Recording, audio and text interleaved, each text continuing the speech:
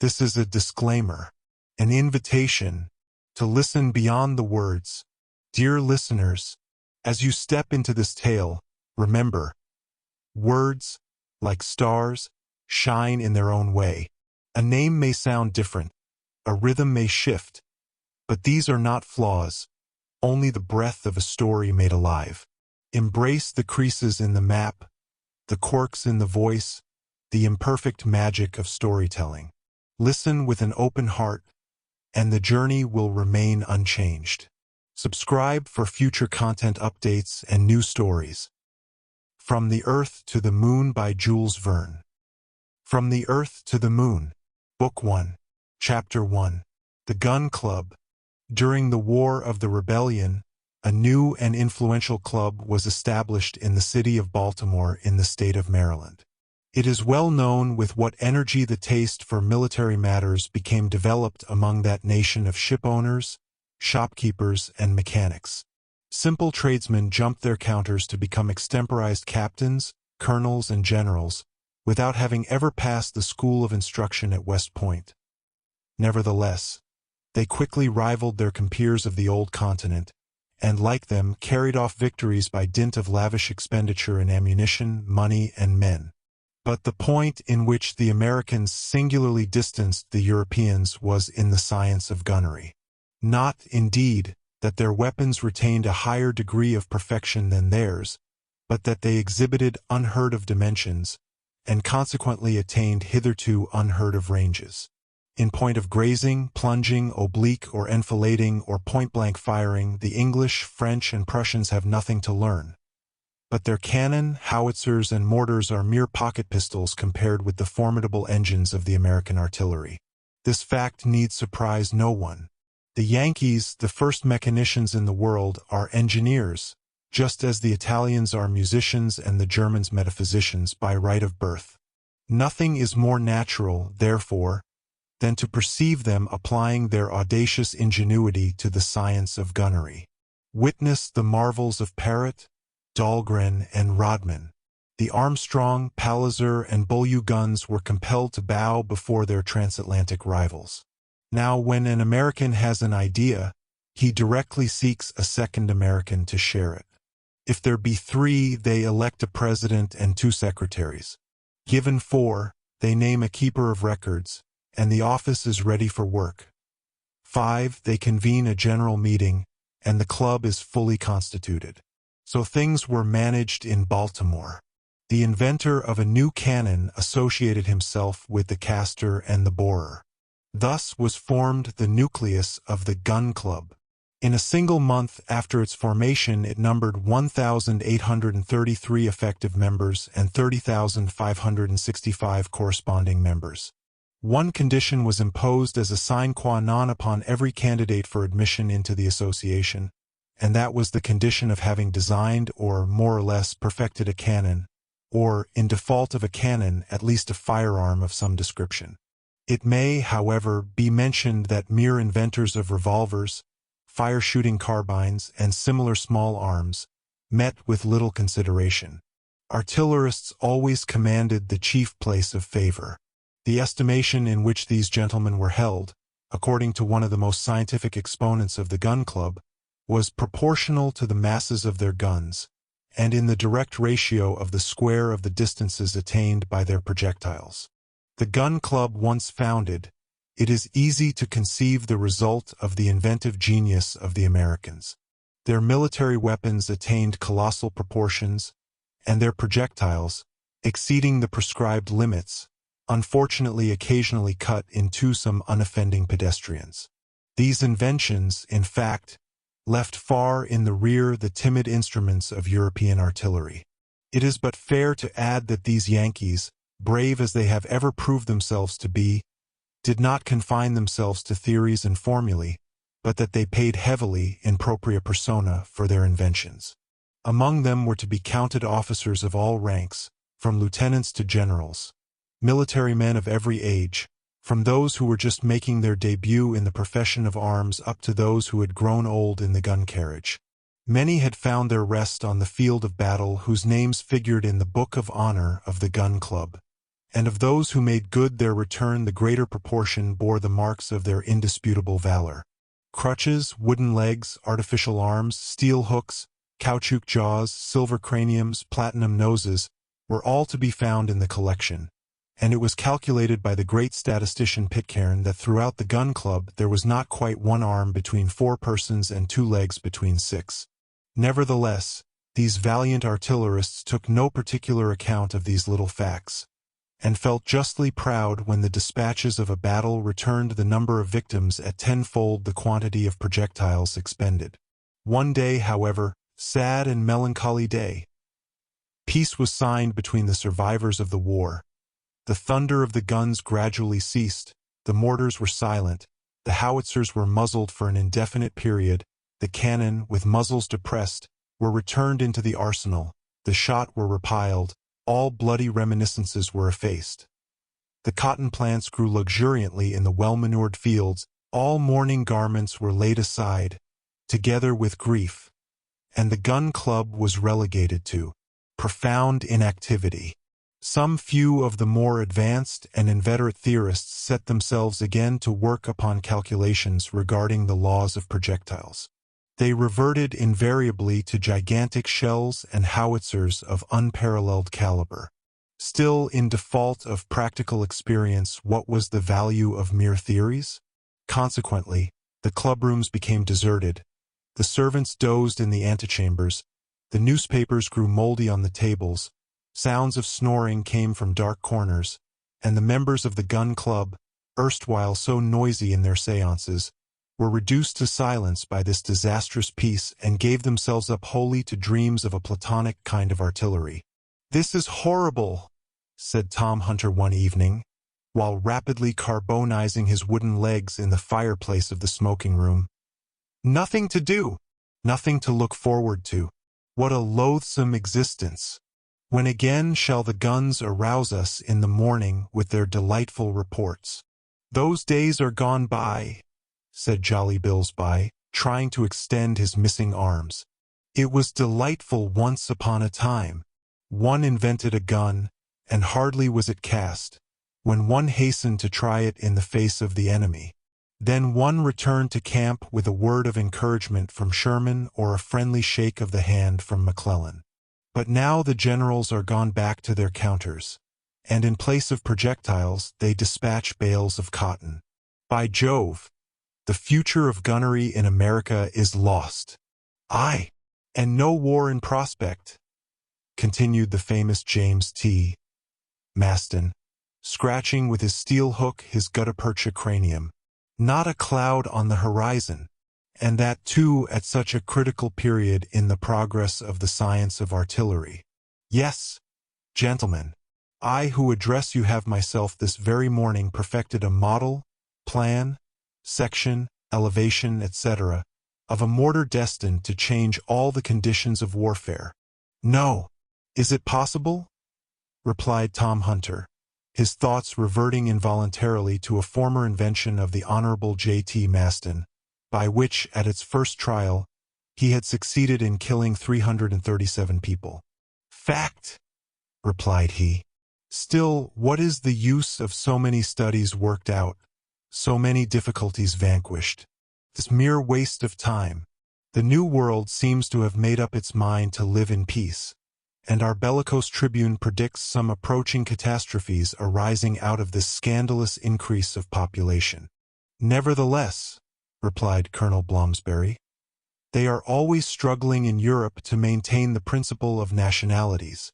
Well, there might be some field for enterprise down there, and if they would accept our services—" "What are you dreaming of?" screamed Billsby. "Work at gunnery for the benefit of foreigners? That would be better than doing nothing here," returned the colonel. "Quite so," said J.T. Maston, "but still we need not dream of that expedient." "And why not?" demanded the colonel. "Because their ideas of progress in the Old World are contrary to our American habits of thought. Those fellows believe that one can't become a general without having served first as an ensign, which is as much as to say that one can't point a gun without having first cast it oneself. "Ridiculous," replied Tom Hunter, whittling with his bowie knife the arms of his easy chair. "But if that be the case there, all that is left for us is to plant tobacco and distill whale oil." "What?" roared J.T. Maston. "Shall we not employ these remaining years of our life in perfecting firearms? Shall there never be a fresh opportunity of trying the ranges of projectiles? Shall the air never again be lighted with the glare of our guns? No international difficulty ever arise to enable us to declare war against some transatlantic power? Shall not the French sink one of our steamers, or the English, in defiance of the rights of nations, hang a few of our countrymen?" "No such luck," replied Colonel Blomsberry. "Nothing of the kind is likely to happen, and even if it did, we should not profit by it. American susceptibility is fast declining, and we are all going to the dogs." "It is too true," replied J.T. Maston with fresh violence. "There are 1,000 grounds for fighting, and yet we don't fight. We save up our arms and legs for the benefit of nations who don't know what to do with them. But stop, without going out of one's way to find a cause for war. Did not North America once belong to the English?" "Undoubtedly," replied Tom Hunter, stamping his crutch with fury. "Well, then," replied J.T. Maston, "why should not England in her turn belong to the Americans?" "It would be but just and fair," returned Colonel Blomsberry. "Go and propose it to the President of the United States," cried J.T. Maston, "and see how he will receive you." "Bah!" growled Billsby between the 4 teeth which the war had left him. "That will never do." "By Jove!" cried J.T. Maston. "He mustn't count on my vote at the next election." "Nor on ours," replied unanimously all the bellicose invalids.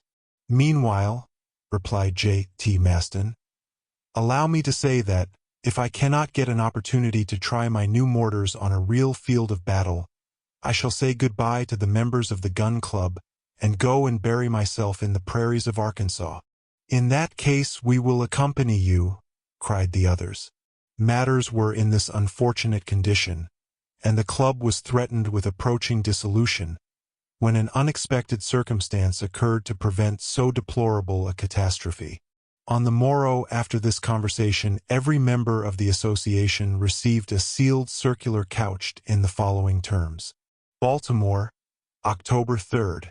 The president of the Gun Club has the honor to inform his colleagues that, at the meeting of the 5th instant, he will bring before them a communication of an extremely interesting nature.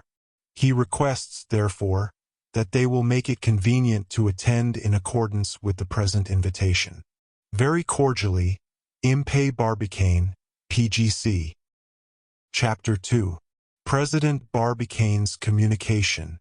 On the 5th of October, at 8 p.m., a dense crowd pressed toward the saloons of the Gun Club at number 21 Union Square. All the members of the association resident in Baltimore attended the invitation of their president. As regards the corresponding members, notices were delivered by hundreds throughout the streets of the city, and, large as was the great hall, it was quite inadequate to accommodate the crowd of savants.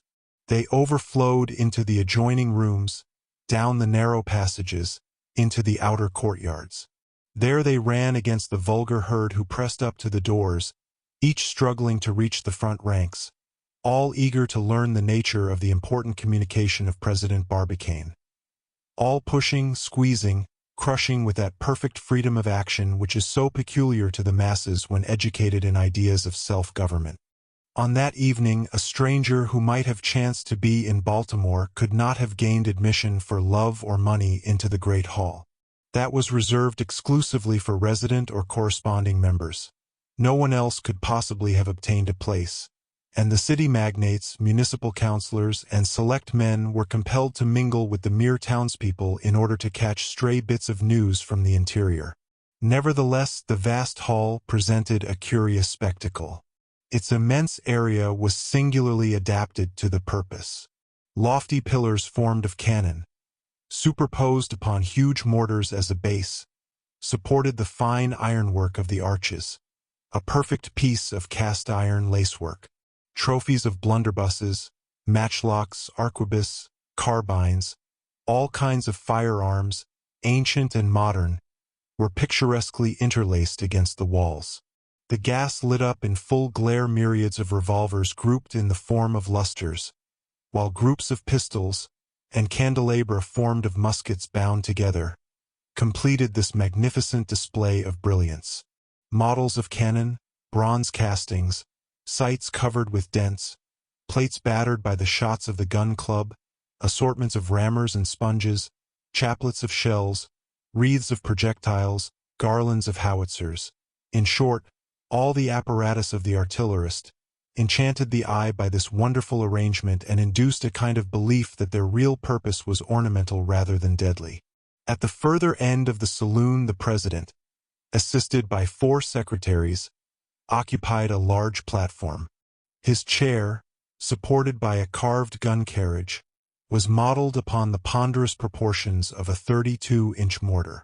It was pointed at an angle of 90 degrees and suspended upon truncheons, so that the president could balance himself upon it as upon a rocking chair, a very agreeable fact in the very hot weather. Upon the table, a huge iron plate supported upon 6 carronades, stood an inkstand of exquisite elegance, made of a beautifully chased Spanish piece, and a sonnet, which, when required, could give forth a report equal to that of a revolver. During violent debates this novel kind of bell scarcely sufficed to drown the clamor of these excitable artillerists. In front of the table benches arranged in zigzag form, like the circumvallations of a retrenchment, formed a succession of bastions and curtains set apart for the use of the members of the club, and on this especial evening one might say, all the world was on the ramparts. The president was sufficiently well known, however, for all to be assured that he would not put his colleagues to discomfort without some very strong motive. Barbicane was a man of 40 years of age, calm, cold, austere, of a singularly serious and self-contained demeanor, punctual as a chronometer, of imperturbable temper and immovable character. By no means chivalrous, yet adventurous withal, and always bringing practical ideas to bear upon the very rashest enterprises. An essentially New Englander, a northern colonist, a descendant of the old anti-Stuart Roundheads, and the implacable enemy of the gentlemen of the South, those ancient cavaliers of the mother country. In a word, he was a Yankee to the backbone. Barbicane had made a large fortune as a timber merchant. Being nominated director of artillery during the war, he proved himself fertile in invention.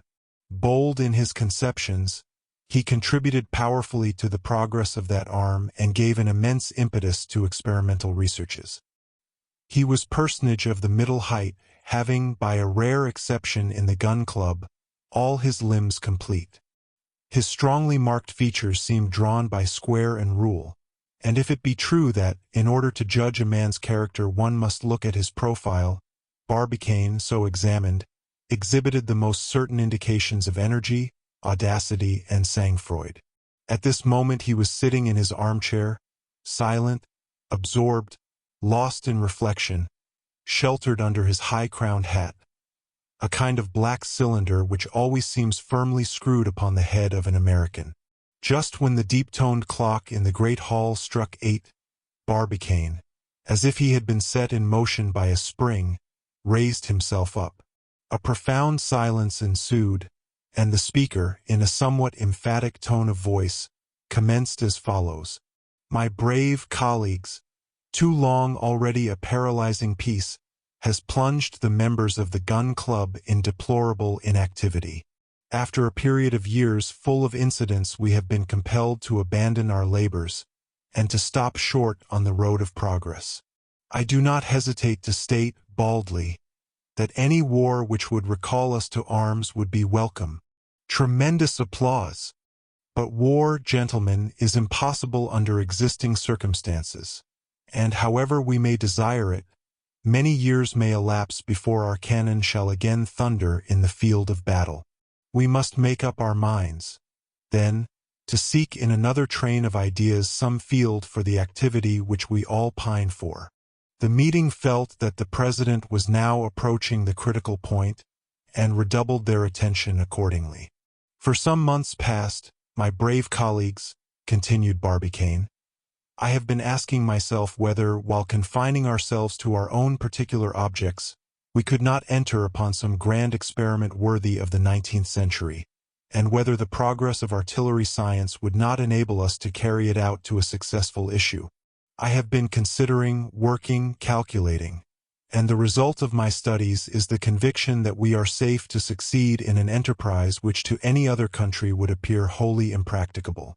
This project, the result of long elaboration, is the object of my present communication. It is worthy of yourselves, worthy of the antecedents of the Gun Club, and it cannot fail to make some noise in the world. A thrill of excitement ran through the meeting. Barbicane, having by a rapid movement firmly fixed his hat upon his head, calmly continued his harangue. There is no one among you, my brave colleagues, who has not seen the moon, or at least heard speak of it.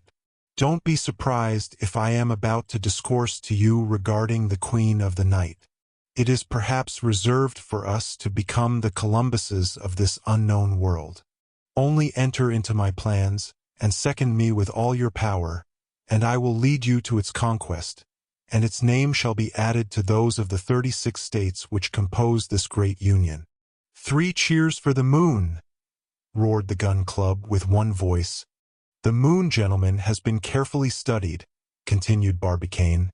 Her mass, density, and weight, her constitution, motions, distance, as well as her place in the solar system, have all been exactly determined. Selenographic charts have been constructed with a perfection which equals, if it does not even surpass, that of our terrestrial maps. Photography has given us proofs of the incomparable beauty of our satellite. All is known regarding the moon which mathematical science, astronomy, geology, and optics can learn about her. But up to the present moment no direct communication has been established with her. A violent movement of interest and surprise here greeted this remark of the speaker. Permit me, he continued, to recount to you briefly how certain ardent spirits, starting on imaginary journeys, have penetrated the secrets of our satellite. In the 17th century, a certain David Fabricius boasted of having seen with his own eyes the inhabitants of the moon. In 1649, a Frenchman, one Jean Baudouin, published a journey performed from the earth to the moon by Domingo Gonzalez, a Spanish adventurer. At the same period, Cyrano de Bergerac published that celebrated Journeys in the Moon, which met with such success in France. Somewhat later, another Frenchman, named Fontenelle, wrote The Plurality of Worlds, a chef-d'oeuvre of its time. About 1835, a small treatise, translated from the New York American, related how Sir John Herschel, having been dispatched to the Cape of Good Hope for the purpose of making there some astronomical calculations, had, by means of a telescope brought to perfection by means of internal lighting, reduced the apparent distance of the moon to 80 yards. He then distinctly perceived caverns frequented by hippopotami, green mountains bordered by golden lacework, sheep with horns of ivory, a white species of deer and inhabitants with membranous wings, like bats. This brochure, the work of an American named Locke, had a great sale. But, to bring this rapid sketch to a close, I will only add that a certain Hans Pfaall of Rotterdam, launching himself in a balloon filled with a gas extracted from nitrogen, 37 times lighter than hydrogen, reached the moon after a passage of 19 hours. This journey, like all previous ones, was purely imaginary. Still, it was the work of a popular American author. I mean Edgar Poe. Cheers for Edgar Poe! Roared the assemblage, electrified by their president's words. I have now enumerated, said Barbicane, the experiments which I call purely paper ones, and wholly insufficient to establish serious relations with the Queen of the Night. Nevertheless, I am bound to add that some practical geniuses have attempted to establish actual communication with her. Thus, a few days ago, A German geometrician proposed to send a scientific expedition to the steppes of Siberia. There, on those vast plains, they were to describe enormous geometric figures, drawn in characters of reflecting luminosity, among which was the proposition regarding the square of the hypotenuse, commonly called the Ass's Bridge by the French. Every intelligent being, said the geometrician, must understand the scientific meaning of that figure. The Selenites, do they exist, will respond by a similar figure, and, a communication being thus once established, it will be easy to form an alphabet which shall enable us to converse with the inhabitants of the moon. So spoke the German geometrician, but his project was never put into practice, and up to the present day there is no bond in existence between the Earth and her satellite. It is reserved for the practical genius of Americans to establish a communication with the sidereal world. The means of arriving thither are simple, easy, certain, infallible, and that is the purpose of my present proposal. A storm of acclamations greeted these words. There was not a single person in the whole audience who was not overcome, carried away, lifted out of himself by the speaker's words. Long-continued applause resounded from all sides. As soon as the excitement had partially subsided, Barbicane resumed his speech in a somewhat graver voice. "You know," said he, "what progress artillery science has made during the last few years, and what a degree of perfection firearms of every kind have reached. Moreover, you are well aware that, in general terms, the resisting power of cannon and the expansive force of gunpowder are practically unlimited. Well, starting from this principle, I ask myself whether, supposing sufficient apparatus could be obtained constructed upon the conditions of ascertained resistance, it might not be possible to project a shot up to the moon." At these words a murmur of amazement escaped from 1,000 panting chests. Then succeeded a moment of perfect silence, resembling that profound stillness which precedes the bursting of a thunderstorm. In point of fact, a thunderstorm did peal forth, but it was the thunder of applause or cries, and of uproar which made the very hall tremble. The president attempted to speak, but could not. It was fully 10 minutes before he could make himself heard. "Suffer me to finish," he calmly continued. "I have looked at the question in all its bearings, I have resolutely attacked it, and by incontrovertible calculations I find that a projectile endowed with an initial velocity of 12,000 yards per second, and aimed at the moon, must necessarily reach it. I have the honor, my brave colleagues, to propose a trial of this little experiment." Chapter 3. Effect of the President's Communication. It is impossible to describe the effect produced by the last words of the Honorable President. The cries, the shouts, the succession of roars, hurrahs, and all the varied vociferations which the American language is capable of supplying. It was a scene of indescribable confusion and uproar. They shouted, they clapped, they stamped on the floor of the hall. All the weapons in the museum discharged at once could not have more violently set in motion the waves of sound. One need not be surprised at this. There are some cannoneers nearly as noisy as their own guns. Barbicane remained calm in the midst of this enthusiastic clamor. Perhaps he was desirous of addressing a few more words to his colleagues, for by his gestures he demanded silence, and his powerful alarum was worn out by its violent reports. No attention, however, was paid to his request. He was presently torn from his seat and passed from the hands of his faithful colleagues into the arms of a no less excited crowd. Nothing can astound an American. It has often been asserted that the word impossible is not a French one. People have evidently been deceived by the dictionary. In America, all is easy, all is simple, and as for mechanical difficulties, they are overcome before they arise. Between Barbicane's proposition and its realization, no true Yankee would have allowed even the semblance of a difficulty to be possible. A thing with them is no sooner said than done. The triumphal progress of the president continued throughout the evening. It was a regular torchlight procession. Irish, Germans, French, Scotch. All the heterogeneous units which make up the population of Maryland shouted in their respective vernaculars, and the vivas, hurrahs, and bravos were intermingled in inexpressible enthusiasm. Just at this crisis, as though she comprehended all this agitation regarding herself, the moon shone forth with serene splendor, eclipsing by her intense illumination all the surrounding lights. The Yankees all turned their gaze toward her resplendent orb, kissed their hands, called her by all kinds of endearing names. Between 8 o'clock and midnight, one optician in Jonesfall Street made his fortune by the sale of opera glasses. Midnight arrived, and the enthusiasm showed no signs of diminution. It spread equally among all classes of citizens. Men of science, shopkeepers, merchants, porters, chairmen, as well as greenhorns, were stirred in their innermost fibers. A national enterprise was at stake. The whole city, high and low, the quays bordering the Patapsco, the ships lying in the basins, disgorged a crowd drunk with joy, gin, and whiskey. Everyone chattered, argued, discussed, disputed, applauded, from the gentleman lounging upon the barroom settee with his tumbler of sherry cobbler before him down to the waterman who got drunk upon his knock-me-down in the dingy taverns of Fell Point. About 2 a.m., however, the excitement began to subside. President Barbicane reached his house, bruised, crushed, and squeezed almost to a mummy. Hercules could not have resisted a similar outbreak of enthusiasm.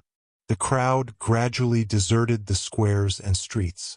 The 4 railways from Philadelphia and Washington, Harrisburg and Wheeling, which converge at Baltimore, whirled away the heterogeneous population to the 4 corners of the United States, and the city subsided into comparative tranquility. On the following day, thanks to the telegraphic wires, 500 newspapers and journals, daily, weekly, monthly, or bi-monthly, all took up the question. They examined it under all its different aspects, physical, meteorological, economical, or moral, up to its bearings on politics or civilization.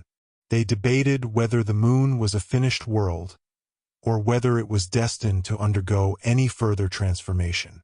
Did it resemble the Earth at the period when the latter was destitute as yet of an atmosphere? What kind of spectacle would its hidden hemisphere present to our terrestrial spheroid? Granting that the question at present was simply that of sending a projectile up to the moon, everyone must see that that involved the commencement of a series of experiments. All must hope that someday America would penetrate the deepest secrets of that mysterious orb, and some even seem to fear lest its conquest should not sensibly derange the equilibrium of Europe. The project once under discussion, not a single paragraph suggested a doubt of its realization. All the papers, pamphlets, reports, all the journals published by the scientific, literary, and religious societies enlarged upon its advantages, and the Society of Natural History of Boston, the Society of Science and Art of Albany, the Geographical and Statistical Society of New York, the Philosophical Society of Philadelphia, and the Smithsonian of Washington sent innumerable letters of congratulation to the Gun Club, together with offers of immediate assistance and money. From that day forward, Impey Barbicane became one of the greatest citizens of the United States, a kind of Washington of science. A single trait of feeling, taken from many others, will serve to show the point which this homage of a whole people to a single individual attained. Some few days after this memorable meeting of the Gun Club, the manager of an English company announced, at the Baltimore Theater, the production of Much Ado About Nothing. But the populace, seeing in that title an allusion damaging to Barbicane's project, broke into the auditorium, smashed the benches, and compelled the unlucky director to alter his playbill. Being a sensible man, he bowed to the public will and replaced the offending comedy by As You Like It, and for many weeks he realized fabulous profits. Chapter 4. Reply from the Observatory of Cambridge. Barbicane, however, lost not one moment amid all the enthusiasm of which he had become the object. His first care was to reassemble his colleagues in the boardroom of the Gun Club.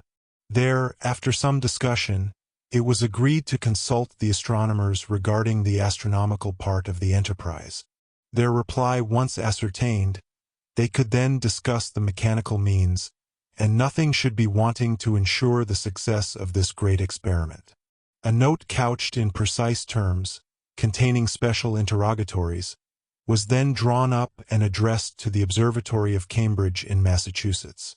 This city, where the first university of the United States was founded, is justly celebrated for its astronomical staff. There are to be found assembled all the most eminent men of science. Here is to be seen at work that powerful telescope which enabled Bond to resolve the nebula of Andromeda and Clark to discover the satellite of Sirius. This celebrated institution fully justified on all points the confidence reposed in it by the Gun Club. So, after 2 days, the reply so impatiently awaited was placed in the hands of President Barbicane. It was couched in the following terms: the director of the Cambridge Observatory to the president of the Gun Club at Baltimore. Cambridge, October 7th. On the receipt of your favor of the 6th instant, addressed to the Observatory of Cambridge in the name of the members of the Baltimore Gun Club, our staff was immediately called together, and it was judged expedient to reply as follows. The questions which have been proposed to it are these. 1. Is it possible to transmit a projectile up to the moon? 2. What is the exact distance which separates the Earth from its satellite? 3. What will be the period of transit of the projectile when endowed with sufficient initial velocity? And, consequently, at what moment ought it to be discharged in order that it may touch the moon at a particular point? 4. At what precise moment will the moon present herself in the most favorable position to be reached by the projectile? 5. What point in the heavens ought the cannon to be aimed at which is intended to discharge the projectile? 6. What place will the moon occupy in the heavens at the moment of the projectile's departure? Regarding the first question, is it possible to transmit a projectile up to the moon? Answer. Yes, provided it possess an initial velocity of 12,000 yards per second. Calculations prove that to be sufficient. In proportion as we recede from the Earth, the action of gravitation diminishes in the inverse ratio of the square of the distance. That is to say, at 3 times a given distance the action is 9 times less. Consequently, the weight of a shot will decrease, and will become reduced to 0 at the instant that the attraction of the moon exactly counterpoises that of the Earth, that is to say at 47/50 seconds of its passage. At that instant the projectile will have no weight whatever, and, if it passes that point, it will fall into the moon by the sole effect of the lunar attraction. The theoretical possibility of the experiment is therefore absolutely demonstrated. Its success must depend upon the power of the engine employed. As to the second question, what is the exact distance which separates the Earth from its satellite? Answer. The moon does not describe a circle round the Earth, but rather an ellipse of which our Earth occupies one of the foci. The consequence, therefore, is that at certain times it approaches nearer to, and at others it recedes farther from, the Earth. In astronomical language, it is at one time in apogee, at another in perigee. Now the difference between its greatest and its least distance is too considerable to be left out of consideration. In point of fact, in its apogee the moon is 247,552 miles, and in its perigee 218,657 miles only distant, a fact which makes a difference of 28,895 miles, or more than 1/9 of the entire distance. The perigee distance, therefore, is that which ought to serve as the basis of all calculations. To the third question, answer. If the shot should preserve continuously its initial velocity of 12,000 yards per second, it would require little more than 9 hours to reach its destination. But inasmuch as that initial velocity will be continually decreasing, it will occupy 300,000 seconds, that is 83 hours, 20 m. In reaching the point where the attraction of the Earth and Moon will be in equilibrio. From this point it will fall into the Moon in 50,000 seconds, or 13 hours, 53 m, 20 seconds. It will be desirable, therefore, to discharge at 97 hours, 13 m, 20 seconds, before the arrival of the moon at the point aimed at. Regarding question 4, at what precise moment will the moon present herself in the most favorable position, etc.? Answer: after what has been said above, it will be necessary, first of all, to choose the period when the moon will be in perigee, and also the moment when she will be crossing the zenith, which latter event will further diminish the entire distance by a length equal to the radius of the Earth, i.e. 3,919 miles, the result of which will be that the final passage remaining to be accomplished will be 214,976 miles. But although the moon passes her perigee every month, she does not reach the zenith always at exactly the same moment. She does not appear under these two conditions simultaneously, except at long intervals of time. It will be necessary, therefore, to wait for the moment when her passage in perigee shall coincide with that in the zenith. Now, by a fortunate circumstance, on the 4th of December in the ensuing year the moon will present these two conditions. At midnight she will be in perigee, that is, at her shortest distance from the Earth, and at the same moment she will be crossing the zenith. On the 5th question, at what point in the heavens ought the cannon to be aimed? Answer: the preceding remarks being admitted, the cannon ought to be pointed to the zenith of the place. Its fire, therefore, will be perpendicular to the plane of the horizon, and the projectile will soonest pass beyond the range of the terrestrial attraction. But, in order that the moon should reach the zenith of a given place, it is necessary that the place should not exceed in latitude the declination of the luminary. In other words, it must be comprised within the degrees 0 degrees and 28 degrees of lat. N, or S.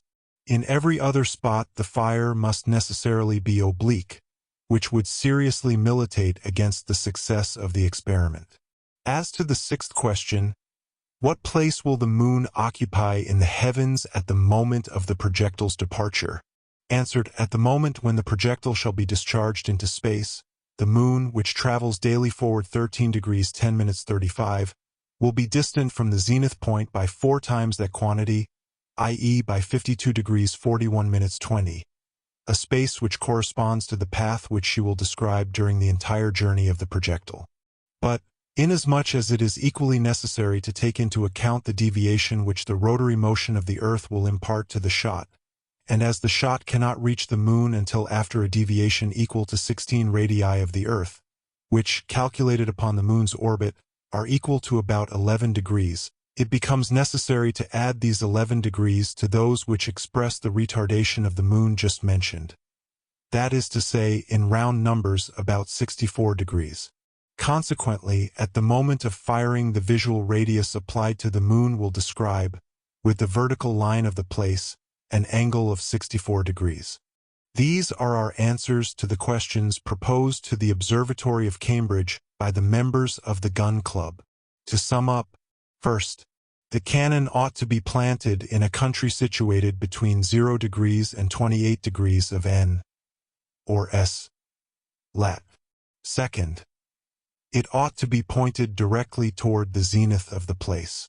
Third, the projectile ought to be propelled with an initial velocity of 12,000 yards per second. Fourth, it ought to be discharged at 10 hours, 46 m, 40 seconds, of the 1st of December of the ensuing year. Fifth, it will meet the moon 4 days after its discharge, precisely at midnight on the 4th of December, at the moment of its transit across the zenith. The members of the Gun Club ought, therefore, without delay, to commence the works necessary for such an experiment, and to be prepared to set to work at the moment determined upon.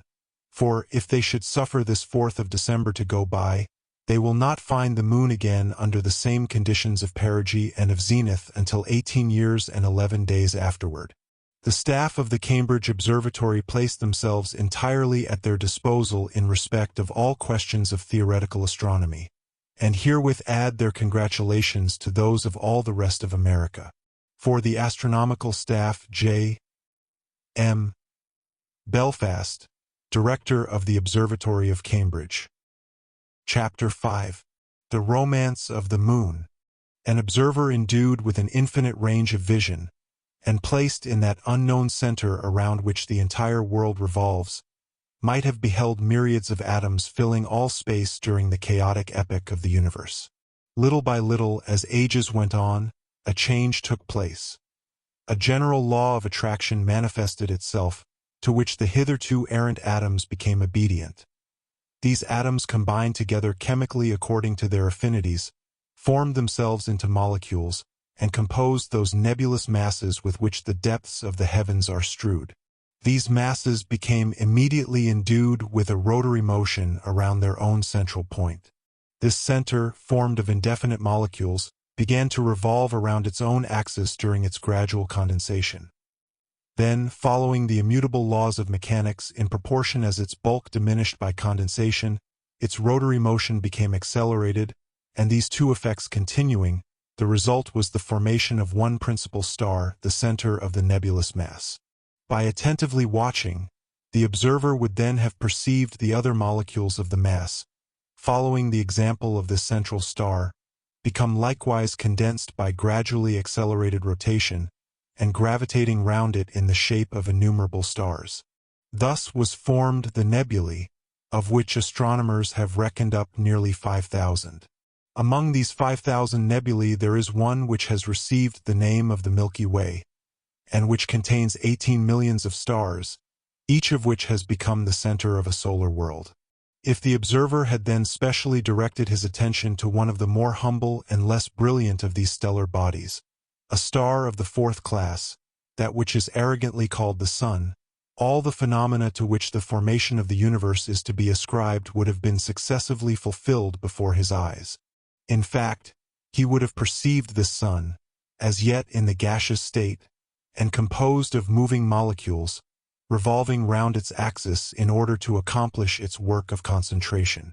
This motion, faithful to the laws of mechanics, would have been accelerated with the diminution of its volume, and a moment would have arrived when the centrifugal force would have overpowered the centripetal, which causes the molecules all to tend toward the center. Another phenomenon would now have passed before the observer's eye, and the molecules situated on the plane of the equator, escaping like a stone from a sling of which the cord had suddenly snapped, would have formed around the Sun sundry concentric rings resembling that of Saturn. In their turn, again, these rings of cosmical matter, excited by a rotary motion about the central mass, would have been broken up and decomposed into secondary nebulosities, that is to say, into planets. Similarly, he would have observed these planets throw off one or more rings each, which became the origin of the secondary bodies which we call satellites.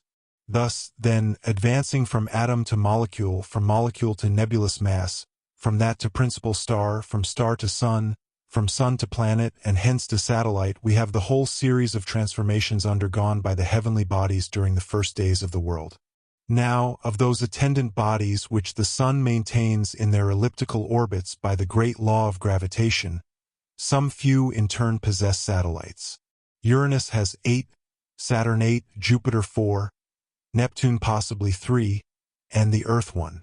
This last, one of the least important of the entire solar system, we call the Moon, and it is she whom the daring genius of the Americans professed their intention of conquering. The Moon, by her comparative proximity, and the constantly varying appearances produced by her several phases, has always occupied a considerable share of the attention of the inhabitants of the earth. From the time of Thales of Miletus in the 5th century BC, down to that of Copernicus in the 15th and Tycho Brahe in the 16th century AD, observations have been from time to time carried on with more or less correctness, until in the present day the altitudes of the lunar mountains have been determined with exactitude. Galileo explained the phenomena of the lunar light produced during certain of her phases by the existence of mountains, to which he assigned a mean altitude of 27,000 feet. After him, Hevelius, an astronomer of Danzig, reduced the highest elevations to 15,000 feet, but the calculations of Riccioli brought them up again to 21,000 feet. At the close of the 18th century, Herschel, armed with a powerful telescope, considerably reduced the preceding measurements. He assigned a height of 11,400 feet to the maximum elevations, and reduced the mean of the different altitudes to little more than 2,400 feet. But Herschel's calculations were in their turn corrected by the observations of Halley, Naismith, Bianchini, Gruithuysen, and others. But it was reserved for the labors of Boer and Maedler finally to solve the question. They succeeded in measuring 1,905 different elevations, of which 6 exceed 15,000 feet, and 22 exceed 14,400 feet. The highest summit of all towers to a height of 22,606 feet above the surface of the lunar disk. At the same period, the examination of the moon was completed. She appeared completely riddled with craters, and her essentially volcanic character was apparent at each observation. By the absence of refraction in the rays of the planets occulted by her, we conclude that she is absolutely devoid of an atmosphere. The absence of air entails the absence of water. It became, therefore, manifest that the Selenites, to support life under such conditions, must possess a special organization of their own, must differ remarkably from the inhabitants of the earth. At length, thanks to modern art, instruments of still higher perfection searched the moon without intermission, not leaving a single point of her surface unexplored. And notwithstanding that her diameter measures 2,150 miles, her surface equals the 1/15th part of that of our globe, and her bulk the 1/49th part of that of the terrestrial spheroid. Not one of her secrets was able to escape the eyes of the astronomers, and these skillful men of science carried to an even greater degree their prodigious observations. Thus they remarked that, during full moon, the disk appeared scored in certain parts with white lines, and, during the phases, with black. On prosecuting the study of these with still greater precision, they succeeded in obtaining an exact account of the nature of these lines. They were long and narrow furrows sunk between parallel ridges, bordering generally upon the edges of the craters. Their length varied between 10 and 100 miles, and their width was about 1,600 yards. Astronomers called them chasms, but they could not get any further. Whether these chasms were the dried-up beds of ancient rivers or not, they were unable thoroughly to ascertain. The Americans, among others, hoped one day or other to determine this geological question. They also undertook to examine the true nature of that system of parallel ramparts discovered on the moon's surface by Gruithuysen, a learned professor of Munich, who considered them to be a system of fortifications thrown up by the Selenitic engineers. These 2 points, yet obscure as well as others, no doubt, could not be definitely settled except by direct communication with the moon. Regarding the degree of intensity of its light, there was nothing more to learn on this point. It was known that it is 300,000 times weaker than that of the sun, and that its heat has no appreciable effect upon the thermometer. As to the phenomenon known as the ashy light, it is explained naturally by the effect of the transmission of the solar rays from the earth to the moon, which give the appearance of completeness to the lunar disk, while it presents itself under the crescent form during its first and last phases.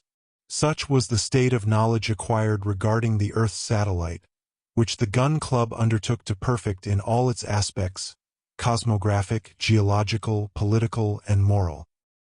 Chapter 6. Permissive Limits of Ignorance and Belief in the United States. The immediate result of Barbicane's proposition was to place upon the orders of the day all the astronomical facts relative to the Queen of the Night. Everybody set to work to study assiduously. One would have thought that the moon had just appeared for the first time, and that no one had ever before caught a glimpse of her in the heavens. The papers revived all the old anecdotes in which the son of the wolves played a part. They recalled the influences which the ignorance of past ages ascribed to her. In short, all America was seized with Selenomania, or had become moon-mad. The scientific journals, for their part, dealt more especially with the questions which touched upon the enterprise of the Gun Club. The letter of the Observatory of Cambridge was published by them, and commented upon with unreserved approval. Until that time most people had been ignorant of the mode in which the distance which separates the moon from the earth is calculated. They took advantage of this fact to explain to them that this distance was obtained by measuring the parallax of the moon.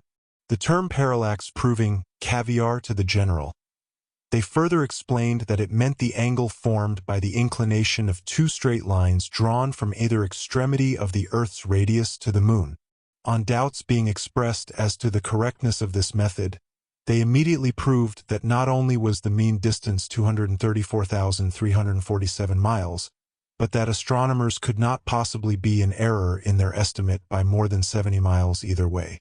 To those who were not familiar with the motions of the moon, they demonstrated that she possesses two distinct motions, the first being that of rotation upon her axis, the second being that of revolution round the Earth, accomplishing both together in an equal period of time, that is to say, in 27 1/3 days. The motion of rotation is that which produces day and night on the surface of the moon, save that there is only 1 day and 1 night in the lunar month, each lasting 354 1/3 hours. But, happily for her, the face turned toward the terrestrial globe is illuminated by it with an intensity equal to that of 14 moons.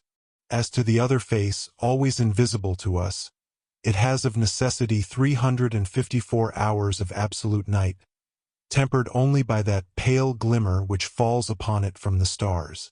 Some well-intentioned, but rather obstinate persons, could not at first comprehend how, if the moon displays invariably the same face to the earth during her revolution, she can describe one turn round herself. To such they answered, "Go into your dining room and walk round the table in such a way as to always keep your face turned toward the center. By the time you will have achieved one complete round you will have completed one turn around yourself, since your eye will have traversed successively every point of the room. Well, then, the room is the heavens, the table is the earth, and the moon is yourself." And they would go away delighted. So, then the moon displays invariably the same face to the earth. Nevertheless, to be quite exact, it is necessary to add that, in consequence of certain fluctuations of north and south, and of west and east, termed her libration, she permits rather more than half, that is to say, 5/7, to be seen. As soon as the ignoramuses came to understand as much as the director of the observatory himself knew, they began to worry themselves regarding her revolution round the earth, whereupon 20 scientific reviews immediately came to the rescue. They pointed out to them that the firmament, with its infinitude of stars, may be considered as one vast dial plate, upon which the moon travels, indicating the true time to all the inhabitants of the earth. That it is during this movement that the Queen of Night exhibits her different phases, that the moon is full when she is in opposition with the sun, that is when the three bodies are on the same straight line, the earth occupying the center, that she is new when she is in conjunction with the sun, that is, when she is between it and the earth, and lastly that she is in her first or last quarter, when she makes with the sun and the earth an angle of which she herself occupies the apex. Regarding the altitude which the moon attains above the horizon, the letter of the Cambridge Observatory had said all that was to be said in this respect. Everyone knew that this altitude varies according to the latitude of the observer. But the only zones of the globe in which the moon passes the zenith, that is, the point directly over the head of the spectator, are of necessity comprised between the 28th parallels and the equator. Hence the importance of the advice to try the experiment upon some point of that part of the globe, in order that the projectile might be discharged perpendicularly, and so the soonest escape the action of gravitation. This was an essential condition to the success of the enterprise, and continued actively to engage the public attention. Regarding the path described by the moon in her revolution round the earth, the Cambridge Observatory had demonstrated that this path is a re-entering curve, not a perfect circle but an ellipse of which the earth occupies one of the foci. It was also well understood that it is farthest removed from the earth during its apogee, and approaches most nearly to it at its perigee. Such was then the extent of knowledge possessed by every American on the subject, and of which no one could decently profess ignorance. Still, while these principles were being rapidly disseminated, many errors and illusory fears proved less easy to eradicate. For instance, some worthy persons maintained that the moon was an ancient comet which, in describing its elongated orbit round the sun, happened to pass near the Earth and became confined within her circle of attraction. These drawing-room astronomers professed to explain the charred aspect of the moon, a disaster which they attributed to the intensity of the solar heat. Only on being reminded that comets have an atmosphere and that the moon has little or none, they were fairly at a loss for a reply. Others again, belonging to the doubting class, expressed certain fears as to the position of the moon. They had heard it said that, according to observations made in the time of the caliphs, her revolution had become accelerated in a certain degree. Hence they concluded, logically enough, that an acceleration of motion ought to be accompanied by a corresponding diminution in the distance separating the two bodies, and that, supposing the double effect to be continued to infinity, the moon would end by one day falling into the earth. However, they became reassured as to the fate of future generations on being apprised that, according to the calculations of Laplace, this acceleration of motion is confined within very restricted limits, and that a proportional diminution of speed will be certain to succeed it. So, then, the stability of the solar system would not be deranged in ages to come. There remains but the third class, the superstitious. These worthies were not content merely to rest in ignorance. They must know all about things which had no existence whatever, and as to the moon, they had long known all about her. One set regarded her disk as a polished mirror, by means of which people could see each other from different points of the earth and interchange their thoughts. Another set pretended that out of 1,000 new moons that had been observed, 950 had been attended with remarkable disturbances, such as cataclysms, revolutions, earthquakes, the deluge, etc. Then they believed in some mysterious influence exercised by her over human destinies, that every Selenite was attached to some inhabitant of the earth by a tie of sympathy. They maintained that the entire vital system is subject to her control, etc. But in time the majority renounced these vulgar errors, and espoused the true side of the question. As for the Yankees, they had no other ambition than to take possession of this new continent of the sky, and to plant upon the summit of its highest elevation the Star-Spangled Banner of the United States of America. Chapter 7. The Hymn of the Cannonball. The Observatory of Cambridge, in its memorable letter, had treated the question from a purely astronomical point of view. The mechanical part still remained. President Barbicane had, without loss of time, nominated a working committee of the Gun Club. The duty of this committee was to resolve the three grand questions of the cannon, the projectile, and the powder. It was composed of 4 members of great technical knowledge: Barbicane, with a casting vote in case of equality, General Morgan, Major Elphinstone, and J.T. Maston, to whom were confided the functions of secretary.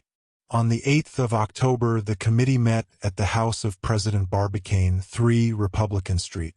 The meeting was opened by the President himself. "Gentlemen," said he, "we have to resolve one of the most important problems in the whole of the noble science of gunnery. It might appear, perhaps, the most logical course to devote our first meeting to the discussion of the engine to be employed.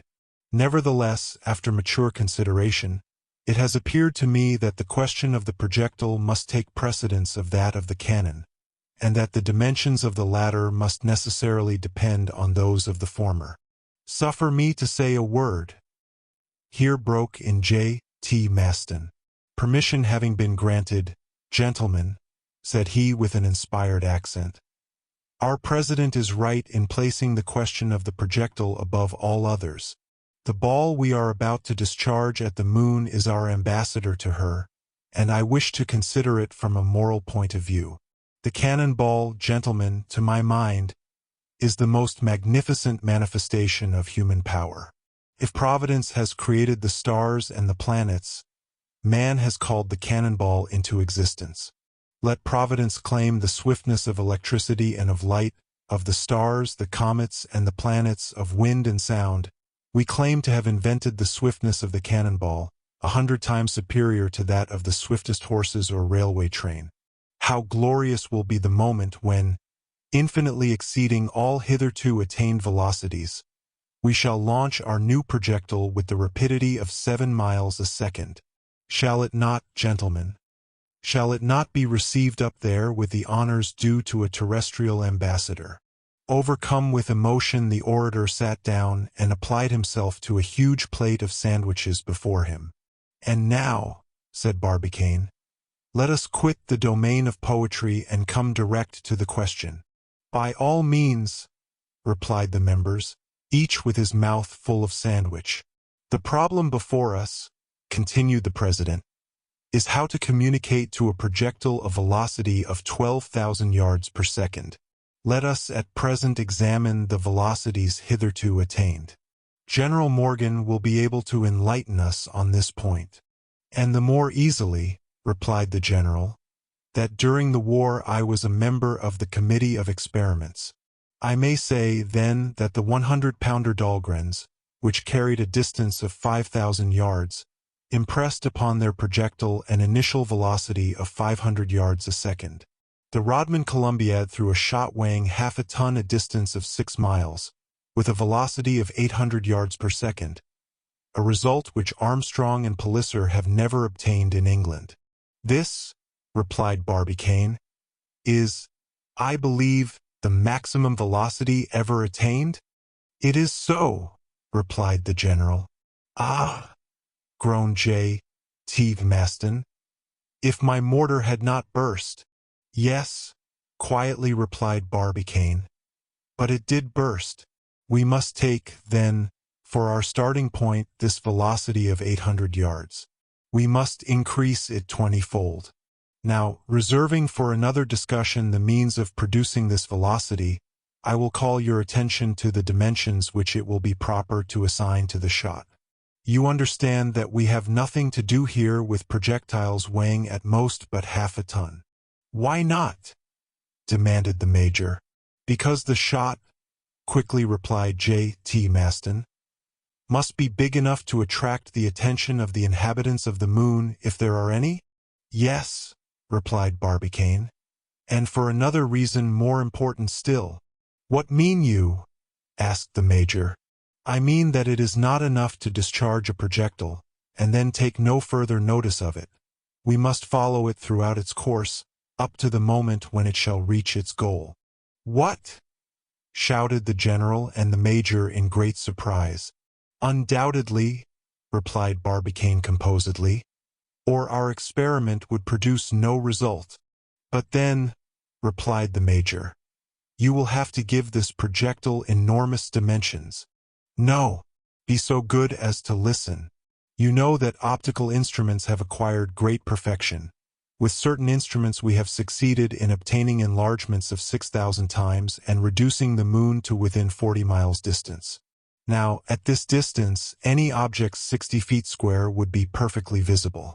If, then, the penetrative power of telescopes has not been further increased, it is because that power detracts from their light, and the moon, which is but a reflecting mirror, does not give back sufficient light to enable us to perceive objects of lesser magnitude." "Well, then, what do you propose to do?" asked the general. "Would you give your projectile a diameter of 60 feet? Not so. Do you intend, then, to increase the luminous power of the moon?" "Exactly so. If I can succeed in diminishing the density of the atmosphere through which the moon's light has to travel, I shall have rendered her light more intense. To effect that object it will be enough to establish a telescope on some elevated mountain. That is what we will do." "I give it up," answered the major. "You have such a way of simplifying things. And what enlargement do you expect to obtain in this way?" "One of 48,000 times, which should bring the moon within an apparent distance of 5 miles. And in order to be visible, objects need not have a diameter of more than 9 feet. "So, then," cried J.T. Maston, "our projectile need not be more than 9 feet in diameter." "Let me observe, however," interrupted Major Elphinstone, This will involve a weight such as— "My dear Major," replied Barbicane, "before discussing its weight, permit me to enumerate some of the marvels which our ancestors have achieved in this respect. I don't mean to pretend that the science of gunnery has not advanced, but it is as well to bear in mind that during the Middle Ages they obtained results more surprising, I will venture to say, than ours. For instance, during the siege of Constantinople by Mahomet II. In 1453, stone shot of 1,900 pounds weight were employed.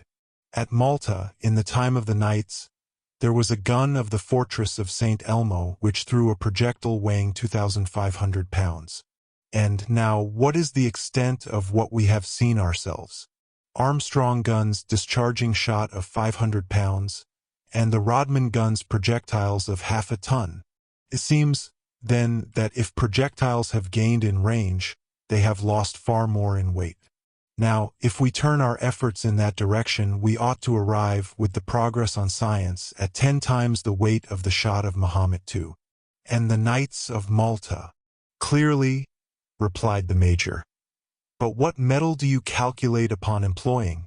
Simply cast iron, said General Morgan. But, interrupted the Major, since the weight of a shot is proportionate to its volume, an iron ball of 9 feet in diameter would be of tremendous weight.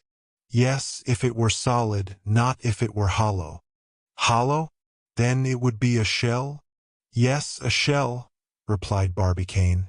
Decidedly it must be. A solid shot of 108 inches would weigh more than 200,000 pounds, a weight evidently far too great. Still, as we must reserve a certain stability for our projectile, I propose to give it a weight of 20,000 pounds. What, then, will be the thickness of the sides? Asked the Major. If we follow the usual proportion, replied Morgan, a diameter of 108 inches would require sides of 2 feet thickness or less. That would be too much, replied Barbicane, for you will observe that the question is not that of a shot intended to pierce an iron plate. It will suffice to give its sides strong enough to resist the pressure of the gas. The problem, therefore, is this: what thickness ought a cast-iron shell to have in order not to weigh more than 20,000 pounds? Our clever secretary will soon enlighten us upon this point. Nothing easier, replied the worthy secretary of the committee, and, rapidly tracing a few algebraical formulae upon paper, among which N2 and X2 frequently appeared, he presently said, "The sides will require a thickness of less than 2 inches. Will that be enough?" asked the Major doubtfully. "Clearly not," replied the President. "What is to be done, then?" said Elphinstone with a puzzled air. "Employ another metal instead of iron." "Copper?" said Morgan. "No, that would be too heavy. I have better than that to offer." "What then?" asked the Major. "Aluminum," replied Barbicane. "Aluminum?" cried his 3 colleagues in chorus.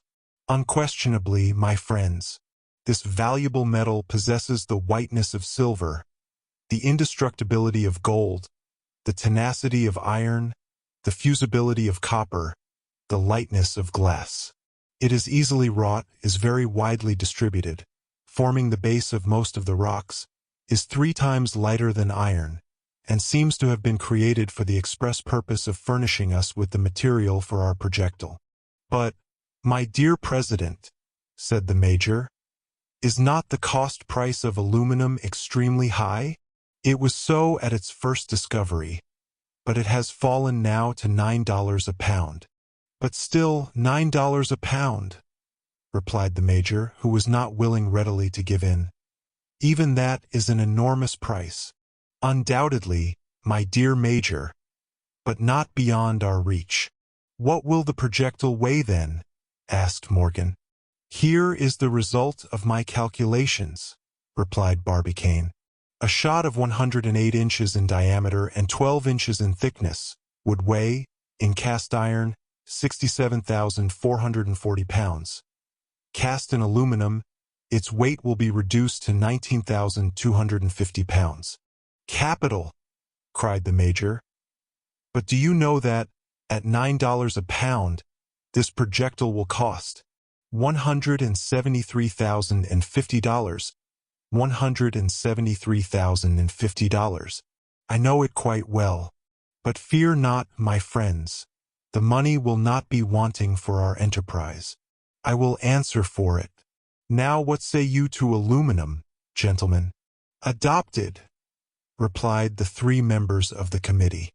So ended the first meeting. The question of the projectile was definitely settled. Chapter 8. History of the Cannon.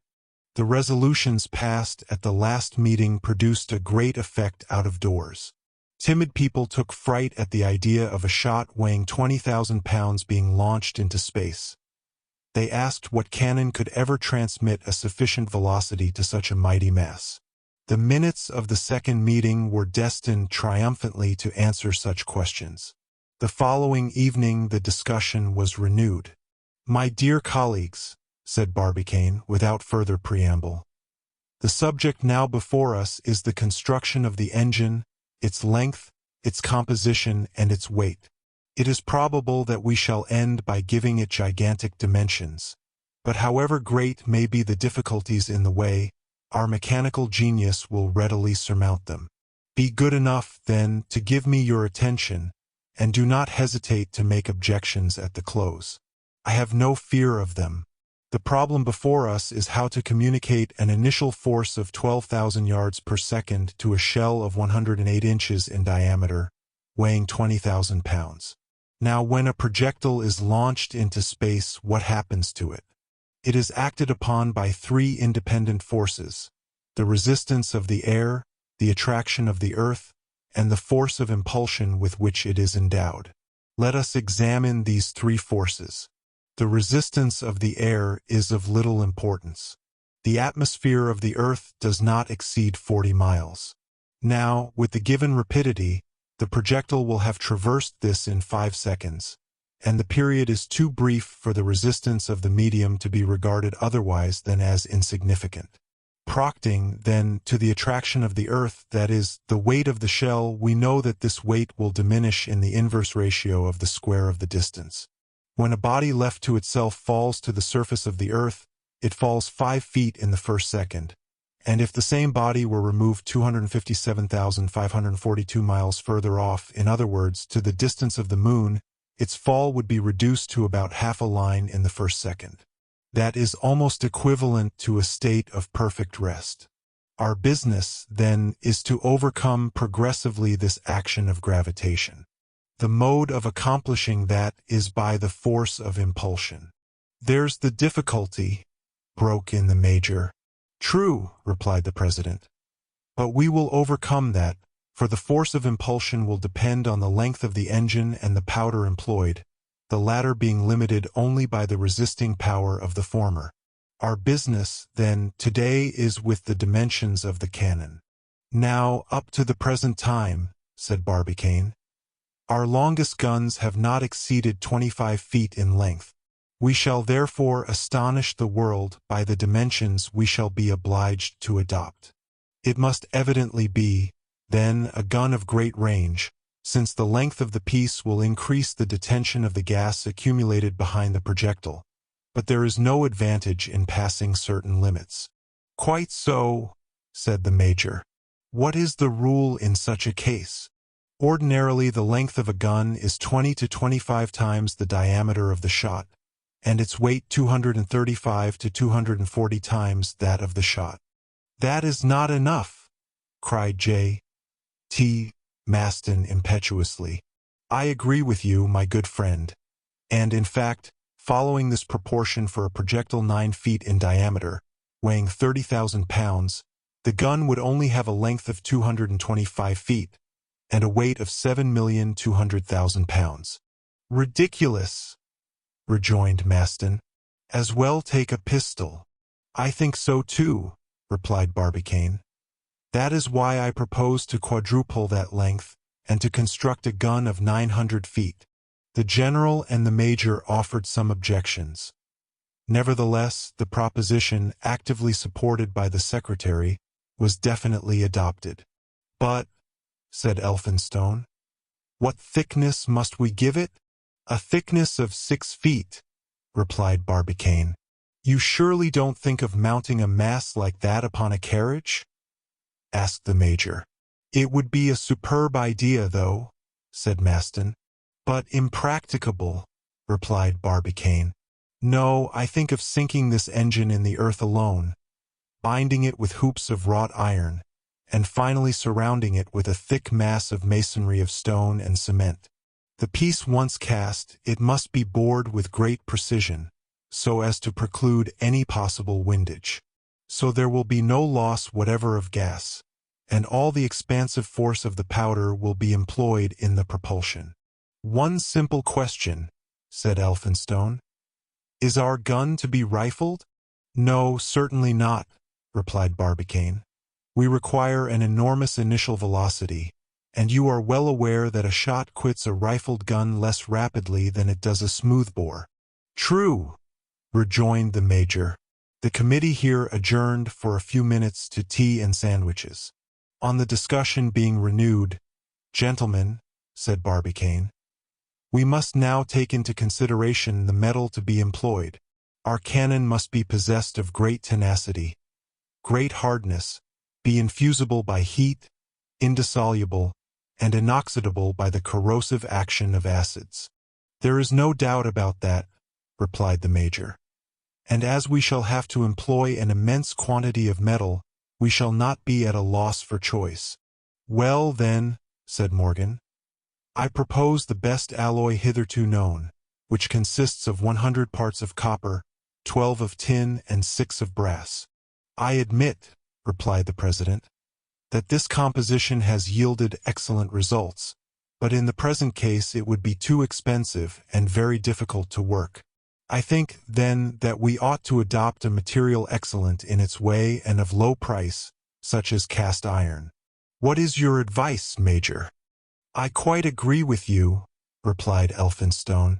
"In fact," continued Barbicane, "cast iron costs 10 times less than bronze. It is easy to cast, it runs readily from the molds of sand, it is easy of manipulation, it is at once economical of money and of time. In addition, it is excellent as a material, and I well remember that during the war, at the siege of Atlanta, some iron guns fired 1,000 rounds at intervals of 20 minutes without injury." "Cast iron is very brittle, though," replied Morgan. "Yes, but it possesses great resistance. I will now ask our worthy secretary to calculate the weight of a cast-iron gun with a bore of 9 feet and a thickness of 6 feet of metal." "In a moment," replied Maston. Then, dashing off some algebraical formulae with marvelous facility, in a minute or two he declared the following result. "The cannon will weigh 68,040 tons, and at 2 cents a pound, it will cost $2,510,701. Maston, the Major, and the General regarded Barbicane with uneasy looks. "Well, gentlemen," replied the President, "I repeat what I said yesterday. Make yourselves easy. The millions will not be wanting." With this assurance of their President, the committee separated, after having fixed their third meeting for the following evening. Chapter 9. The question of the powders. There remained for consideration merely the question of powders. The public awaited with interest its final decision. The size of the projectile, the length of the cannon being settled, what would be the quantity of powder necessary to produce impulsion. It is generally asserted that gunpowder was invented in the 14th century by the monk Schwartz, who paid for his grand discovery with his life. It is, however, pretty well proved that this story ought to be ranked among the legends of the Middle Ages. Gunpowder was not invented by anyone. It was the lineal successor of the Greek fire, which, like itself, was composed of sulfur and saltpeter. Few persons are acquainted with the mechanical power of gunpowder. Now this is precisely what is necessary to be understood in order to comprehend the importance of the question submitted to the committee. A liter of gunpowder weighs about 2 pounds. During combustion it produces 400 liters of gas. This gas, on being liberated and acted upon by temperature raised to 2,400 degrees, occupies a space of 4,000 liters. Consequently, the volume of powder is to the volume of gas produced by its combustion as 1 to 4,000. One may judge, therefore, of the tremendous pressure on this gas when compressed within a space 4,000 times too confined. All this was, of course, well known to the members of the committee when they met on the following evening. The first speaker on this occasion was Major Elphinstone, who had been the director of the gunpowder factories during the war.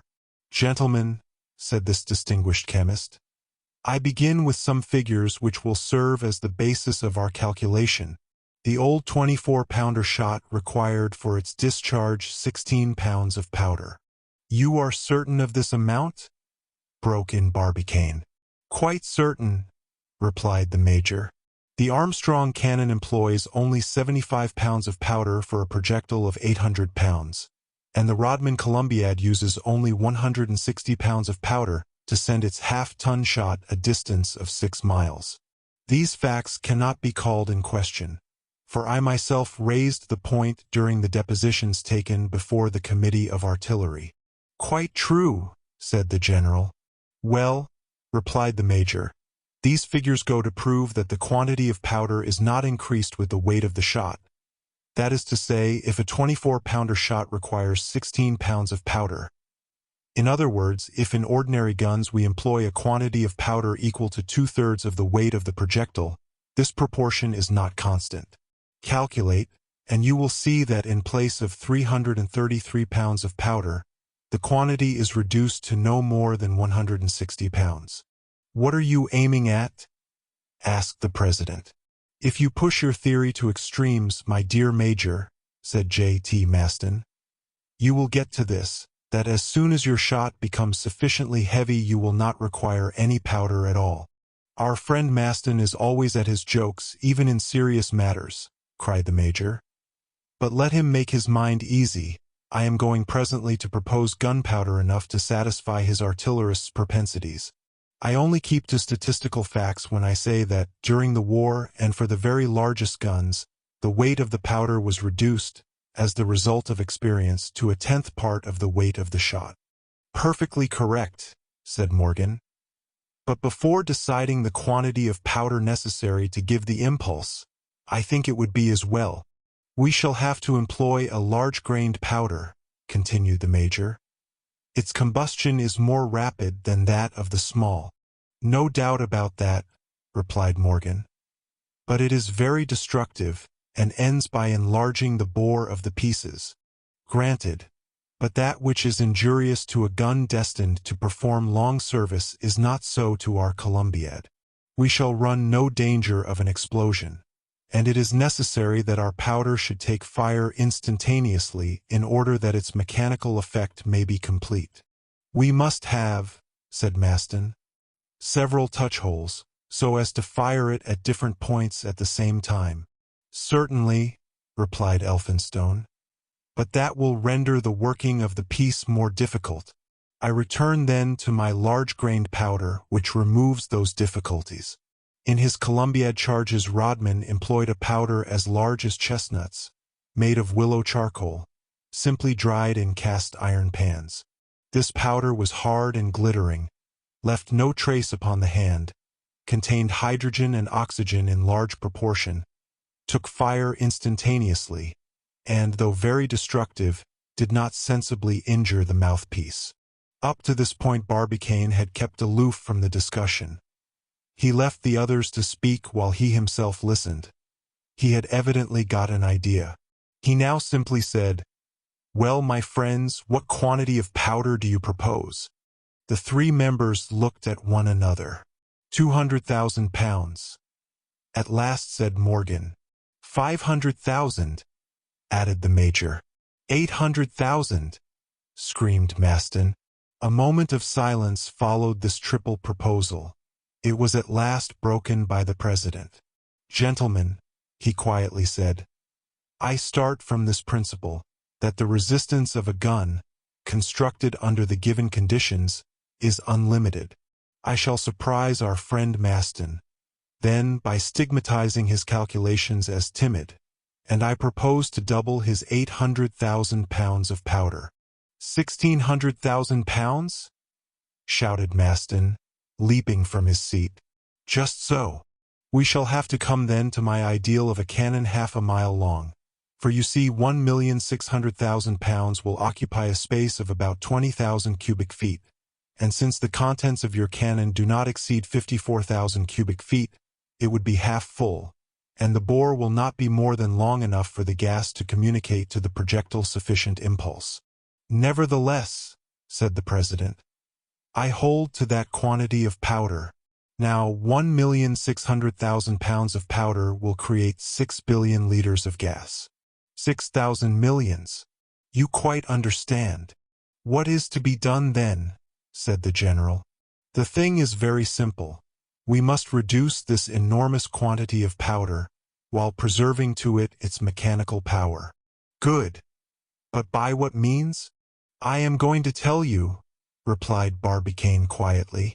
Nothing is more easy than to reduce this mass to 1/4 of its bulk. You know that curious cellular matter which constitutes the elementary tissues of vegetable?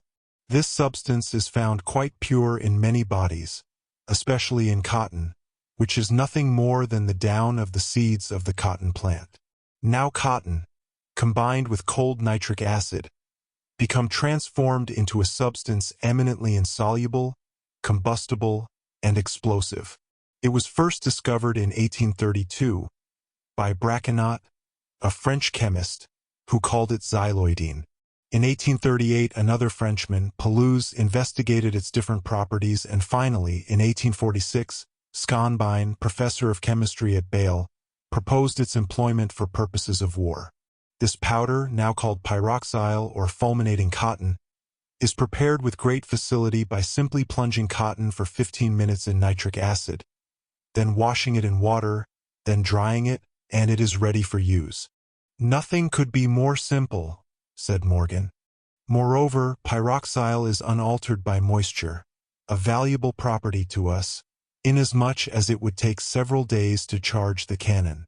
It ignites at 170 degrees in place of 240, and its combustion is so rapid that one may set light to it on the top of the ordinary powder, without the latter having time to ignite.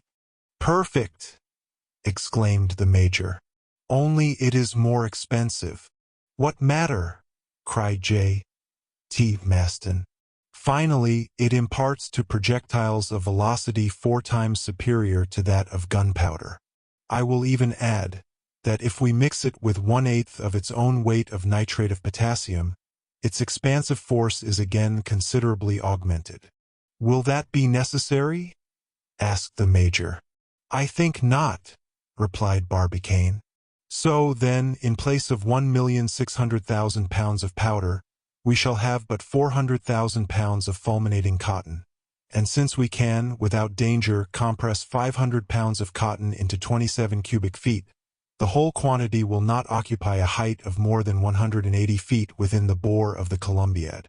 In this way, the shot will have more than 700 feet of bore to traverse under a force of 6 billion liters of gas before taking its flight toward the moon. At this juncture, J. T. Maston could not repress his emotion. He flung himself into the arms of his friend with the violence of a projectile, and Barbicane would have been stove in if he had not been boom-proof. This incident terminated the third meeting of the committee. Barbicane and his bold colleagues, to whom nothing seemed impossible, had succeeding in solving the complex problems of projectile, cannon, and powder. Their plan was drawn up, and it only remained to put it into execution. A mere matter of detail, a bagatelle, said J. T. Maston. Chapter 10. One enemy v. 25 millions of friends. The American public took a lively interest in the smallest details of the enterprise of the Gun Club. It followed day by day the discussion of the committee, the most simple preparations for the great experiment, the questions of figures which it involved, the mechanical difficulties to be resolved. In one word, the entire plan of work roused the popular excitement to the highest pitch. The purely scientific attraction was suddenly intensified by the following incident. We have seen what legions of admirers and friends Barbicane's project had rallied round its author. There was, however, one single individual alone in all the states of the Union who protested against the attempt of the Gun Club.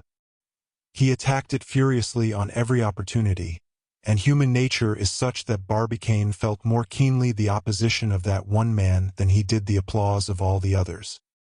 He was well aware of the motive of this antipathy, the origin of this solitary enmity, the cause of its personality and old standing, and in what rivalry of self-love it had its rise. This persevering enemy the president of the Gun Club had never seen. Fortunate that it was so, for a meeting between the two men would certainly have been attended with serious consequences. This rival was a man of science, like Barbicane himself, of a fiery, daring, and violent disposition, a pure Yankee. His name was Captain Nicholl. He lived at Philadelphia. Most people are aware of the curious struggle which arose during the Federal War between the guns and armor of iron-plated ships. The result was the entire reconstruction of the navy of both the continents. As the one grew heavier, the other became thicker in proportion. The Merrimac, the Monitor, the Tennessee, the Weehawken discharged enormous projectiles themselves, after having been armor-clad against the projectiles of others. In fact, they did to others that which they would not they should do to them, that grand principle of immortality upon which rests the whole art of war. Now if Barbicane was a great founder of shot, Nicholl was a great forger of plates. The one cast night and day at Baltimore, the other forged day and night at Philadelphia. As soon as ever Barbicane invented a new shot, Nicholl invented a new plate.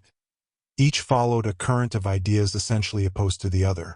Happily for these citizens, so useful to their country, a distance of from 50 to 60 miles separated them from one another, and they had never yet met.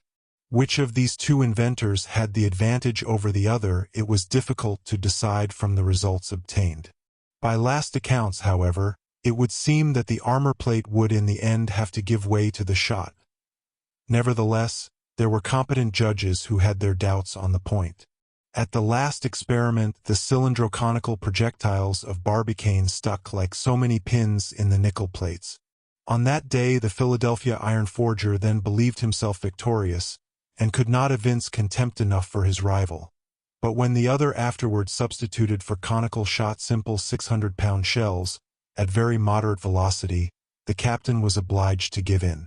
In fact, these projectiles knocked his best metal plate to shivers. Matters were at this stage, and victory seemed to rest with the shot, when the war came to an end on the very day when Nicholl had completed a new armor plate of wrought steel. It was a masterpiece of its kind, and bid defiance to all the projectiles of the world. The captain had it conveyed to the Polygon at Washington, challenging the president of the Gun Club to break it. Barbicane, peace having been declared, declined to try the experiment. Nicholl, now furious, offered to expose his plate to the shock of any shot, solid, hollow, round, or conical. Refused by the president, who did not choose to compromise his last success. Nicholl, disgusted by this obstinacy, tried to tempt Barbicane by offering him every chance. He proposed to fix the plate within 200 yards of the gun. Barbicane still obstinate in refusal. 100 yards? Not even 75. At 50 then, roared the captain through the newspapers. At 25 yards, and I'll stand behind. Barbicane returned for answer that, even if Captain Nicholl would be so good as to stand in front, he would not fire any more. Nicholl could not contain himself at this reply, threw out hints of cowardice, that a man who refused to fire a cannon shot was pretty near being afraid of it, that artillerists who fight at 6 miles distance are substituting mathematical formulae for individual courage. To these insinuations Barbicane returned no answer. Perhaps he never heard of them, so absorbed was he in the calculations for his great enterprise. When his famous communication was made to the Gun Club, the captain's wrath passed all bounds. With his intense jealousy was mingled a feeling of absolute impotence. How was he to invent anything to beat this 900 feet Columbiad? What armor plate could ever resist a projectile of 30,000 pounds weight? Overwhelmed at first under this violent shock, he by and by recovered himself, and resolved to crush the proposal by weight of his arguments. He then violently attacked the labors of the Gun Club, published a number of letters in the newspapers, endeavored to prove Barbicane ignorant of the first principles of gunnery. He maintained that it was absolutely impossible to impress upon any body whatever a velocity of 12,000 yards per second, that even with such a velocity a projectile of such a weight could not transcend the limits of the Earth's atmosphere. Further still, even regarding the velocity to be acquired, and granting it to be sufficient, the shell could not resist the pressure of the gas developed by the ignition of 1,600,000 pounds of powder, and supposing it to resist that pressure, it would be less able to support that temperature. It would melt on quitting the Columbiad, and fall back in a red-hot shower upon the heads of the imprudent spectators. Barbicane continued his work without regarding these attacks. Nicholl then took up the question in its other aspects. Without touching upon its uselessness in all points of view, he regarded the experiment as fraught with extreme danger, both to the citizens, who might sanction by their presence so reprehensible a spectacle, and also to the towns in the neighborhood of this deplorable cannon. He also observed that if the projectile did not succeed in reaching its destination, a result absolutely impossible, it must inevitably fall back upon the earth, and that the shock of such a mass, multiplied by the square of its velocity, would seriously endanger every point of the globe. Under the circumstances, therefore, and without interfering with the rights of free citizens, it was a case for the intervention of government, which ought not to endanger the safety of all for the pleasure of one individual. In spite of all his arguments, however, Captain Nicholl remained alone in his opinion. Nobody listened to him, and he did not succeed in alienating a single admirer from the president of the Gun Club. The latter did not even take the pains to refute the arguments of his rival. Nicholl, driven into his last entrenchments, and not able to fight personally in the cause, resolved to fight with money. He published, therefore, in the Richmond Enquirer a series of wagers, conceived in these terms, and on an increasing scale. Number 1, $1,000. That the necessary funds for the experiment of the Gun Club will not be forthcoming. Number 2, $2,000. That the operation of casting a cannon of 900 feet is impracticable, and cannot possibly succeed. Number 3, $3,000. That is it impossible to load the Columbiad, and that the pyroxyle will take fire spontaneously under the pressure of the projectile. Number 4, $4,000. That the Columbiad will burst at the first fire. Number 5, $5,000. That the shot will not travel farther than 6 miles, and that it will fall back again a few seconds after its discharge. It was an important sum, therefore, which the captain risked in his invincible obstinacy. He had no less than $15,000 at stake. Notwithstanding the importance of the challenge, on the 19th of May, he received a sealed packet containing the following superbly laconic reply. Baltimore, October 19th. Done. Barbicane. Chapter 11. Florida and Texas. One question remained yet to be decided. It was necessary to choose a favorable spot for the experiment. According to the advice of the Observatory of Cambridge, the gun must be fired perpendicularly to the plane of the horizon, that is to say, toward the zenith. Now the moon does not traverse the zenith, except in places situated between 0 degrees and 28 degrees of latitude. It became, then, necessary to determine exactly that spot on the globe where the immense Columbiad should be cast. On the 20th of October, at a general meeting of the Gun Club, Barbicane produced a magnificent map of the United States. "Gentlemen," said he in opening the discussion, I presume that we are all agreed that this experiment cannot and ought not to be tried anywhere but within the limits of the soil of the Union. Now, by good fortune, certain frontiers of the United States extend downward as far as the 28th parallel of the north latitude. If you will cast your eye over this map, you will see that we have at our disposal the whole of the southern portion of Texas and Florida. It was finally agreed, then, that the Columbiad must be cast on the soil of either Texas or Florida. The result, however, of this decision was to create a rivalry entirely without precedent between the different towns of these two states. The 28th parallel, on reaching the American coast, traverses the peninsula of Florida, dividing it into two nearly equal portions. Then, plunging into the Gulf of Mexico, it subtends the arc formed by the coast of Alabama, Mississippi, and Louisiana. Then skirting Texas, off which it cuts an angle, it continues its course over Mexico, crosses the Sonora, Old California, and loses itself in the Pacific Ocean. It was, therefore, only those portions of Texas and Florida which were situated below this parallel which came within the prescribed conditions of latitude. Florida, in its southern part, reckons no cities of importance. It is simply studded with forts raised against the roving Indians.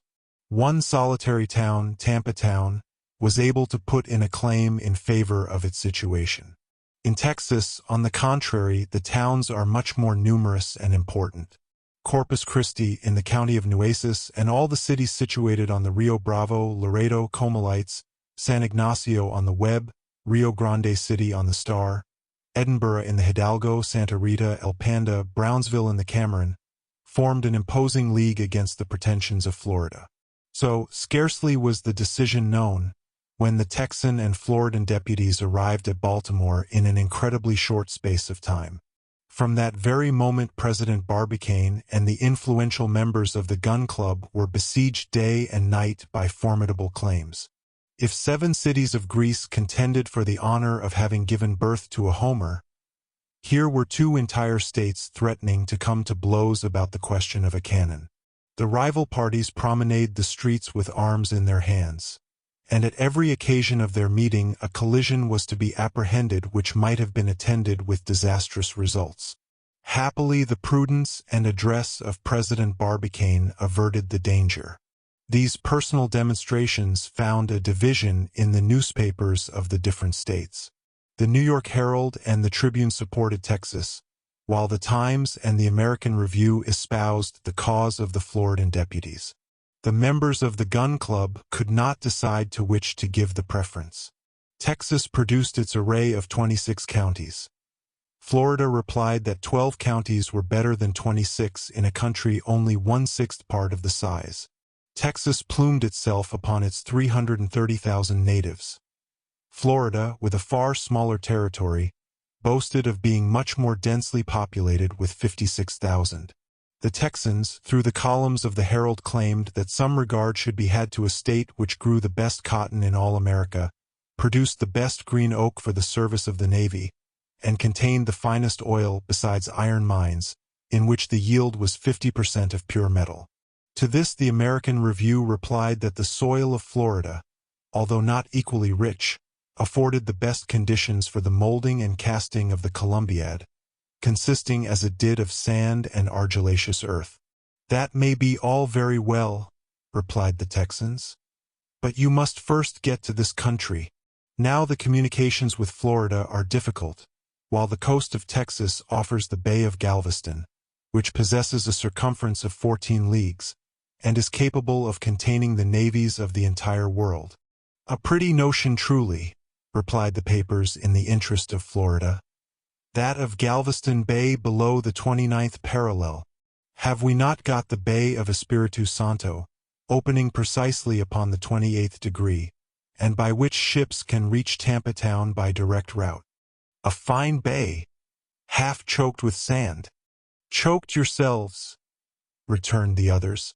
Thus the war went on for several days, when Florida endeavored to draw her adversary away onto fresh ground. And one morning the Times hinted that, the enterprise being essentially American, It ought not to be attempted upon other than purely American territory. To these words Texas retorted, American, are we not as much so as you? Were not Texas and Florida both incorporated into the Union in 1845? Undoubtedly, replied the Times. But we have belonged to the Americans ever since 1820. Yes, returned the Tribune. After having been Spaniards or English for 200 years, you were sold to the United States for $5 million. Well, and why need we blush for that? Was not Louisiana bought from Napoleon in 1803 at the price of $16 million? Scandalous! Roared the Texas deputies.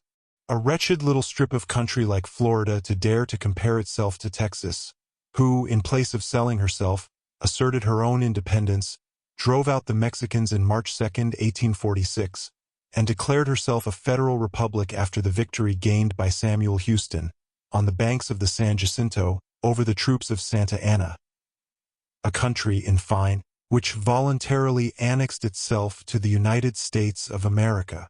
Yes, because it was afraid of the Mexicans, replied Florida. Afraid. From this moment the state of things became intolerable. A sanguinary encounter seemed daily imminent between the two parties in the streets of Baltimore. It became necessary to keep an eye upon the deputies. President Barbicane knew not which way to look. Notes, documents, letters full of menaces showered down upon his house. Which side ought he to take? As regarded the appropriation of the soil, the facility of communication, the rapidity of transport, the claims of both states were evenly balanced. As for political prepossessions, they had nothing to do with the question. This deadlock had existed for some little time, when Barbicane resolved to get rid of it all at once. He called a meeting of his colleagues, and laid before them a proposition which, it will be seen, was profoundly sagacious. On carefully considering, he said, what is going on now between Florida and Texas, it is clear that the same difficulties will recur with all the towns of the favored state. The rivalry will descend from state to city, and so on downward.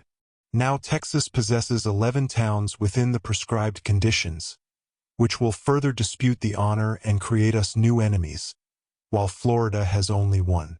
I go in, therefore, for Florida and Tampa Town. This decision, on being made known, utterly crushed the Texan deputies. Seized with an indescribable fury, they addressed threatening letters to the different members of the Gun Club by name. The magistrates had but one course to take, and they took it. They chartered a special train, forced the Texans into it whether they would or no, and they quitted the city with a speed of 30 miles an hour. Quickly, however, as they were dispatched, they found time to hurl one last and bitter sarcasm at their adversaries. Alluding to the extent of Florida, a mere peninsula confined between two seas, they pretended that it could never sustain the shock of the discharge, and that it would bust up at the very first shot. Very well, let it bust up, replied the Floridans, with a brevity of the days of ancient Sparta. Chapter 12. Urbiet Orbi. The astronomical, mechanical, and topographical difficulties resolved, finally came the question of finance. The sum required was far too great for any individual, or even any single state, to provide the requisite millions. President Barbicane undertook, despite of the matter being a purely American affair, to render it one of universal interest, and to request the financial cooperation of all peoples. It was, he maintained, the right and duty of the whole earth to interfere in the affairs of its satellite. The subscription opened at Baltimore extended properly to the whole world, urbi et orbi. This subscription was successful beyond all expectation, notwithstanding that it was a question not of lending but of giving the money. It was a purely disinterested operation in the strictest sense of the term, and offered not the slightest chance of profit. The effect, however, of Barbicane's communication was not confined to the frontiers of the United States. It crossed the Atlantic and Pacific, invading simultaneously Asia and Europe, Africa and Oceanica. The observatories of the Union placed themselves in immediate communication with those of foreign countries. Some, such as those of Paris, Petersburg, Berlin, Stockholm, Hamburg, Malta, Lisbon, Benares, Madras, and others, transmitted their good wishes. The rest maintained a prudent silence, quietly awaiting the result. As for the observatory at Greenwich, seconded as it was by the 22 astronomical establishments of Great Britain, it spoke plainly enough. It boldly denied the possibility of success, and pronounced in favor of the theories of Captain Nicholl. But this was nothing more than mere English jealousy. On the 8th of October, President Barbicane published a manifesto full of enthusiasm, in which he made an appeal to all persons of good will upon the face of the earth. This document, translated into all languages, met with immense success. Subscription lists were opened in all the principal cities of the Union, with a central office at the Baltimore Bank, 9 Baltimore Street. In addition, subscriptions were received at the following banks in the different states of the two continents. At Vienna with S.M. de Rothschild. At Petersburg, Stieglitz and Company. At Paris, the Credit Mobilier. At Stockholm, Tottai and Arfjordson. At London, N.M. Rothschild and Son. At Turin, Arduin and Company. At Berlin, Mendelssohn. At Geneva, Lombard, Odier and Company. At Constantinople, the Ottoman Bank. At Brussels, J. Lambert. At Madrid, Daniel Weisweller. At Amsterdam, Netherlands Credit Company. At Rome, Torlonia and Company. At Lisbon, Lacine. At Copenhagen, Private Bank. At Rio de Janeiro, Private Bank. At Montevideo, Private Bank. At Valparaiso and Lima, Thomas La Chamber and Company. At Mexico, Martin Darren and Company. 3 days after the manifesto of President Barbicane, $4 million were paid into the different towns of the Union. With such a balance, the gun club might begin operations at once. But some days later, advices were received to the effect that foreign subscriptions were being eagerly taken up. Certain countries distinguished themselves by their liberality.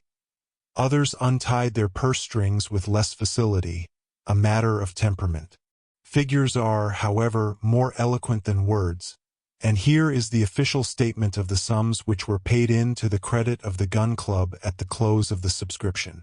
Russia paid in, as her contingent, the enormous sum of 368,733 rubles. No one need be surprised at this, who bears in mind the scientific taste of the Russians, and the impetus which they have given to astronomical studies, thanks to their numerous observatories. France began by deriding the pretensions of the Americans. The moon served as a pretext for 1,000 stale puns and a score of ballads, in which bad taste contested the palm with ignorance.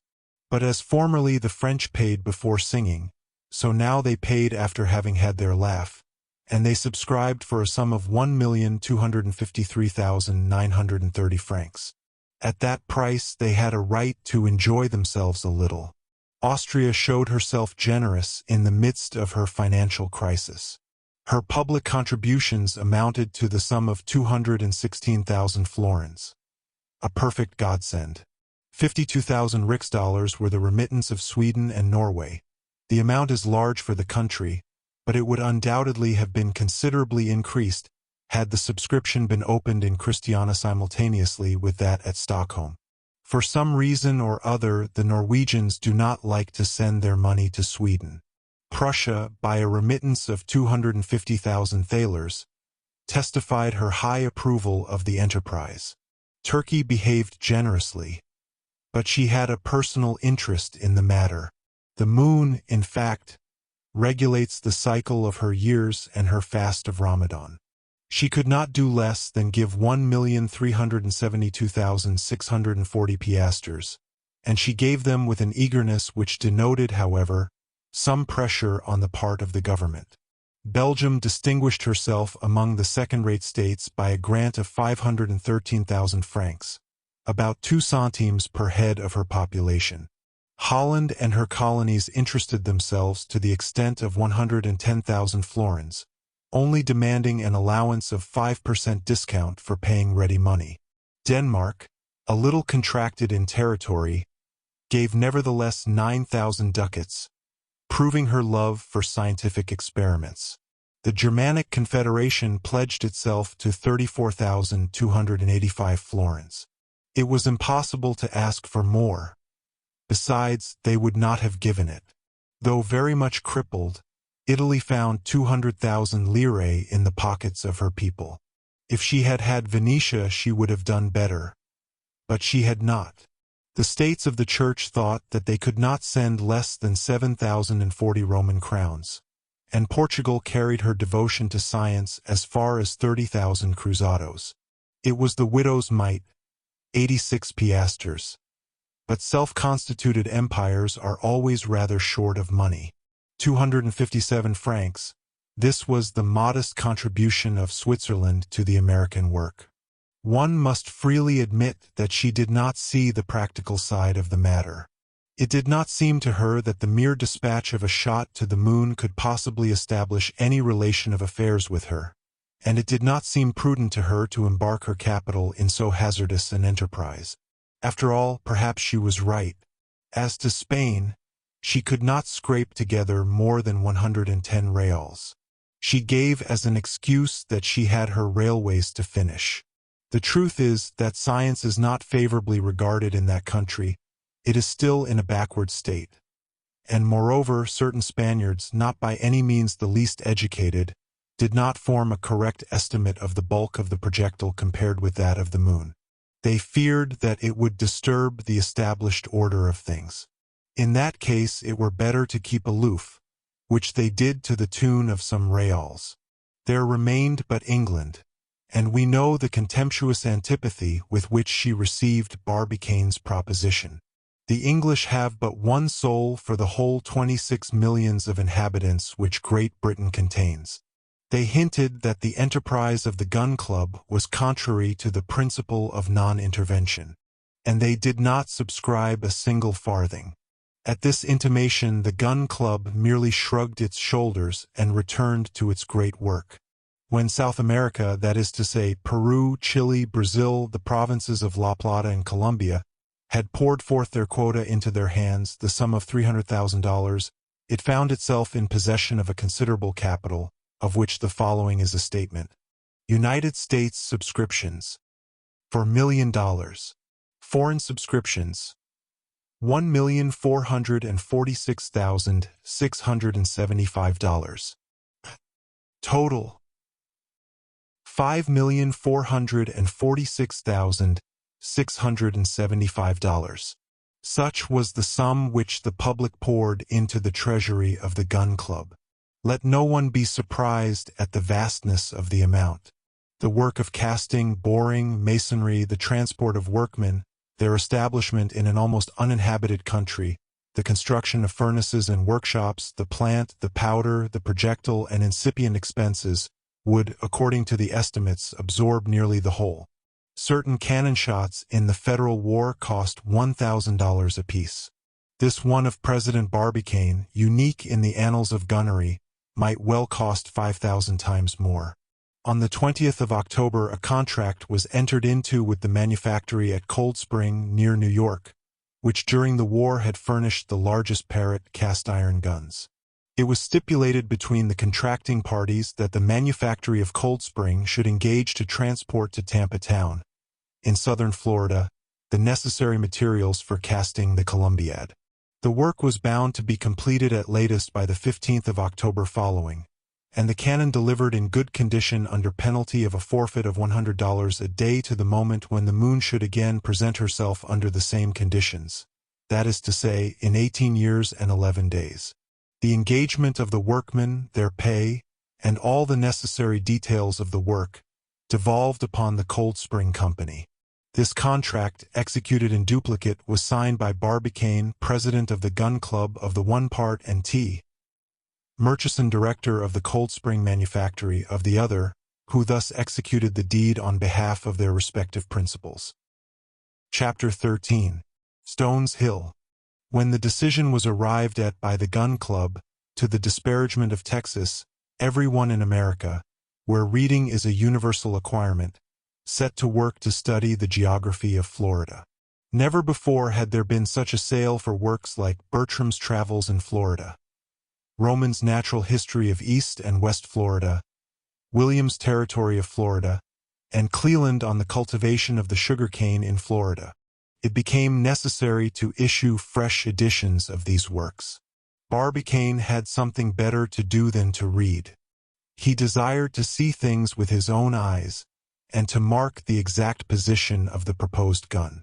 So, without a moment's loss of time, he placed at the disposal of the Cambridge Observatory the funds necessary for the construction of a telescope, and entered into negotiations with the House of Breadwill and Company of Albany for the construction of an aluminum projectile of the required size. He then quitted Baltimore, accompanied by J.T. Maston, Major Elphinstone, and the manager of the Cold Spring factory. On the following day, the four fellow travelers arrived at New Orleans. There they immediately embarked on board the Tampico, a dispatch boat belonging to the Federal Navy, which the government had placed at their disposal, and, getting up steam, the banks of Louisiana speedily disappeared from sight. The passage was not long. 2 days after starting, the Tampico, having made 480 miles, came in sight of the coast of Florida. On a nearer approach, Barbicane found himself in view of a low, flat country of somewhat barren aspect. After coasting along a series of creeks abounding in lobsters and oysters, the Tampico entered the Bay of Espiritu Santo, where she finally anchored in a small natural harbor, formed by the embouchure of the river Hillsborough, at 7 p.m., on the 22d of October. Our 4 passengers disembarked at once. "Gentlemen," said Barbicane, "we have no time to lose. Tomorrow we must obtain horses, and proceed to reconnoiter the country." Barbicane had scarcely set his foot on shore when 3,000 of the inhabitants of Tampa Town came forth to meet him, an honor due to the President who had signalized their country by his choice. Declining, however, every kind of ovation, Barbicane ensconced himself in a room of the Franklin Hotel. On the morrow some of the small horses of the Spanish breed, full of vigor and of fire, stood snorting under his windows. But instead of 4 steeds, here were 50, together with their riders. Barbicane descended with his 3 fellow travelers, and much astonished were they all to find themselves in the midst of such a cavalcade. He remarked that every horseman carried a carbine slung across his shoulders and pistols in his holsters.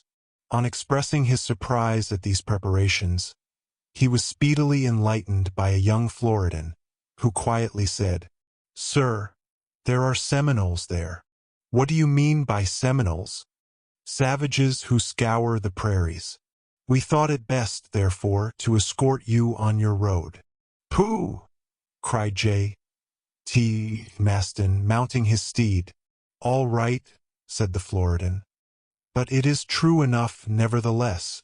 "Gentlemen," answered Barbicane, "I thank you for your kind attention, but it is time to be off." It was 5 a.m. when Barbicane and his party, quitting Tampa Town, made their way along the coast in the direction of Alifia Creek. This little river falls into Hillsborough Bay 12 miles above Tampa Town.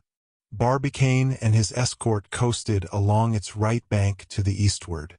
Soon the waves of the bay disappeared behind a bend of rising ground, and the Floridan Champagne alone offered itself to view. Florida, discovered on Palm Sunday in 1512 by Juan Ponce de Leon, was originally named Pacha, Florida. It little deserved that designation, with its dry and parched coasts. But after some few miles of tract, the nature of the soil gradually changes, and the country shows itself worthy of the name.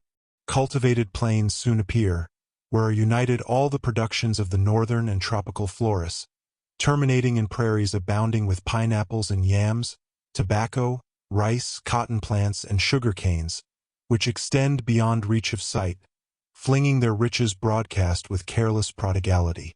Barbicane appeared highly pleased on observing the progressive elevation of the land, and in answer to a question of J. T. Maston, replied, "My worthy friend, we cannot do better than sink our Columbiad in these high grounds." "To get nearer the moon, perhaps?" said the secretary of the gun club. "Not exactly," replied Barbicane, smiling. "Do you not see that among these elevated plateaus we shall have a much easier work of it? No struggles with the water springs, which will save us long, expensive tubings, and we shall be working in daylight instead of down a deep and narrow well. Our business, then, is to open our trenches upon ground some hundreds of yards above the level of the sea." "You are right, sir," struck in Murchison the engineer. "And if I mistake not, we shall ere long find a suitable spot for our purpose." "I wish we were at the first stroke of the pickaxe," said the president. "And I wish we were at the last," cried J. T. Maston. About 10 a.m. the little band had crossed a dozen miles. To fertile plains succeeded a region of forests. Their perfumes of the most varied kinds mingled together in tropical profusion. These almost impenetrable forests were composed of pomegranates, orange trees, citrons, figs, olives, apricots, bananas, huge vines, whose blossoms and fruits rivaled each other in color and perfume. Beneath the odorous shade of these magnificent trees fluttered and warbled a little world of brilliantly plumaged birds. J. T. Maston and the Major could not repress their admiration on finding themselves in the presence of the glorious beauties of this wealth of nature. President Barbicane, however, less sensitive to these wonders, was in haste to press forward. The very luxuriance of the country was displeasing to him. They hastened onward, therefore, and were compelled to ford several rivers, not without danger, for they were infested with huge alligators from 15 to 18 feet long. Maston courageously menaced them with his steel hook, but he only succeeded in frightening some pelicans and teal, while tall flamingos stared stupidly at the party. At length these denizens of the swamps disappeared in their turn. Smaller trees became thinly scattered among less dense thickets. A few isolated groups detached in the midst of endless plains over which ranged herds of startled deer. "At last," cried Barbicane, rising in his stirrups, "here we are at the region of pines." "Yes, and of savages too," replied the Major. In fact, some Seminoles had just came in sight upon the horizon. They rode violently backward and forward on their fleet horses, brandishing their spears or discharging their guns with a dull report. These hostile demonstrations, however, had no effect upon Barbicane and his companions. They were then occupying the center of a rocky plain, which the sun scorched with its parching rays. This was formed by a considerable elevation of the soil, which seemed to offer to the members of the gun club all the conditions requisite for the construction of their Columbiad. "Halt!" said Barbicane, reining up. "Has this place any local appellation?" "It is called Stone's Hill," replied one of the Floridans. Barbicane, without saying a word, dismounted, seized his instruments, and began to note his position with extreme exactness. The little band, drawn up in the rear, watched his proceedings in profound silence. At this moment the sun passed the meridian. Barbicane, after a few moments, rapidly wrote down the result of his observations, and said, "This spot is situated 1,800 feet above the level of the sea, in 27 degrees 7 minutes north, lat, and 5 degrees 7 minutes west, long, of the meridian of Washington.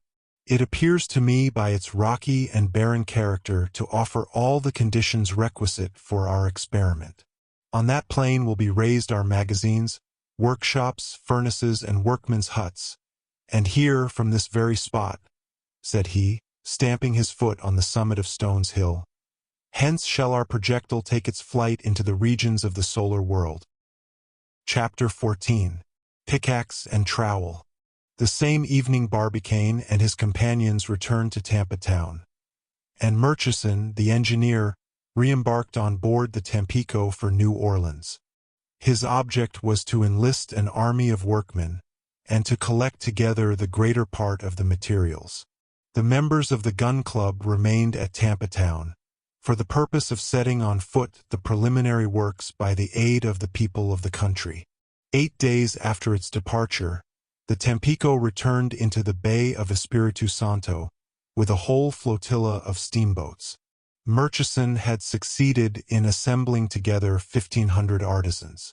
Attracted by the high pay and considerable bounties offered by the gun club, he had enlisted a choice legion of stokers, iron founders, lime burners, miners, brickmakers, and artisans of every trade, without distinction of color.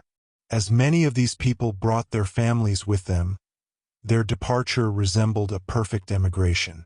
On the 31st of October, at 10 o'clock in the morning, the troop disembarked on the quays of Tampa town, and one may imagine the activity which pervaded that little town, whose population was thus doubled in a single day.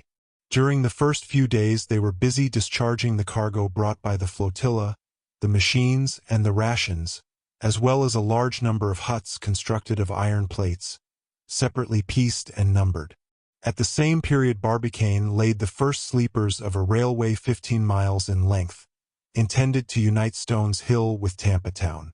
On the 1st of November Barbicane quitted Tampa town with a detachment of workmen, and on the following day the whole town of huts was erected round Stones Hill. This they enclosed with palisades, and in respect of energy and activity, it might have been mistaken for one of the great cities of the Union. Everything was placed under a complete system of discipline, and the works were commenced in most perfect order. The nature of the soil having been carefully examined, by means of repeated borings, the work of excavation was fixed for the 4th of November. On that day Barbicane called together his foremen and addressed them as follows. You are well aware, my friends, of the object with which I have assembled you together in this wild part of Florida. Our business is to construct a cannon measuring 9 feet in its interior diameter, 6 feet thick, and with a stone revetment of 19.5 feet in thickness. We have, therefore, a well of 60 feet in diameter to dig down to a depth of 900 feet. This great work must be completed within 8 months, so that you have 2,543,400 cubic feet of earth to excavate in 255 days. That is to say, in round numbers, 2,000 cubic feet per day. That which would present no difficulty to 1,000 navvies working in open country will be of course more troublesome in a comparatively confined space. However, the thing must be done, and I reckon for its accomplishment upon your courage as much as upon your skill. At 8 o'clock the next morning the first stroke of the pickaxe was struck upon the soil of Florida, and from that moment that prince of tools was never inactive for one moment in the hands of the excavators. The gangs relieved each other every 3 hours. On the 4th of November 50 workmen commenced digging, in the very center of the enclosed space on the summit of Stones Hill, a circular hole 60 feet in diameter. The pickaxe first struck upon a kind of black earth, 6 inches in thickness, which was speedily disposed of. To this earth succeeded 2 feet of fine sand, which was carefully laid aside as being valuable for serving the casting of the inner mold. After the sand appeared some compact white clay, resembling the chalk of Great Britain, which extended down to a depth of 4 feet. Then the iron of the picks struck upon the hard bed of the soil, a kind of rock formed of petrified shells, very dry, very solid, and which the picks could with difficulty penetrate. At this point the excavation exhibited a depth of 6.5 feet, and the work of the masonry was begun. At the bottom of the excavation they constructed a wheel of oak, a kind of circle strongly bolted together, and of immense strength. The center of this wooden disc was hollowed out to a diameter equal to the exterior diameter of the Columbiad. Upon this will rested the first layers of the masonry, the stones of which were bound together by hydraulic cement with irresistible tenacity. The workmen, after laying the stones from the circumference to the center, were thus enclosed within a kind of well 21 feet in diameter. When this work was accomplished, the miners resumed their picks and cut away the rock from underneath the wheel itself, taking care to support it as they advanced upon blocks of great thickness. At every 2 feet which the hole gained in depth, they successively withdrew the blocks. The wheel then sank little by little, and with it the massive ring of masonry, on the upper bed of which the masons labored incessantly, always reserving some vent holes to permit the escape of gas during the operation of the casting. This kind of work required on the part of the workmen extreme nicety and minute attention. More than one, in digging underneath the wheel, was dangerously injured by the splinters of stone. But their ardor never relaxed night or day. By day they worked under the rays of the scorching sun. By night under the gleam of the electric light. The sounds of the picks against the rock, the bursting of mines, the grinding of the machines, the wreaths of smoke scattered through the air, traced around Stones Hill a circle of terror which the herds of buffaloes and the war parties of the Seminoles never ventured to pass. Nevertheless, the works advanced regularly, as the steam cranes actively removed the rubbish. Of unexpected obstacles there was little account, and with regard to foreseen difficulties, they were speedily disposed of. At the expiration of the first month, the well had attained the depth assigned for that lapse of time, namely 112 feet. This depth was doubled in December and trebled in January. During the month of February, the workmen had to contend with a sheet of water which made its way right across the outer soil. It became necessary to employ very powerful pumps and compressed air engines to drain it off, so as to close up the orifice from whence it issued, just as one stops a leak on board ship. They at last succeeded in getting the upper hand of these untoward streams. Only, in consequence of the loosening of the soil, the wheel partly gave way, and a slight partial settlement ensued. This accident cost the life of several workmen. No fresh occurrence thenceforward arrested the progress of the operation, and on the 10th of June, 20 days before the expiration of the period fixed by Barbicane, the well, lined throughout with its facing of stone, had attained the depth of 900 feet. At the bottom the masonry rested upon a massive block measuring 30 feet in thickness, while on the upper portion it was level with the surrounding soil. President Barbicane and the members of the Gun Club warmly congratulated their engineer Murchison. The cyclopean work had been accomplished with extraordinary rapidity. During these 8 months Barbicane never quitted Stones Hill for a single instant. Keeping ever close by the work of excavation, he busied himself incessantly with the welfare and health of his workpeople, and was singularly fortunate in warding off the epidemics common to large communities of men, and so disastrous in those regions of the globe which are exposed to the influences of tropical climates. Many workmen, it is true, paid with their lives for the rashness inherent in these dangerous labors, but these mishaps are impossible to be avoided, and they are classed among the details with which the Americans trouble themselves but little. They have, in fact, more regard for human nature in general than for the individual in particular. Nevertheless, Barbicane professed opposite principles to these, and put them in force at every opportunity. So, thanks to his care, his intelligence, his useful intervention in all difficulties, his prodigious and humane sagacity, the average of accidents did not exceed that of transatlantic countries, noted for their excessive precautions, France, for instance, among others, where they reckon about 1 accident for every 200,000 francs of work. Chapter 15. The Fate of the Casting. During the 8 months which were employed in the work of excavation, the preparatory works of the casting had been carried on simultaneously with extreme rapidity. A stranger arriving at Stones Hill would have been surprised at the spectacle offered to his view. At 600 yards from the well, and circularly arranged around it as a central point, rose 1,200 reverberating ovens, each 6 feet in diameter, and separated from each other by an interval of 3 feet. The circumference occupied by these 1,200 ovens presented a length of 2 miles. Being all constructed on the same plan, each with its high quadrangular chimney, they produced a most singular effect. It will be remembered that on their third meeting the committee had decided to use cast iron for the Columbiad, and in particular the white description. This metal, in fact, is the most tenacious, the most ductile, and the most malleable and consequently suitable for all molding operations. And when smelted with pit coal, is of superior quality for all engineering works requiring great resisting power, such as cannon, steam boilers, hydraulic presses, and the like. Cast iron, however, if subjected to only one single fusion, is rarely sufficiently homogeneous, and it requires a second fusion completely to refine it by dispossessing it of its last earthly deposits. So long before being forwarded to Tampa Town, the iron, or molten in the great furnaces of Cold Spring, and brought into contact with coal and silicium heated to a high temperature, was carbonized and transformed into cast iron. After this first operation, the metal was sent on to Stones Hill. They had, however, to deal with 136 million pounds of iron, a quantity far too costly to send by railway. The cost of transport would have been double that of material. It appeared preferable to freight vessels at New York, and to load them with the iron in bars.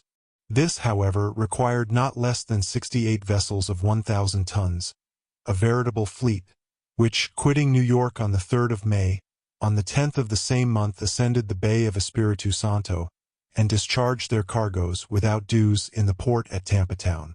Thence the iron was transported by rail to Stones Hill, and about the middle of January this enormous mass of metal was delivered at its destination. It will easily be understood that 1,200 furnaces were not too many to melt simultaneously these 60,000 tons of iron. Each of these furnaces contained nearly 140,000 pounds weight of metal. They were all built after the model of those which served for the casting of the Rodman gun. They were trapezoidal in shape, with a high elliptical arch. These furnaces, constructed of fireproof brick, were especially adapted for burning pit coal, with a flat bottom upon which the iron bars were laid. This bottom, inclined at an angle of 25 degrees, allowed the metal to flow into the receiving troughs, and the 1,200 converging trenches carried the molten metal down to the central well. The day following that on which the works of the masonry and boring had been completed, Barbicane set to work upon the central mold. His object now was to raise within the center of the well, and with a coincident axis, a cylinder 900 feet high and 9 feet in diameter, which should exactly fill up the space reserved for the bore of the Columbiad. This cylinder was composed of a mixture of clay and sand, with the addition of a little hay and straw. The space left between the mold and the masonry was intended to be filled up by the molten metal, which would thus form the walls 6 feet in thickness. This cylinder, in order to maintain its equilibrium, had to be bound by iron bands, and firmly fixed at certain intervals by cross-clamps fastened into the stone lining. After the castings these would be buried in the block of metal, leaving no external projection. This operation was completed on the 8th of July, and the run of the metal was fixed for the following day. "This fate of the casting will be a grand ceremony," said J. T. Maston to his friend Barbicane. "Undoubtedly," said Barbicane. "But it will not be a public fete. What? Will you not open the gates of the enclosure to all comers?"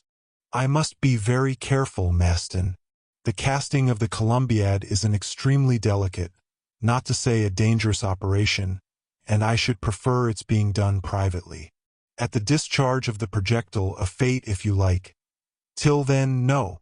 The President was right. The operation involved unforeseen dangers, which a great influx of spectators would have hindered him from averting. It was necessary to preserve complete freedom of movement. No one was admitted within the enclosure except a delegation of members of the Gun Club, who had made the voyage to Tampa Town.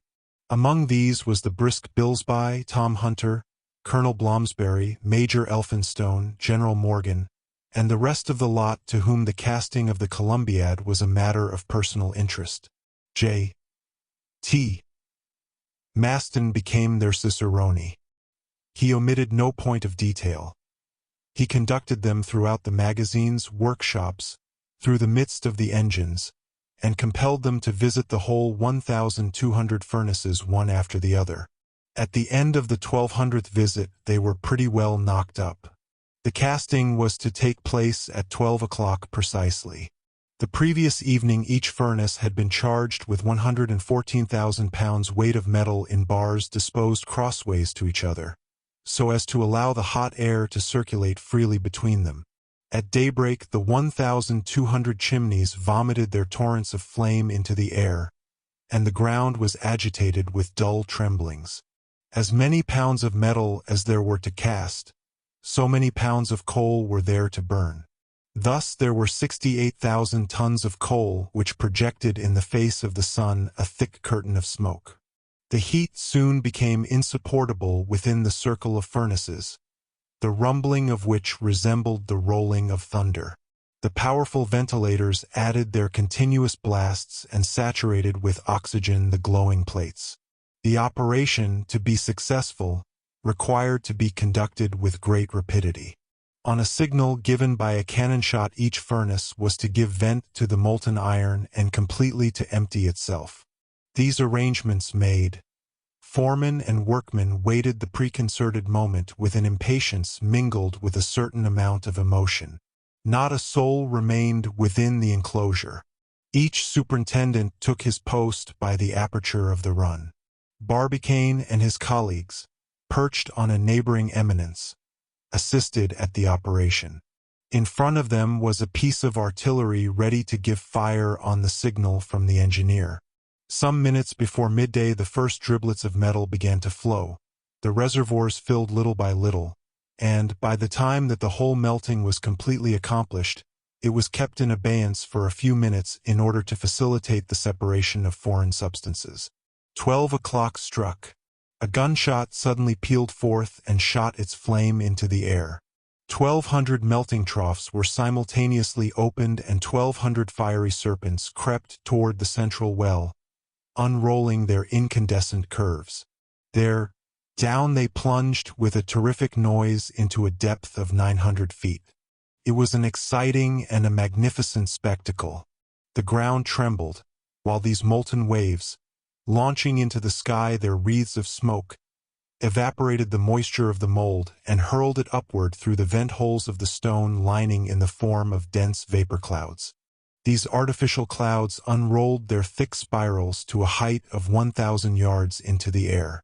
A savage, wandering somewhere beyond the limits of the horizon, might have believed that some new crater was forming in the bosom of Florida, although there was neither any eruption, nor typhoon, nor storm, nor struggle of the elements, nor any of those terrible phenomena which nature is capable of producing.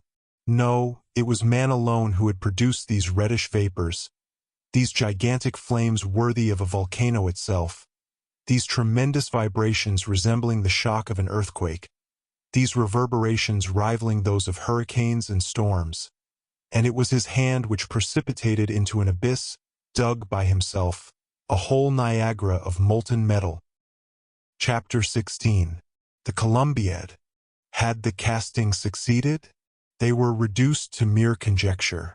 There was indeed every reason to expect success, since the mold has absorbed the entire mass of the molten metal. Still some considerable time must elapse before they could arrive at any certainty upon the matter. The patience of the members of the Gun Club was sorely tried during this period of time. But they could do nothing. J. T. Maston escaped roasting by a miracle.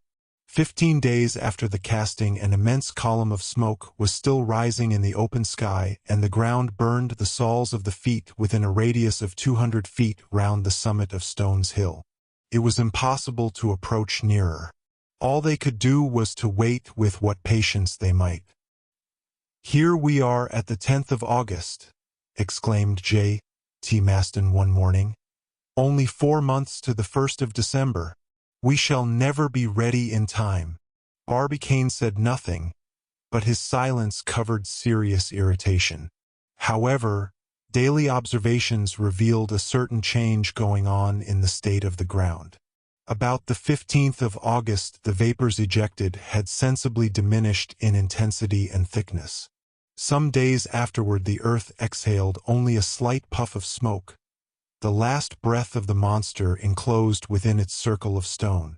Little by little the belt of heat contracted, until on the 22nd of August, Barbicane, his colleagues, and the engineer were enabled to set foot on the iron sheet which lay level upon the summit of Stones Hill. "At last!" exclaimed the president of the gun club, with an immense sigh of relief. The work was resumed the same day. They proceeded at once to extract the interior mold, for the purpose of clearing out the boring of the piece. Pickaxes and boring irons were set to work without intermission. The clay and sandy soils had acquired extreme hardness under the action of the heat. But, by the aid of the machines, the rubbish on being dug out was rapidly carted away on railway wagons. And such was the ardor of the work, so persuasive the arguments of Barbicane's dollars, that by the 3rd of September all traces of the mold had entirely disappeared. Immediately the operation of boring was commenced, and by the aid of powerful machines, a few weeks later, the inner surface of the immense tube had been rendered perfectly cylindrical, and the bore of the piece had acquired a thorough polish. At length, on the 22d of September, less than a 12-month after Barbicane's original proposition, the enormous weapon, accurately bored and exactly vertically pointed, was ready for work. There was only the moon now to wait for, and they were pretty sure that she would not fail in the rendezvous. The ecstasy of J.T. Maston knew no bounds, and he narrowly escaped a frightful fall while staring down the tube.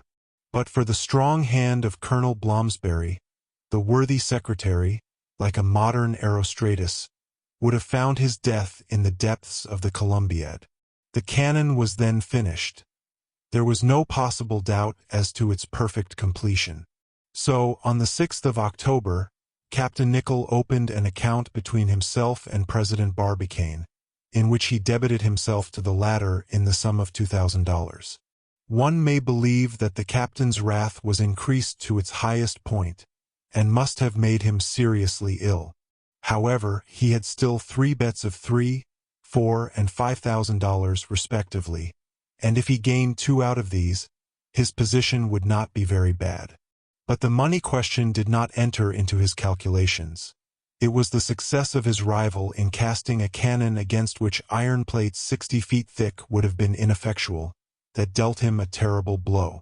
After the 23rd of September, the enclosure of Stones Hill was thrown open to the public, and it will be easily imagined what was the concourse of visitors to this spot. There was an incessant flow of people to and from Tampa Town and the place, which resembled a procession, or rather, in fact, a pilgrimage.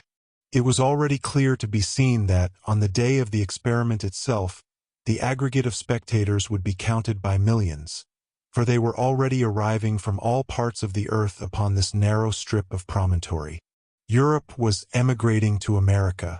Up to that time, however, it must be confessed, the curiosity of the numerous comers was but scantily gratified. Most had counted upon witnessing the spectacle of the casting, and they were treated to nothing but smoke. This was sorry food for hungry eyes. But Barbicane would admit no one to that operation. Then ensued grumbling, discontent, murmurs.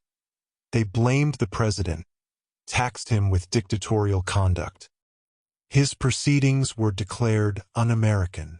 There was very nearly a riot round Stones Hill, but Barbicane remained inflexible.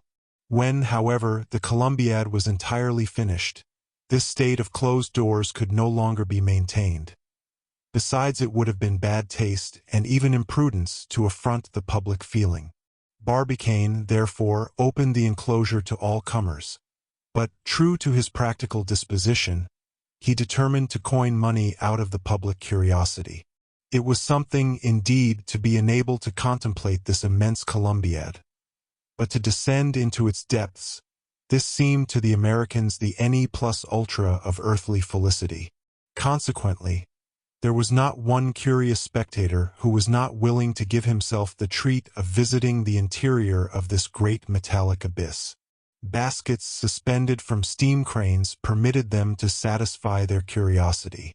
There was a perfect mania.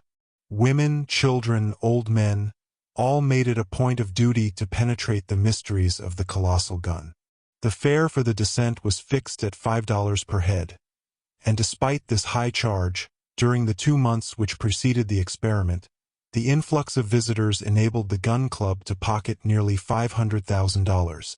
It is needless to say that the first visitors of the Columbiad were the members of the gun club.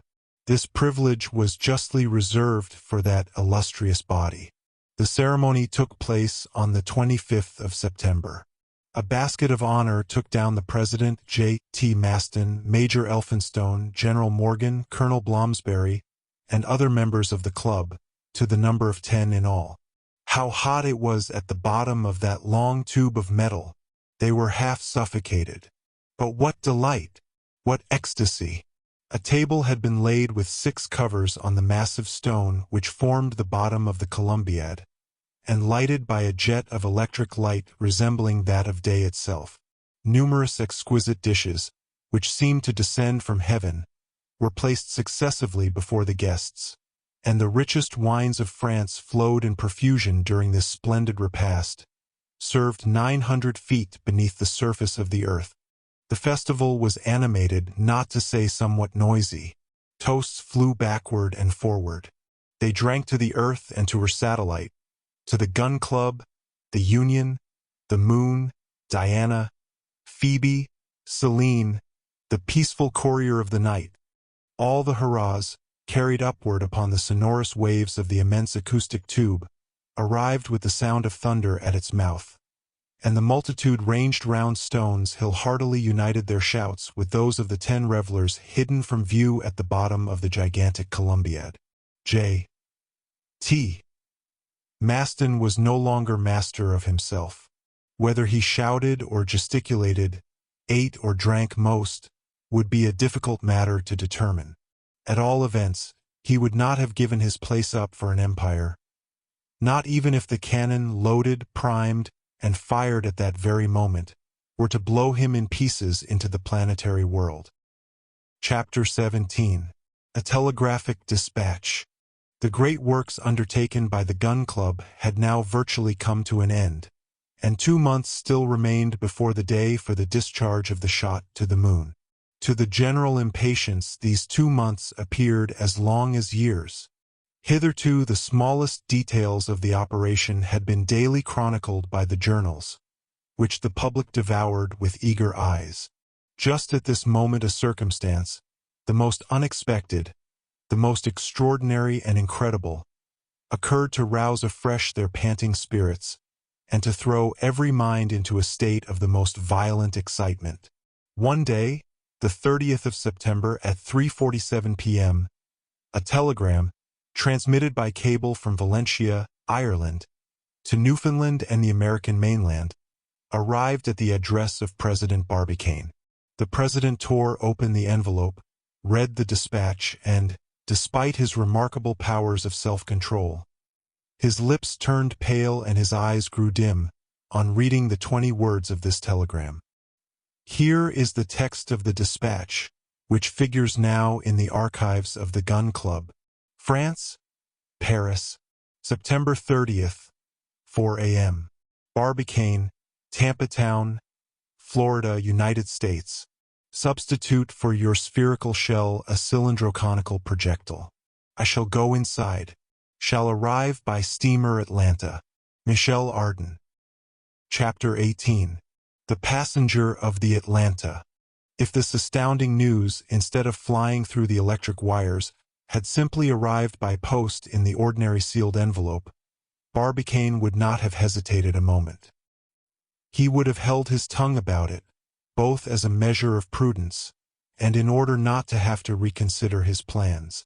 This telegram might be a cover for some jest, especially as it came from a Frenchman. What human being would ever have conceived the idea of such a journey? And, if such a person really existed, he must be an idiot whom one would shut up in a lunatic ward, rather than within the walls of the projectile.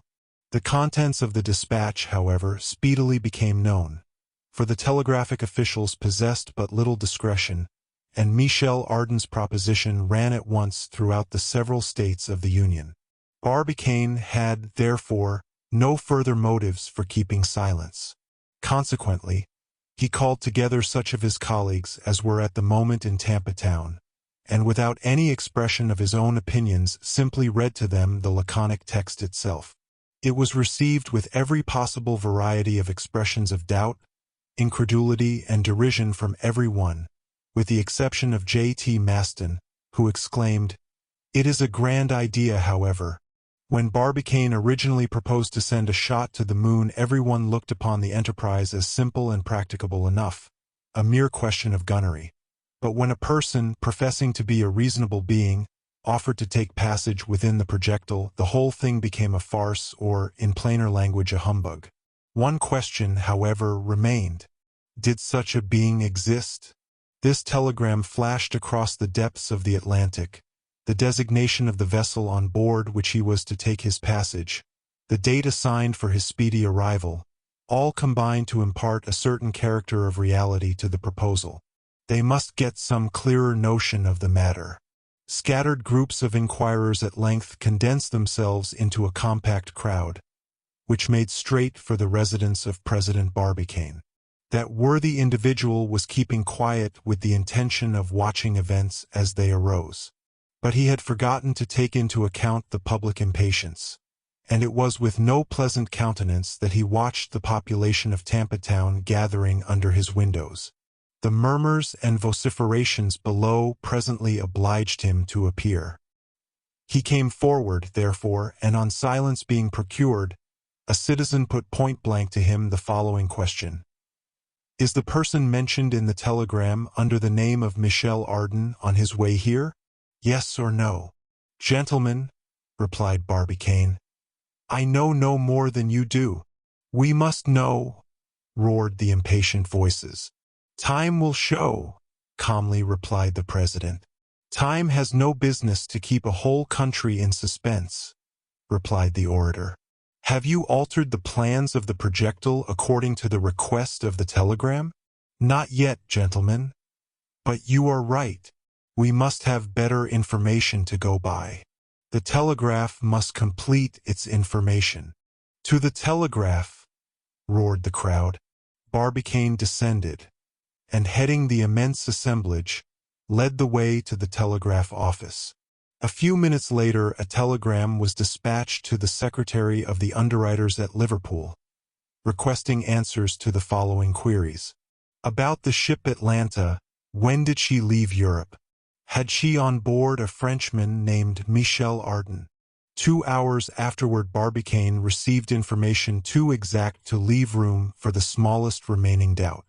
The steamer Atlanta from Liverpool put to sea on the 2nd of October, bound for Tampa Town, having on board a Frenchman born on the list of passengers by the name of Michel Ardan.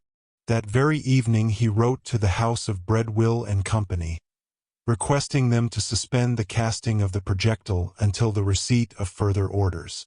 On the 10th of October, at 9 a.m., the semaphores of the Bahama Canal signaled a thick smoke on the horizon. 2 hours later, a large steamer exchanged signals with them. The name of the Atlanta flew at once over Tampa Town. At 4 o'clock, the English vessel entered the Bay of Espiritu Santo. At 5 it crossed the passage of Hillsborough Bay at full steam. At 6 she cast anchor at Port Tampa. The anchor had scarcely caught the sandy bottom when 500 boats surrounded the Atlanta, and the steamer was taken by assault. Barbicane was the first to set foot on deck, and in a voice of which he vainly tried to conceal the emotion, called Michel Ardan. "Here," replied an individual perched on the poop. Barbicane, with arms crossed, looked fixedly at the passenger of the Atlanta. He was a man of about 42 years of age, of large build, but slightly round-shouldered. His massive head momentarily shook a shock of reddish hair, which resembled a lion's mane. His face was short with a broad forehead, and furnished with a mustache as bristly as a cat's, and little patches of yellowish whiskers upon full cheeks. Round, wildish eyes, slightly nearsighted, completed a physiognomy essentially feline. His nose was firmly shaped, his mouth particularly sweet in expression, high forehead, intelligent and furrowed with wrinkles like a newly plowed field. The body was powerfully developed and firmly fixed upon long legs. Muscular arms, and a general air of decision gave him the appearance of a hearty, jolly companion. He was dressed in a suit of ample dimensions, loose neckerchief, open shirt collar, disclosing a robust neck. His cuffs were invariably unbuttoned, through which appeared a pair of red hands. On the bridge of the steamer, in the midst of the crowd, he bustled to and fro, never still for a moment, dragging his anchors. As the sailors say, gesticulating, making free with everybody, biting his nails with nervous avidity.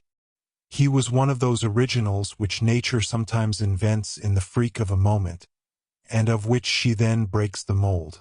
Among other peculiarities, this curiosity gave himself out for a sublime ignoramus, like Shakespeare, and professed supreme contempt for all scientific men. Those fellows, as he called them, are only fit to mark the points while we play the game. He was, in fact, a thorough bohemian, adventurous, but not an adventurer, a hare-brained fellow, a kind of Icarus only possessing relays of wings. For the rest, he was ever in scrapes, ending invariably by falling on his feet, like those little figures which they sell for children's toys. In a few words, his motto was, "I have my opinions," and the love of the impossible constituted his ruling passion. Such was the passenger of the Atlanta, always excitable, as if boiling under the action of some internal fire by the character of his physical organization. If ever two individuals offered a striking contrast to each other, these were certainly Michel Ardan and the Yankee Barbicane. Both, moreover, being equally enterprising and daring, each in his own way. The scrutiny which the president of the Gun Club had instituted regarding this new rival was quickly interrupted by the shouts and hurrahs of the crowd.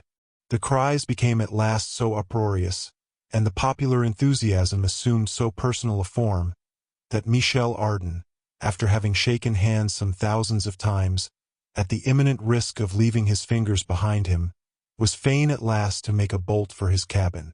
Barbicane followed him without uttering a word. "You are Barbicane, I suppose?" said Michel Ardan, in a tone of voice in which he would have addressed a friend of 20 years' standing. "Yes," replied the president of the Gun Club. "All right. How d'ye do, Barbicane? How are you getting on?" "Pretty well. That's right." "So," said Barbicane without further preliminary, "you are quite determined to go? Quite decided? Nothing will stop you? Nothing. Have you modified your projectile according to my telegram?" "I waited for your arrival." "But," asked Barbicane again, "have you carefully reflected?" "Reflected? Have I any time to spare? I find an opportunity of making a tour in the moon, and I mean to profit by it. There is the whole gist of the matter." Barbicane looked hard at this man who spoke so lightly of his project with such complete absence of anxiety. "But, at least," said he, "you have some plans, some means of carrying your project into execution?" "Excellent, my dear Barbicane. Only permit me to offer one remark. My wish is to tell my story once for all to everybody, and then have done with it. Then there will be no need for recapitulation. So, if you have no objection, assemble your friends, colleagues, the whole town, all Florida, all America if you like, and tomorrow I shall be ready to explain my plans and answer any objections whatever that may be advanced. You may rest assured I shall wait without stirring. Will that suit you?" "All right," replied Barbicane. So saying, the president left the cabin and informed the crowd of the proposal of Michel Ardan. His words were received with clappings of hands and shouts of joy. They had removed all difficulties. Tomorrow everyone would contemplate at his ease this European hero. However, some of the spectators, more infatuated than the rest, would not leave the deck of the Atlanta. They passed the night on board. Among others J.T. Maston got his hook fixed in the coaming of the poop, and it pretty nearly required the capstan to get it out again. "He is a hero! A hero!" he cried, a theme of which he was never tired of ringing the changes. "And we are only like weak, silly women, compared with this European." As to the president, after having suggested to the visitors it was time to retire, he re-entered the passenger's cabin, and remained there till the bell of the steamer made it midnight. But then the two rivals in popularity shook hands heartily and parted on terms of intimate friendship. Chapter 19. A Monster Meeting. On the following day Barbicane, fearing that indiscreet questions might be put to Michel Ardan, was desirous of reducing the number of the audience to a few of the initiated, his own colleagues for instance. He might as well have tried to check the falls of Niagara. He was compelled, therefore, to give up the idea and let his new friend run the chances of a public conference. The place chosen for this monster meeting was a vast plain situated in the rear of the town. In a few hours, thanks to the help of the shipping in port, an immense roofing of canvas was stretched over the parched prairie and protected it from the burning rays of the sun. There 300,000 people braved for many hours the stifling heat while awaiting the arrival of the Frenchmen. Of this crowd of spectators a first set could both see and hear. A second set saw badly and heard nothing at all, and as for the third, it could neither see nor hear anything at all. At 3 o'clock Michel Ardan made his appearance, accompanied by the principal members of the Gun Club. He was supported on his right by President Barbicane, and on his left by J.T. Maston, more radiant than the midday sun and nearly as ruddy. Ardan mounted a platform, from the top of which his view extended over a sea of black hats. He exhibited not the slightest embarrassment. He was just as gay, familiar, and pleasant as if he were at home. To the hurrahs which greeted him he replied by a graceful bow. Then, waving his hands to request silence, he spoke in perfectly correct English as follows. "Gentlemen, despite the very hot weather I request your patience for a short time, while I offer some explanations regarding the projects which seem to have so interested you. I am neither an orator nor a man of science, and I had no idea of addressing you in public. But my friend Barbicane has told me that you would like to hear me, and I am quite at your service. Listen to me, therefore, with your 600,000 ears, and please excuse the faults of the speaker. Now pray do not forget that you see before you a perfect ignoramus whose ignorance goes so far that he cannot even understand the difficulties. It seemed to him that it was a matter quite simple, natural, and easy to take one's place in a projectile and start for the moon. That journey must be undertaken sooner or later, and as for the mode of locomotion adopted, it follows simply the law of progress. Man began by walking on all fours, then one fine day on 2 feet, then in a carriage, then in a stagecoach, and lastly by railway. Well, the projectile is the vehicle of the future, and the planets themselves are nothing else. Now some of you, gentlemen, may imagine that the velocity we propose to impart to it is extravagant. It is nothing of the kind. All the stars exceed it in rapidity, and the Earth herself is at this moment carrying us round the sun at 3 times as rapid a rate, and yet she is a mere lounger on the way compared with many others of the planets, and her velocity is constantly decreasing. Is it not evident, then, I ask you, that there will some day appear velocities far greater than these, of which light or electricity will probably be the mechanical agent? Yes, gentlemen, continued the orator, in spite of the opinions of certain narrow-minded people, who would shut up the human race upon this globe, as within some magic circle which it must never outstep, we shall one day travel to the moon, the planets, and the stars with the same facility, rapidity and certainty as we now make the voyage from Liverpool to New York. Distance is but a relative expression, and must end by being reduced to zero. The assembly, strongly predisposed as they were in favor of the French hero, were slightly staggered at this bold theory. Michel Ardan perceived the fact. "Gentlemen," he continued with a pleasant smile, "you do not seem quite convinced. Very good. Let us reason the matter out. Do you know how long it would take for an express train to reach the moon? 300 days. No more. And what is that? The distance is no more than 9 times the circumference of the earth, and there are no sailors or travelers, of even moderate activity, who have not made longer journeys than that in their lifetime. And now consider that I shall be only 97 hours on my journey. Ah, I see you are reckoning that the moon is a long way off from the earth, and that one must think twice before making the experiment. What would you say, then, if we were talking of going to Neptune, which revolves at a distance of more than 2,720 millions of miles from the sun? And yet what is that compared with the distance of the fixed stars, some of which, such as Arcturus, are billions of miles distant from us?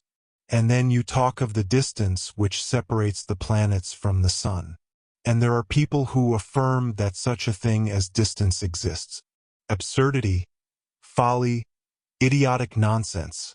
Would you know what I think of our own solar universe? Shall I tell you my theory? It is very simple.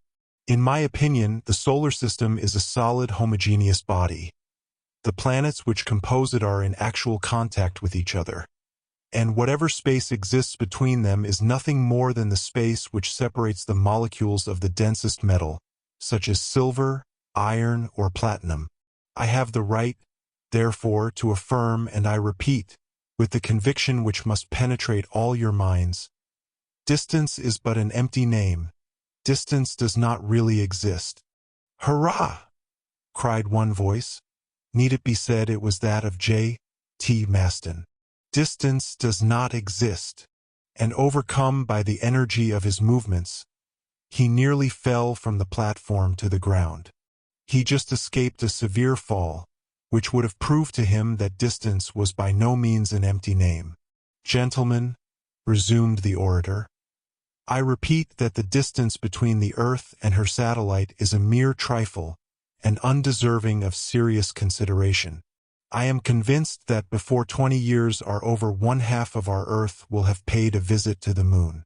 Now, my worthy friends, if you have any question to put to me, you will, I fear, sadly embarrass a poor man like myself. Still, I will do my best to answer you." Up to this point, the president of the Gun Club had been satisfied with the turn which the discussion had assumed. It became now, however, desirable to divert Ardan from questions of a practical nature, with which he was doubtless far less conversant.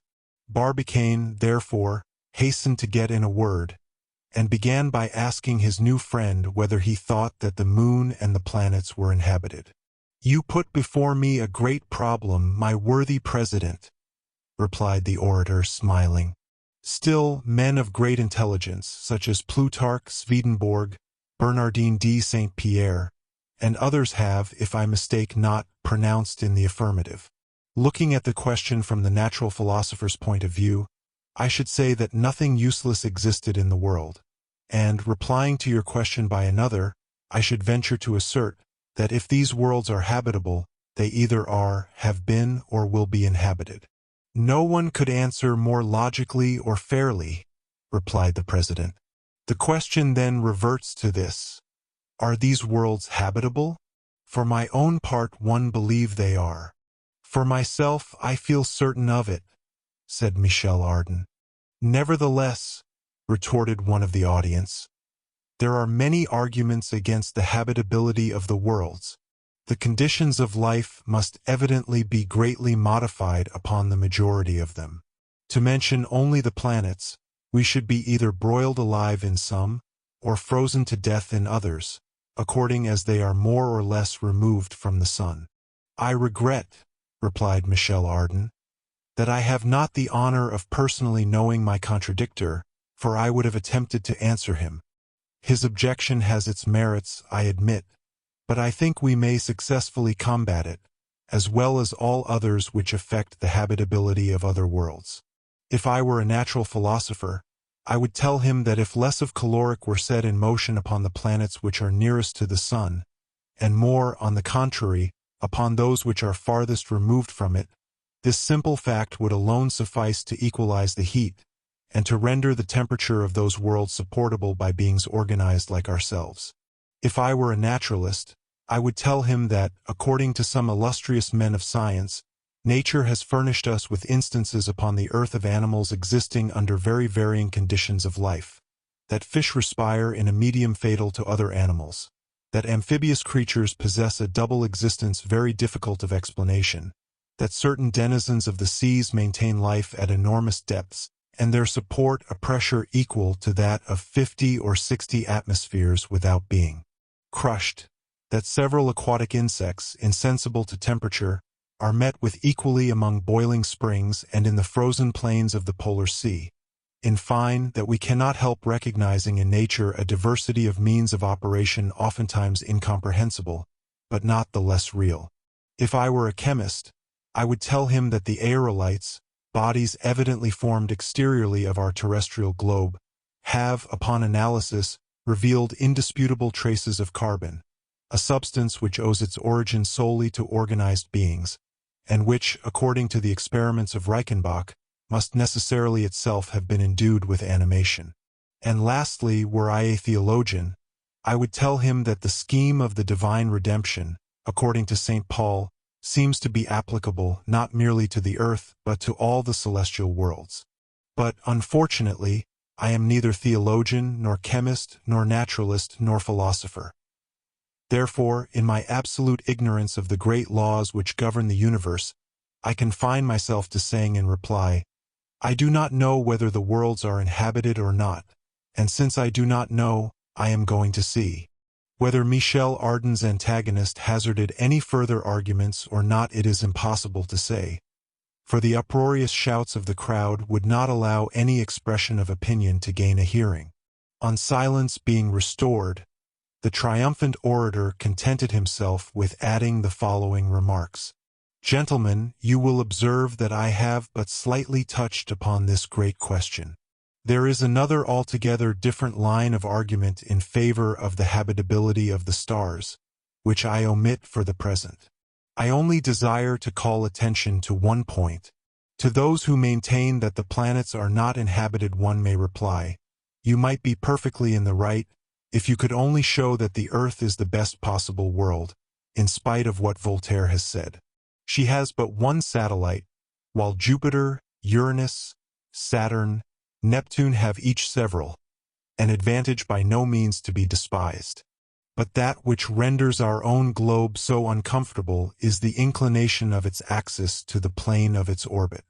Hence the inequality of days and nights. Hence the disagreeable diversity of the seasons. On the surface of our unhappy spheroid we are always either too hot or too cold. We are frozen in winter, broiled in summer. It is the planet of rheumatism, coughs, bronchitis, while on the surface of Jupiter, for example, where the axis is but slightly inclined, the inhabitants may enjoy uniform temperatures. It possesses zones of perpetual springs, summers, autumns, and winters. Every Jovian may choose for himself what climate he likes, and there spend the whole of his life in security from all variations of temperature. You will, I am sure, readily admit this superiority of Jupiter over our own planet, to say nothing of his years, which each equal 12 of ours. Under such auspices and such marvelous conditions of existence, it appears to me that the inhabitants of so fortunate a world must be in every respect superior to ourselves. All we require, in order to attain such perfection, is the mere trifle of having an axis of rotation less inclined to the plane of its orbit. Hurrah! Roared an energetic voice. Let us unite our efforts, invent the necessary machines, and rectify the Earth's axis. A thunder of applause followed this proposal, the author of which was, of course, no other than J.T. Maston. And, in all probability, if the truth must be told, If the Yankees could only have found a point of application for it, they would have constructed a lever capable of raising the earth and rectifying its axis. It was just this deficiency which baffled these daring mechanicians. Chapter 20. Attack and Riposte. As soon as the excitement had subsided, the following words were heard uttered in a strong and determined voice. Now that the speaker has favored us with so much imagination, would he be so good as to return to his subject and give us a little practical view of the question? All eyes were directed toward the person who spoke. He was a little dried-up man of an active figure with an American goatee beard. Profiting by the different movements in the crowd, he had managed by degrees to gain the front row of spectators. There, with arms crossed and stern gaze, he watched the hero of the meeting. After having put his question, he remained silent, and appeared to take no notice of the thousands of looks directed toward himself, nor of the murmur of disapprobation excited by his words. Meeting at first with no reply, he repeated his question with marked emphasis, adding, "We are here to talk about the moon and not about the earth." "You are right, sir," replied Michel Ardan. "The discussion has become irregular. We will return to the moon." "Sir," said the unknown, "you pretend that our satellite is inhabited. Very good, but if Selenites do exist, that race of beings assuredly must live without breathing. For, I warn you for your own sake, there is not the smallest particle of air on the surface of the moon." At this remark Ardan pushed up his shock of red hair. He saw that he was on the point of being involved in a struggle with this person upon the very gist of the whole question. He looked sternly at him in his turn and said, "Oh, so there is no air in the moon? And pray, if you are so good, who ventures to affirm that?" "The men of science." "Really? Really?"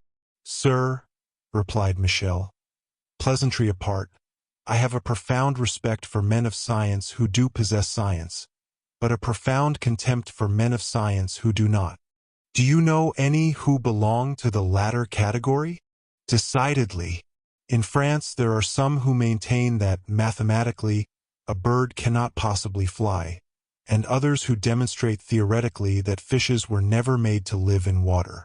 I have nothing to do with persons of that description, and I can quote, in support of my statement, names which you cannot refuse deference to. Then, sir, you will sadly embarrass a poor ignorant, who, besides, asks nothing better than to learn.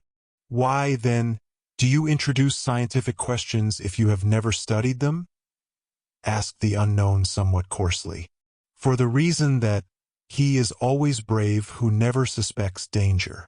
I know nothing, it is true, but it is precisely my very weakness which constitutes my strength." "Your weakness amounts to folly," retorted the unknown in a passion. "All the better," replied our Frenchman, "if it carries me up to the moon." Barbicane and his colleagues devoured with their eyes the intruder who had so boldly placed himself in antagonism to their enterprise. Nobody knew him, and the president, uneasy as to the result of so free a discussion, watched his new friend with some anxiety. The meeting began to be somewhat fidgety also, for the contest directed their attention to the dangers, if not the actual impossibilities, of the proposed expedition. "Sir," replied Ardan's antagonist, "there are many and incontrovertible reasons which prove the absence of an atmosphere in the moon. I might say that, a priori, if one ever did exist, it must have been absorbed by the earth. But I prefer to bring forward indisputable facts." "Bring them forward then, sir, as many as you please." "You know," said the stranger, "that when any luminous rays cross a medium such as the air, they are deflected out of the straight line. In other words, they undergo refraction. Well, when stars are occulted by the moon, their rays, on grazing the edge of her disk, exhibit not the least deviation, nor offer the slightest indication of refraction. It follows, therefore, that the moon cannot be surrounded by an atmosphere." "In point of fact," replied Arden. This is your chief, if not your only argument, and a really scientific man might be puzzled to answer it. For myself, I will simply say that it is defective, because it assumes that the angular diameter of the moon has been completely determined, which is not the case. But let us proceed. Tell me, my dear sir, do you admit the existence of volcanoes on the moon's surface? Extinct, yes. Inactivity, no. These volcanoes, however, were at one time in a state of activity?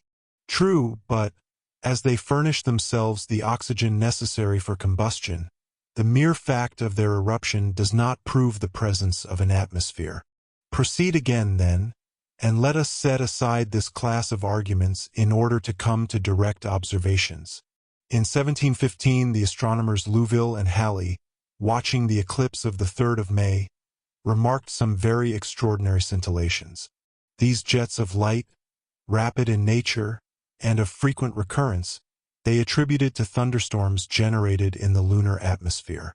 In 1715, replied the unknown, the astronomers Louville and Halley mistook for lunar phenomena some which were purely terrestrial, such as meteoric or other bodies which are generated in our own atmosphere. This was the scientific explanation at the time of the facts, and that is my answer now. On again, then, replied Arden. Herschel, in 1787, observed a great number of luminous points on the moon's surface, did he not? Yes, but without offering any solution of them. Herschel himself never inferred from them the necessity of a lunar atmosphere. And I may add that Bayer and Maedler, the two great authorities upon the moon, are quite agreed as to the entire absence of air on its surface. A movement was here manifest among the assemblage, who appeared to be growing excited by the arguments of this singular personage. Let us proceed, replied Arden with perfect coolness, and come to one important fact. A skillful French astronomer, M. Lostat, in watching the eclipse of July 18, 1860, probed that the horns of the lunar crescent were rounded and truncated. Now, this appearance could only have been produced by a deviation of the solar rays in traversing the atmosphere of the moon. There is no other possible explanation of the facts. But is this established as a fact? Absolutely certain. A counter-movement here took place in favor of the hero of the meeting, whose opponent was now reduced to silence. Arden resumed the conversation, and without exhibiting any exultation at the advantage he had gained, simply said, "You see, then, my dear sir, we must not pronounce with absolute positiveness against the existence of an atmosphere in the moon. That atmosphere is, probably, of extreme rarity. Nevertheless, at the present day science generally admits that it exists." "Not in the mountains, at all events," returned the unknown, unwilling to give in. "No, but at the bottom of the valleys, and not exceeding a few 100 feet in height. In any case you will do well to take every precaution, for the air will be terribly rarefied. My good sir, there will always be enough for a solitary individual. Besides, once arrived up there, I shall do my best to economize, and not to breathe except on grand occasions." A tremendous roar of laughter rang in the ears of the mysterious interlocutor, who glared fiercely round upon the assembly. "Then," continued Arden with a careless air, "since we are in accord regarding the presence of a certain atmosphere, we are forced to admit the presence of a certain quantity of water. This is a happy consequence for me. Moreover, my amiable contradictor, permit me to submit to you one further observation. We only know one side of the moon's disk, and if there is but little air on the face presented to us, it is possible that there is plenty on the one turned away from us. And for what reason? Because the moon, under the action of the earth's attraction, has assumed the form of an egg, which we look at from the smaller end. Hence it follows, by Hausen's calculations, that its center of gravity is situated in the other hemisphere. Hence it results that the great mass of air and water must have been drawn away to the other face of our satellite during the first days of its creation. Pure fancies, cried the unknown. No, pure theories, which are based upon the laws of mechanics, and it seems difficult to me to refute them. I appeal then to this meeting, and I put it to them whether life such as exists upon the earth is possible on the surface of the moon. 300,000 auditors at once applauded the proposition. Arden's opponent tried to get in another word, but he could not obtain a hearing. Cries and menaces fell upon him like hail. Enough! Enough! Cried some. Drive the intruder off! Shouted others. Turn him out! Roared the exasperated crowd. But he, holding firmly on to the platform, did not budge an inch and let the storm pass on, which would soon have assumed formidable proportions if Michel Ardan had not quieted it by a gesture. He was too chivalrous to abandon his opponent in an apparent extremity. "You wish to say a few more words?" he asked in a pleasant voice. "Yes, 1,000, or rather no, only one. If you persevere in your enterprise, you must be a very rash person. How can you treat me as such? Me, who have demanded a cylindro-conical projectile, in order to prevent turning round and round on my way like a squirrel. But, unhappy man, the dreadful recoil will smash you to pieces at your starting. My dear contradictor, you have just put your finger upon the true and only difficulty. Nevertheless, I have too good an opinion of the industrial genius of the Americans not to believe that they will succeed in overcoming it. But the heat developed by the rapidity of the projectile in crossing the strata of air? Oh, the walls are thick, and I shall soon have crossed the atmosphere. But victuals and water? I have calculated for a 12-month supply, and I shall be only 4 days on the journey. But for air to breathe on the road? I shall make it by a chemical process. But your fall on the moon, supposing you ever reach it, it will be 6 times less dangerous than a sudden fall upon the earth, because the weight will be only 1/6 as great on the surface of the moon. Still it will be enough to smash you like glass. What is to prevent my retarding the shock by means of rockets conveniently placed and lighted at the right moment? But after all, supposing all difficulties surmounted, all obstacles removed, supposing everything combined to favor you, and granting that you may arrive safe and sound in the moon, how will you come back? I am not coming back. At this reply, almost sublime in its very simplicity, the assembly became silent. But its silence was more eloquent than could have been its cries of enthusiasm. The unknown profited by the opportunity and once more protested. "You will inevitably kill yourself," he cried, "and your death will be that of a madman, useless even to science. Go on, my dear unknown, for truly your prophecies are most agreeable." "It really is too much," cried Michel Ardan's adversary. "I do not know why I should continue so frivolous a discussion. Please yourself about this insane expedition. We need not trouble ourselves about you. Pray don't stand upon ceremony. No, another person is responsible for your act." "Who, may I ask?" demanded Michel Ardan in an imperious tone.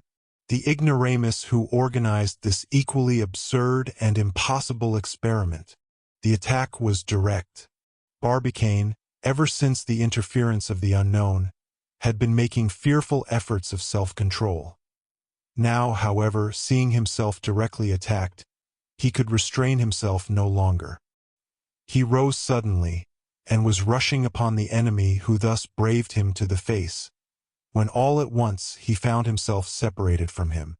The platform was lifted by 100 strong arms, and the president of the gun club shared with Michel Ardan triumphal honors. The shield was heavy, but the bearers came in continuous relays, disputing, struggling, even fighting among themselves in their eagerness to lend their shoulders to this demonstration. However, the unknown had not profited by the tumult to quit his post. Besides, he could not have done it in the midst of that compact crowd. There he held on in the front row with crossed arms, glaring at President Barbicane. The shouts of the immense crowd continued at their highest pitch throughout this triumphant march. Michel Ardan took it all with evident pleasure. His face gleamed with delight. Several times the platform seemed seized with pitching and rolling like a weather-beaten ship. But the two heroes of the meeting had good sea legs. They never stumbled, and their vessel arrived without dues at the port of Tampa Town. Michel Ardan managed fortunately to escape from the last embraces of his vigorous admirers. He made for the Hotel Franklin, quickly gained his chamber, and slid under the bedclothes, while an army of 100,000 men kept watch under his windows. During this time a scene, short, grave, and decisive, took place between the mysterious personage and the president of the Gun Club. Barbicane, free at last, had gone straight at his adversary. "Come," he said shortly. The other followed him on the quay, and the two presently found themselves alone at the entrance of an open wharf on Jones Fall. The two enemies, still mutually unknown, gazed at each other. "Who are you?" asked Barbicane. "Captain Nicholl. So I suspected. Hitherto chance has never thrown you in my way. I am come for that purpose. You have insulted me, publicly, and you will answer to me for this insult? At this very moment? No. I desire that all that passes between us shall be secret. There is a wood situated 3 miles from Tampa, the wood of Skersnaw. Do you know it? I know it. Will you be so good as to enter it tomorrow morning at 5 o'clock on one side? Yes, if you will enter at the other side at the same hour. And you will not forget your rifle? Said Barbicane. No more than you will forget yours? Replied Nicholl. These words having been coldly spoken, the president of the Gun Club and the captain parted. Barbicane returned to his lodging, but instead of snatching a few hours of repose, he passed the night in endeavoring to discover a means of evading the recoil of the projectile and resolving the difficult problem proposed by Michel Ardan during the discussion at the meeting. Chapter 21. How a Frenchman Manages an Affair.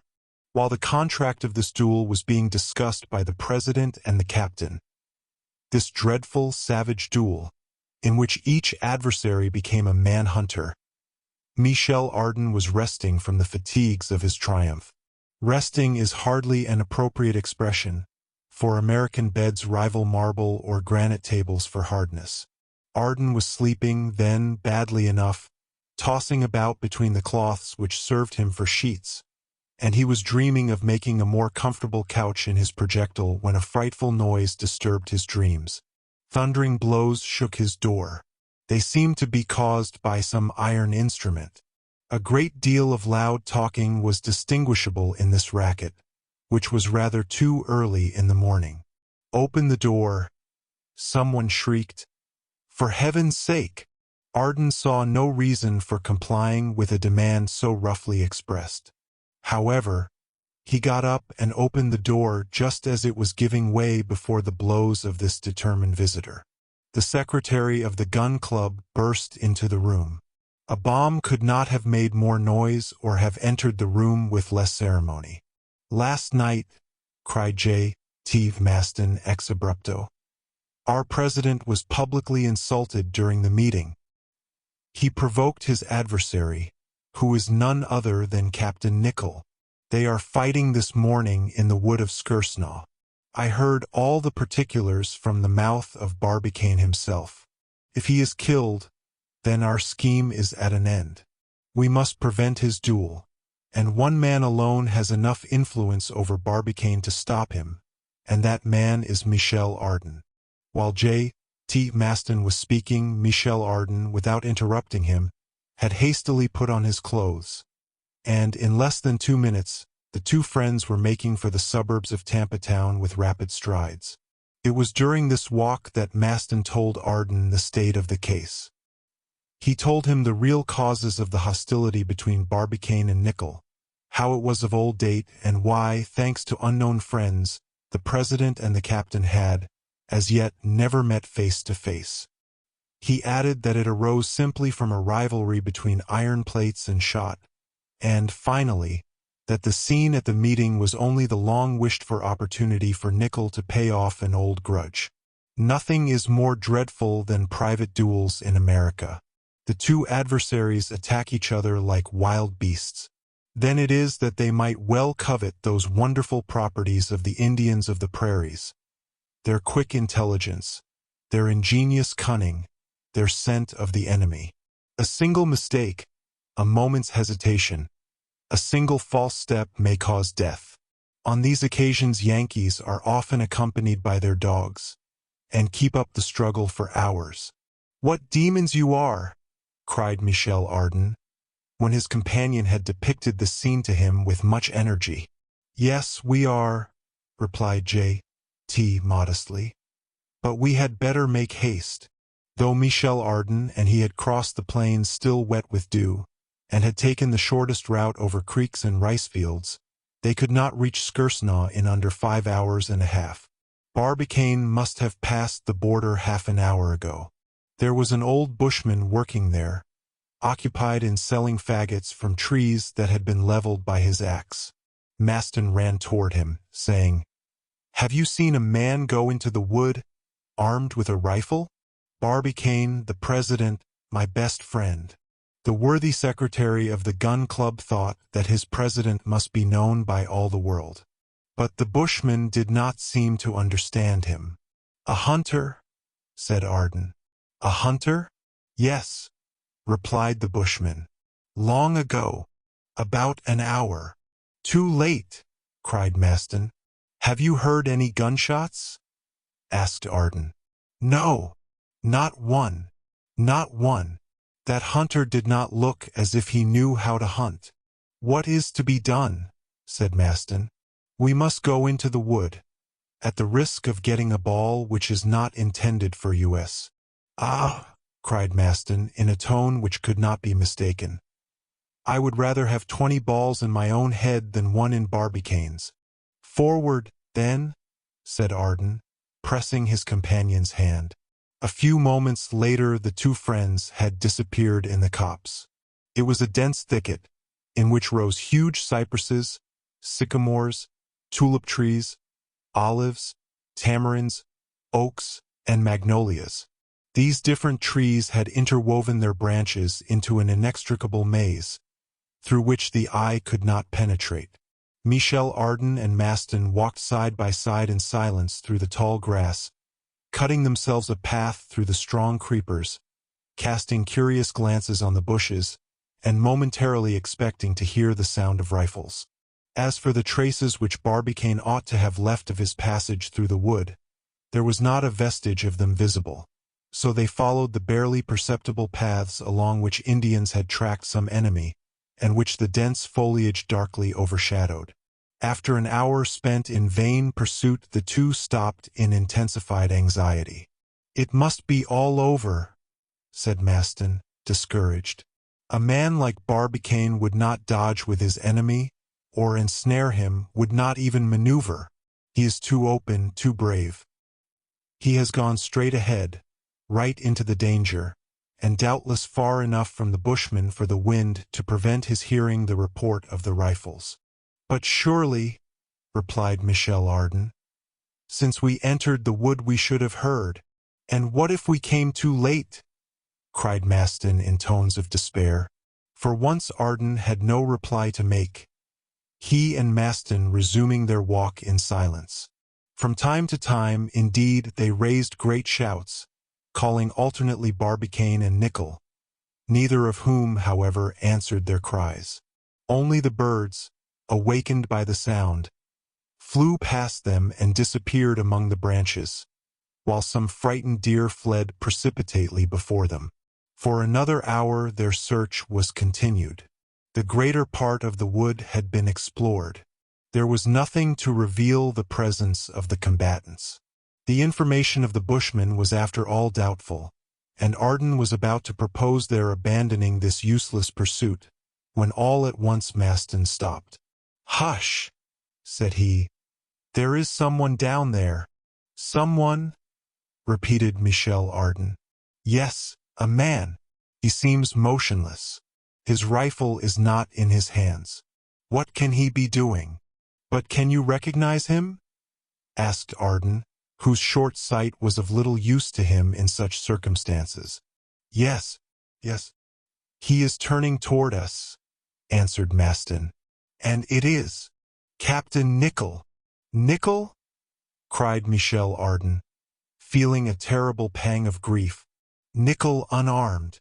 He has, then, no longer any fear of his adversary."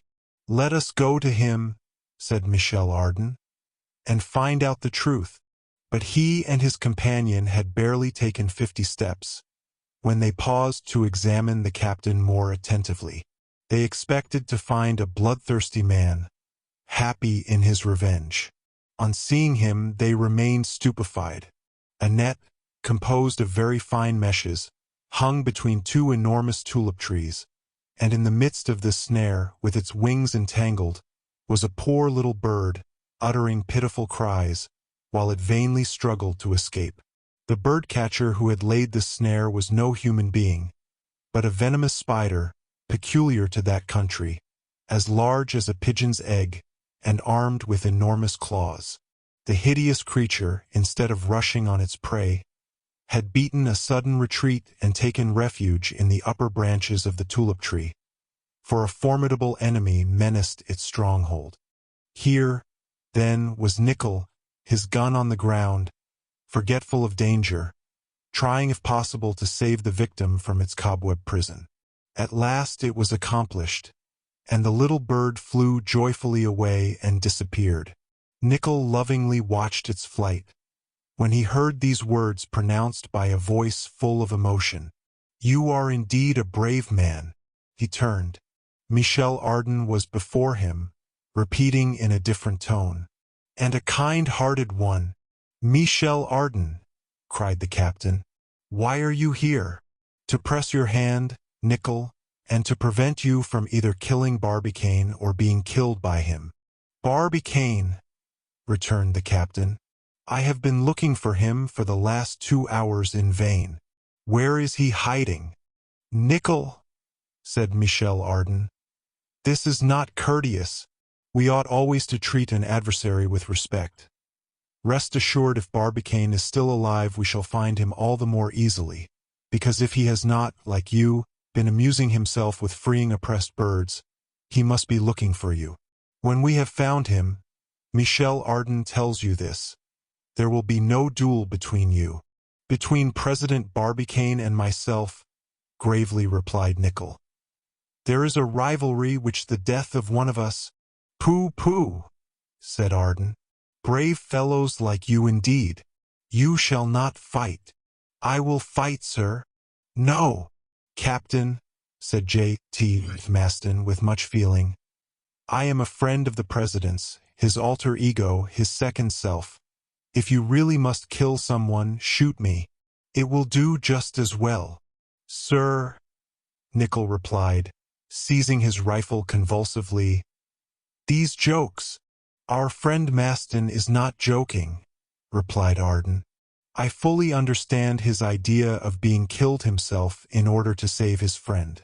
But neither he nor Barbicane will fall before the balls of Captain Nicholl. Indeed, I have so attractive a proposal to make to the two rivals, that both will be eager to accept it." "What is it?" asked Nicholl with manifest incredulity. "Patience," exclaimed Arden. "I can only reveal it in the presence of Barbicane." "Let us go in search of him then," cried the captain. The 3 men started off at once. The captain, having discharged his rifle, threw it over his shoulder, and advanced in silence. Another half-hour passed, and the pursuit was still fruitless. Maston was oppressed by sinister forebodings. He looked fiercely at Nicholl, asking himself whether the captain's vengeance had already been satisfied, and the unfortunate Barbicane, shot, was perhaps lying dead on some bloody track. The same thought seemed to occur to Arden, and both were casting inquiring glances on Nicholl, when suddenly Maston paused. The motionless figure of a man leaning against a gigantic catalpa 20 feet off appeared, half veiled by the foliage. "It is he," said Maston. Barbicane never moved. Arden looked at the captain, but he did not wince. Arden went forward crying, "Barbicane! Barbicane!" No answer. Arden rushed toward his friend, but in the act of seizing his arms, he stopped short and uttered a cry of surprise. Barbicane, pencil in hand, was tracing geometrical figures in a memorandum book, while his unloaded rifle lay beside him on the ground. Absorbed in his studies, Barbicane, in his turn forgetful of the duel, had seen and heard nothing. When Arden took his hand, he looked up and stared at his visitor in astonishment. "Ah, it is you!" he cried at last. "I have found it, my friend. I have found it." "What?" "My plan." "What plan?" "The plan for countering the effect of the shock at the departure of the projectile." "Indeed?" said Michel Arden, looking at the captain out of the corner of his eye. "Yes, water. Simply water, which will act as a spring." "Ah, Maston," cried Barbicane. "You hear also?" "Himself," replied Arden. "And permit me to introduce to you at the same time the worthy Captain Nicholl." "Nicholl!" cried Barbicane, who jumped up at once. "Pardon me, Captain. I had quite forgotten. I am ready." Michel Arden interfered, without giving the two enemies time to say anything more. "Thank heaven," said he. "It is a happy thing that brave men like you two did not meet sooner. We should now have been mourning for one or other of you. But, thanks to Providence, which has interfered, there is now no further cause for alarm. When one forgets one's anger in mechanics or in cobwebs, it is a sign that the anger is not dangerous." Michel Arden then told the president how the captain had been found occupied. "I put it to you now," said he in conclusion. "Are two such good fellows as you are made on purpose to smash each other's skulls with shot?" There was in the situation somewhat of the ridiculous, something quite unexpected. Michel Arden saw this, and determined to effect a reconciliation. "My good friends," said he with his most bewitching smile, "this is nothing but a misunderstanding, nothing more.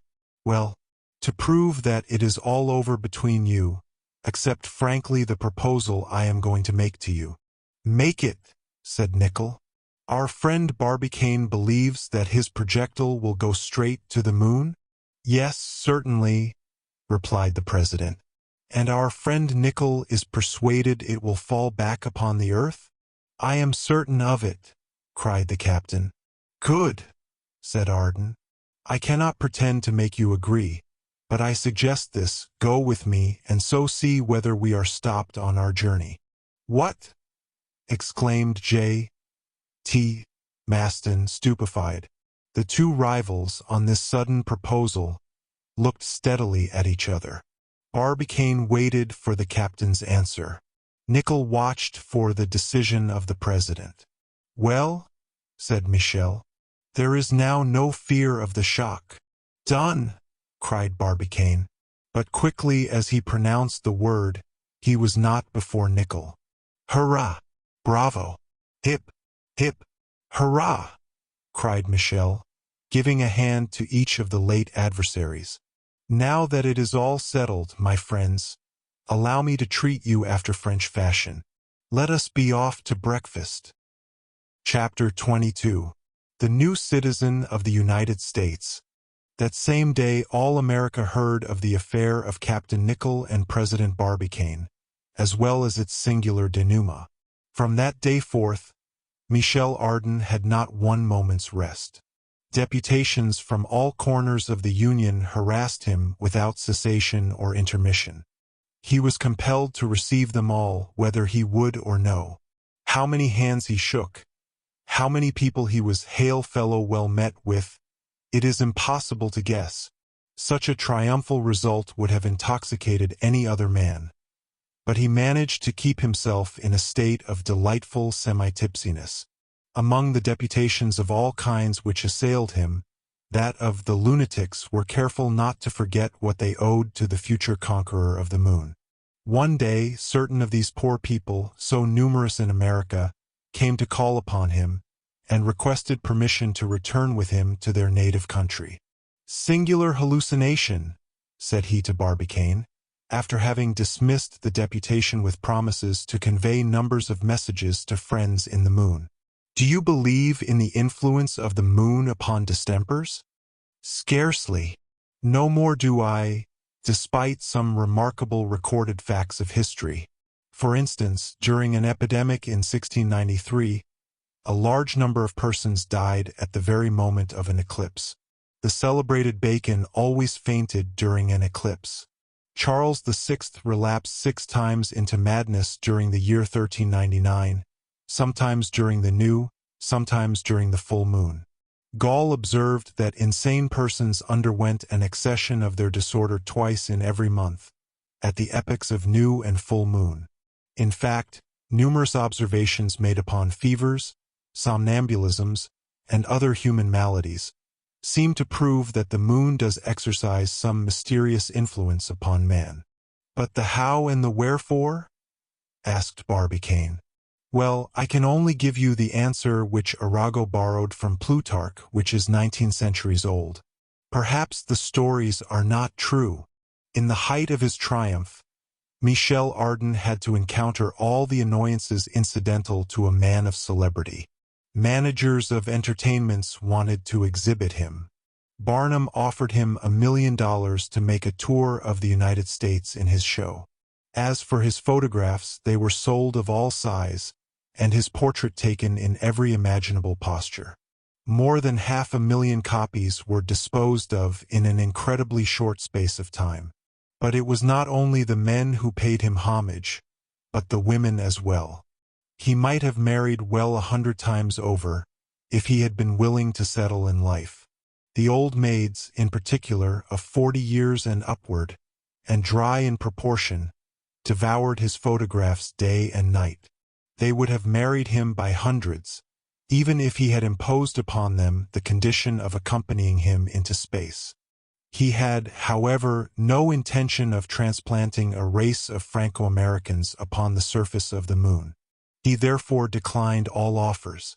As soon as he could withdraw from these somewhat embarrassing demonstrations, he went, accompanied by his friends, to pay a visit to the Columbiad.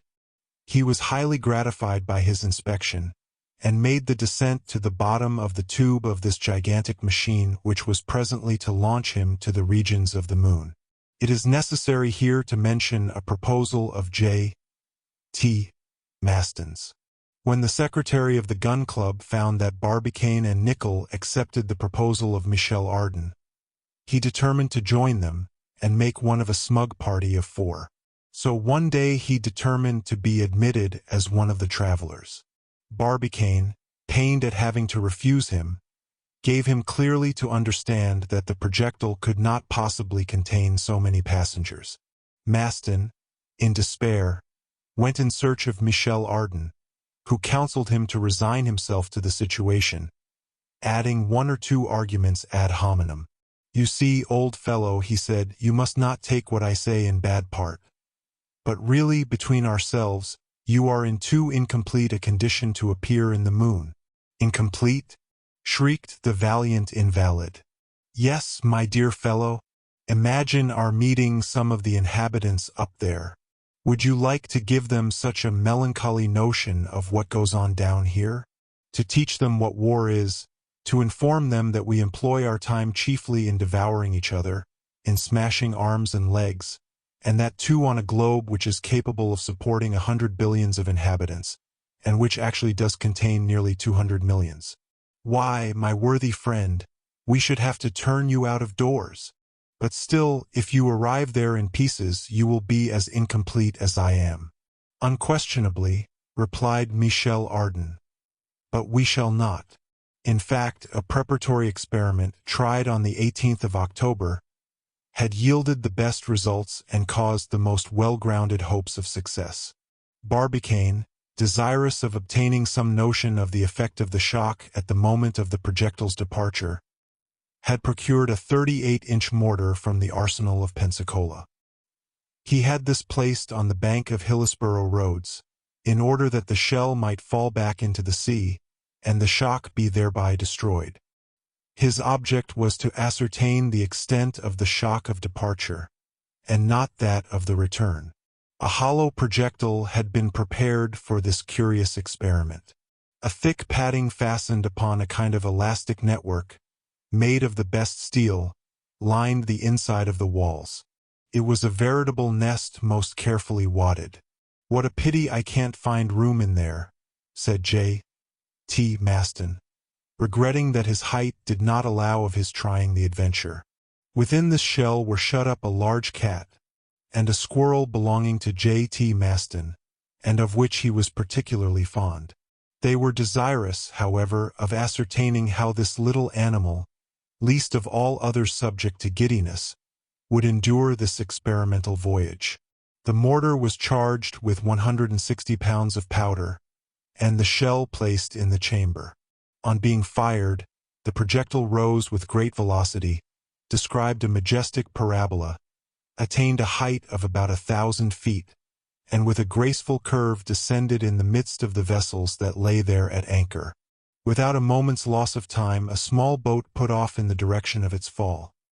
Some divers plunged into the water and attached ropes to the handles of the shell, which was quickly dragged on board.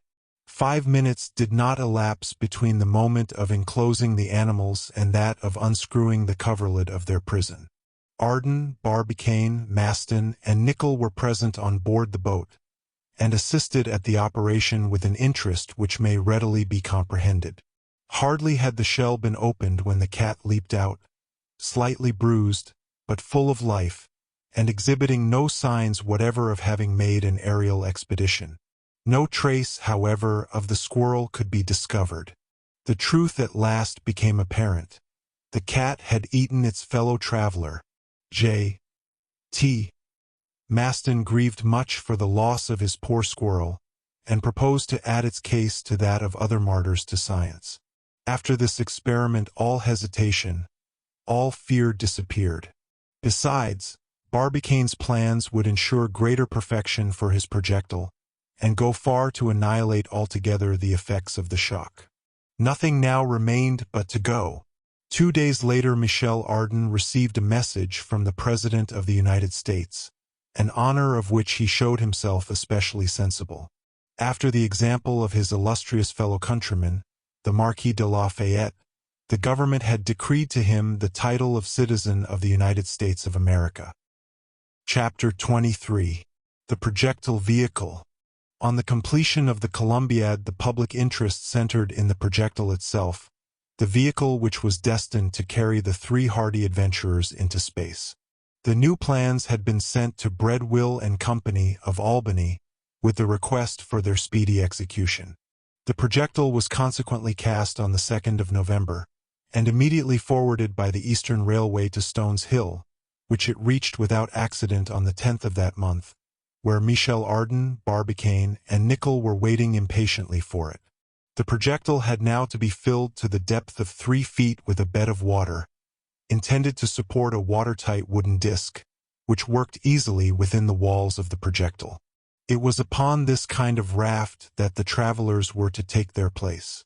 This body of water was divided by horizontal partitions, which the shock of the departure would have to break in succession. Then each sheet of the water, from the lowest to the highest, running off into escape tubes toward the top of the projectile, constituted a kind of spring, and the wooden disc, supplied with extremely powerful plugs, could not strike the lowest plate except after breaking successively the different partitions. Undoubtedly, the travelers would still have to encounter a violent recoil after the complete escapement of the water, but the first shock would be almost entirely destroyed by this powerful spring.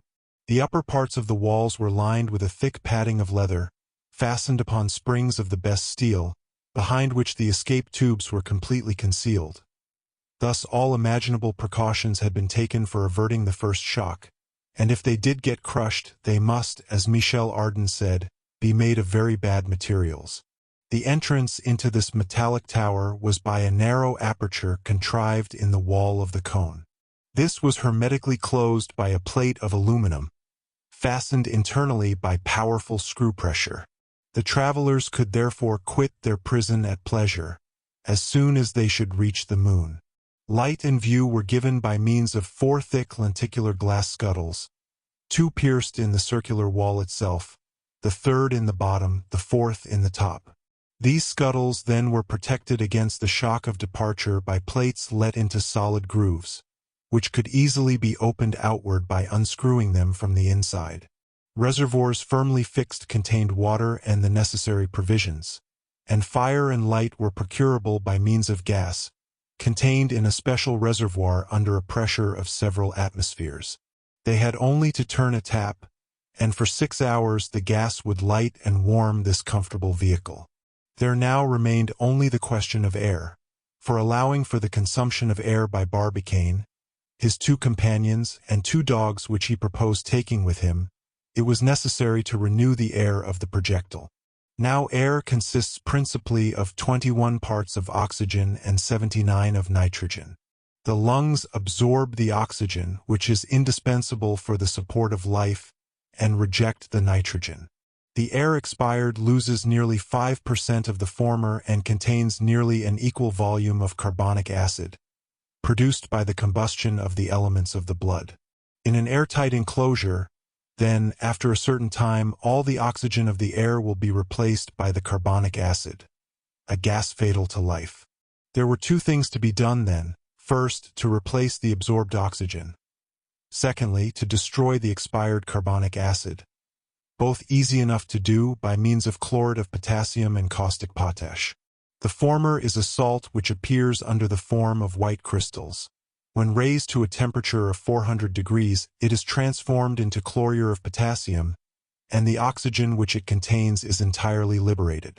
Now 28 pounds of chlorid of potassium produces 7 pounds of oxygen, or 2,400 liters, the quantity necessary for the travelers during 24 hours.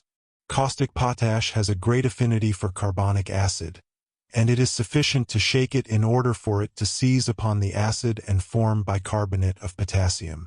By these 2 means they would be enabled to restore to the vitiated air its life-supporting properties. It is necessary, however, to add that the experiments had hitherto been made in anima vili. Whatever its scientific accuracy was, they were at present ignorant how it would answer with human beings. The honor of putting it to the proof was energetically claimed by J.T. Maston. "Since I am not to go," said the brave artillerist, "I may at least live for a week in the projectile." It would have been hard to refuse him, so they consented to his wish. A sufficient quantity of chlorid of potassium and of caustic potash was placed at his disposal, together with provisions for 8 days. And having shaken hands with his friends on the 12th of November at 6 o'clock a.m., after strictly informing them not to open his prison before the 20th at 6 o'clock p.m., he slid down the projectile, the plate of which was at once hermetically sealed. What did he do with himself during that week? They could get no information. The thickness of the walls of the projectile prevented any sound reaching from the inside to the outside. On the 20th of November, at 6 p.m. exactly, the plate was opened. The friends of J.T. Maston had been all along in a state of much anxiety, but they were promptly reassured on hearing a jolly voice shouting a boisterous hurrah. Presently afterward, the secretary of the gun club appeared at the top of the cone in a triumphant attitude. He had grown fat. Chapter 24. The Telescope of the Rocky Mountains. On the 20th of October in the preceding year, after the close of the subscription, the president of the gun club had credited the Observatory of Cambridge with the necessary sums for the construction of a gigantic optical instrument. This instrument was designed for the purpose of rendering visible on the surface of the moon any object exceeding 9 feet in diameter. At the period when the Gun Club essayed their great experiment, such instruments had reached a high degree of perfection and produced some magnificent results. 2 telescopes in particular, at this time, were possessed of remarkable power and of gigantic dimensions. The first, constructed by Herschel, was 36 feet in length and had an object glass of 4 feet 6 inches. It possessed a magnifying power of 6,000. The second was raised in Ireland, in Parsonstown Park, and belongs to Lord Rosse. The length of this tube is 48 feet, and the diameter of its object glass 6 feet. It magnifies 6,400 times, and required an immense erection of brickwork and masonry for the purpose of working it, its weight being 12.5 tons. Still, despite these colossal dimensions, the actual enlargements scarcely exceeded 6,000 times in round numbers.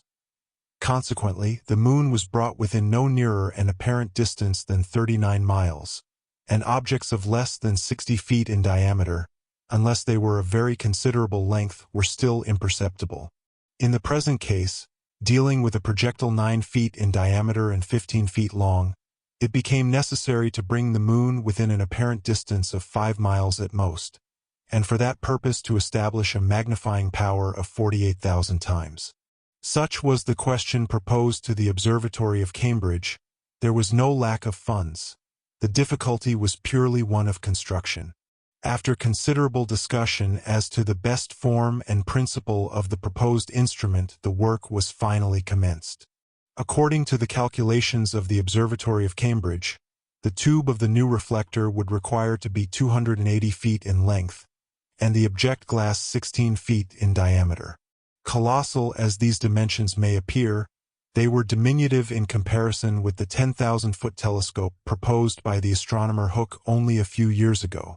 Regarding the choice of locality, that matter was promptly determined. The object was to select some lofty mountain, and there are not many of these in the United States. In fact, there are but 2 chains of moderate elevation, between which runs the magnificent Mississippi, the king of rivers as these Republican Yankees delight to call it. Eastwards rise the Appalachians, the very highest point of which, in New Hampshire, does not exceed the very moderate altitude of 5,600 feet. On the west, however, rise the Rocky Mountains, that immense range which, commencing at the Straits of Magellan, follows the western coast of Southern America under the name of the Andes or the Cordilleras, until it crosses the Isthmus of Panama, and runs up the whole of North America to the very borders of the Polar Sea. The highest elevation of this range still does not exceed 10,700 feet. With this elevation, nevertheless, the Gun Club were compelled to be content, inasmuch as they had determined that both telescope and Columbiad should be erected within the limits of the Union. All the necessary apparatus was consequently sent on to the summit of Long's Peak, in the territory of Missouri. Neither pen nor language can describe the difficulties of all kinds which the American engineers had to surmount, of the prodigies of daring and skill which they accomplished. They had to raise enormous stones, massive pieces of wrought iron, heavy corner clamps, and huge portions of cylinder, with an object glass weighing nearly 30,000 pounds, above the line of perpetual snow for more than 10,000 feet in height, after crossing desert prairies, impenetrable forests, fearful rapids, far from all centers of population, and in the midst of savage regions, in which every detail of life becomes an almost insoluble problem. And yet, notwithstanding these innumerable obstacles, American genius triumphed. In less than a year after the commencement of the works, toward the close of September, the gigantic reflector rose into the air to a height of 280 feet. It was raised by means of an enormous iron crane. An ingenious mechanism allowed it to be easily worked toward all the points of the heavens, and to follow the stars from the one horizon to the other during their journey through the heavens. It had cost $400,000. The first time it was directed toward the moon, the observers evinced both curiosity and anxiety. What were they about to discover in the field of this telescope which magnified objects 48,000 times? Would they perceive peoples, herds of lunar animals, towns, lakes, seas? No. There was nothing which science had not already discovered, and on all the points of its disk the volcanic nature of the moon became determinable with the utmost precision. But the telescope of the Rocky Mountains, before doing its duty to the Gun Club, rendered immense services to astronomy. Thanks to its penetrative power, the depths of the heavens were sounded to the utmost extent. The apparent diameter of a great number of stars was accurately measured, and Mr. Clark of the Cambridge staff resolved the Crab Nebula in Taurus, which the reflector of Lord Rosse had never been able to decompose. Chapter 25. Final details. It was the 22nd of November. The departure was to take place in 10 days. One operation alone remained to be accomplished to bring all to a happy termination. An operation delicate and perilous, requiring infinite precautions, and against the success of which Captain Nicholl had laid his third bet. It was, in fact, nothing less than the loading of the Columbiad, and the introduction into it of 400,000 pounds of gun cotton. Nicholl had thought, not perhaps without reason, that the handling of such formidable quantities of pyroxyle would, in all probability, involve a grave catastrophe, and at any rate, that this immense mass of eminently inflammable matter would inevitably ignite when submitted to the pressure of the projectile. There were indeed dangers accruing as before from the carelessness of the Americans, but Barbicane had set his heart on success, and took all possible precautions. In the first place, he was very careful as to the transportation of the gun cotton to Stones Hill. He had it conveyed in small quantities, carefully packed in sealed cases. These were brought by rail from Tampa town to the camp, and from thence were taken to the Columbiad by barefooted workmen, who deposited them in their places by means of cranes placed at the orifice of the cannon. No steam engine was permitted to work, and every fire was extinguished within 2 miles of the works. Even in November they feared to work by day, lest the sun's rays acting on the gun cotton might lead to unhappy results. This led to their working at night, by light produced in a vacuum by means of Ruhmkorff's apparatus, which threw an artificial brightness into the depths of the Columbiad. There the cartridges were arranged with the utmost regularity, connected by a metallic thread, destined to communicate to them all simultaneously the electric spark, by which means this mass of gun cotton was eventually to be ignited. By the 28th of November 800 cartridges had been placed in the bottom of the Columbiad. So far the operation had been successful, but what confusion, what anxieties, what struggles were undergone by President Barbicane. In vain had he refused admission to Stones Hill. Every day the inquisitive neighbors scaled the palisades, some even carrying their imprudence to the point of smoking while surrounded by bales of gun cotton. Barbicane was in a perpetual state of alarm. J.T. Maston seconded him to the best of his ability, by giving vigorous chase to the intruders, and carefully picking up the still lighted cigar ends which the Yankees threw about. A somewhat difficult task, seeing that more than 300,000 persons were gathered round the enclosure. Michel Ardan had volunteered to superintend the transport of the cartridges to the mouth of the Columbiad.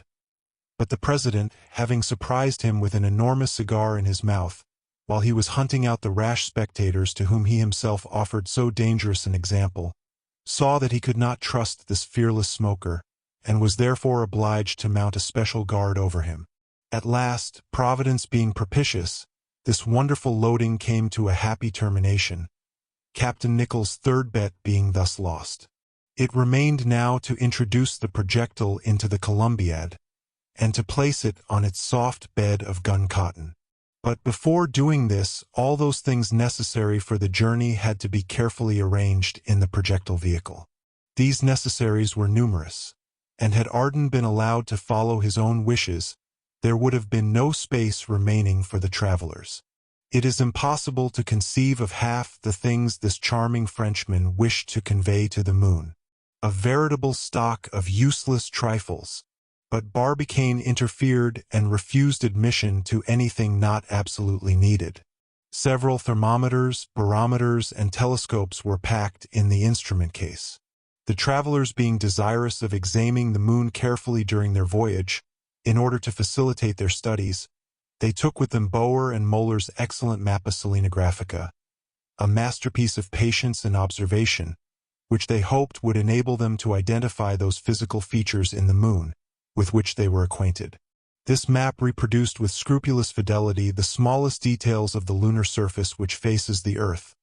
The mountains, valleys, craters, peaks, and ridges were all represented, with their exact dimensions, relative positions, and names. From the mountains Dorfell and Leibnitz on the eastern side of the disk to the Mare Frigoris of the North Pole. They took also 3 rifles and 3 fowling pieces, and a large quantity of balls, shot, and powder. "We cannot tell whom we shall have to deal with," said Michel Ardan. "Men or beasts may possibly object to our visit. It is only wise to take all precautions." These defensive weapons were accompanied by pickaxes, crowbars, saws, and other useful implements, not to mention clothing adapted to every temperature, from that of polar regions to that of the torrid zone. Ardan wished to convey a number of animals of different sorts, not indeed a pair of every known species, as he could not see the necessity of acclimatizing serpents, tigers, alligators, or any other noxious beasts in the moon. "Nevertheless," he said to Barbicane, "some valuable and useful beasts, bullocks, cows, horses, and donkeys, would bear the journey very well, and would also be very useful to us." "I dare say, my dear Ardan," replied the President, "but our projectile vehicle is no Noah's Ark, from which it differs both in dimensions and object. Let us confine ourselves to possibilities." After a prolonged discussion, it was agreed that the travelers should restrict themselves to a sporting dog belonging to Nickel and to a large Newfoundland. Several packets of seeds were also included among the necessaries. Michel Ardan, indeed, was anxious to add some sacks full of earth to sow them in. As it was, he took a dozen shrubs carefully wrapped up in straw to plant in the moon. The important question of provisions still remained, it being necessary to provide against the possibility of their finding the moon absolutely barren. Barbicane managed so successfully that he supplied them with sufficient rations for a year. These consisted of preserved meats and vegetables, reduced by strong hydraulic pressure to the smallest possible dimensions. They were also supplied with brandy and took water enough for 2 months, being confident from astronomical observations that there was no lack of water on the moon's surface. As to provisions, doubtless the inhabitants of the earth would find nourishment somewhere in the moon. Ardan never questioned this. Indeed, had he done so, he would never have undertaken the journey. "Besides," he said one day to his friends, "we shall not be completely abandoned by our terrestrial friends. They will take care not to forget us." "No, indeed," replied J. T. Maston. "Nothing would be simpler," replied Ardan. "The Columbiad will be always there. Well, whenever the moon is in a favorable condition as to the zenith, if not to the perigee, that is to say about once a year, could you not send us a shell packed with provisions, which we might expect on some appointed day?" "Hurrah! Hurrah!" cried J. T. Matson. "What an ingenious fellow! What a splendid idea!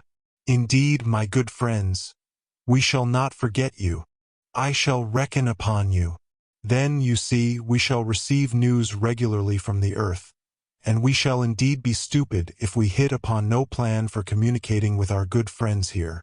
These words inspired such confidence that Michel Ardan carried all the gun club with him in his enthusiasm. What he said seemed so simple and so easy, so sure of success, that none could be so sordidly attached to this earth as to hesitate to follow the 3 travelers on their lunar expedition. All being ready at last, it remained to place the projectile in the Columbiad, an operation abundantly accompanied by dangers and difficulties. The enormous shell was conveyed to the summit of Stones Hill. There, powerful cranes raised it, and held it suspended over the mouth of the cylinder. It was a fearful moment. What if the chains should break under its enormous weight? The sudden fall of such a body would inevitably cause the gun cotton to explode.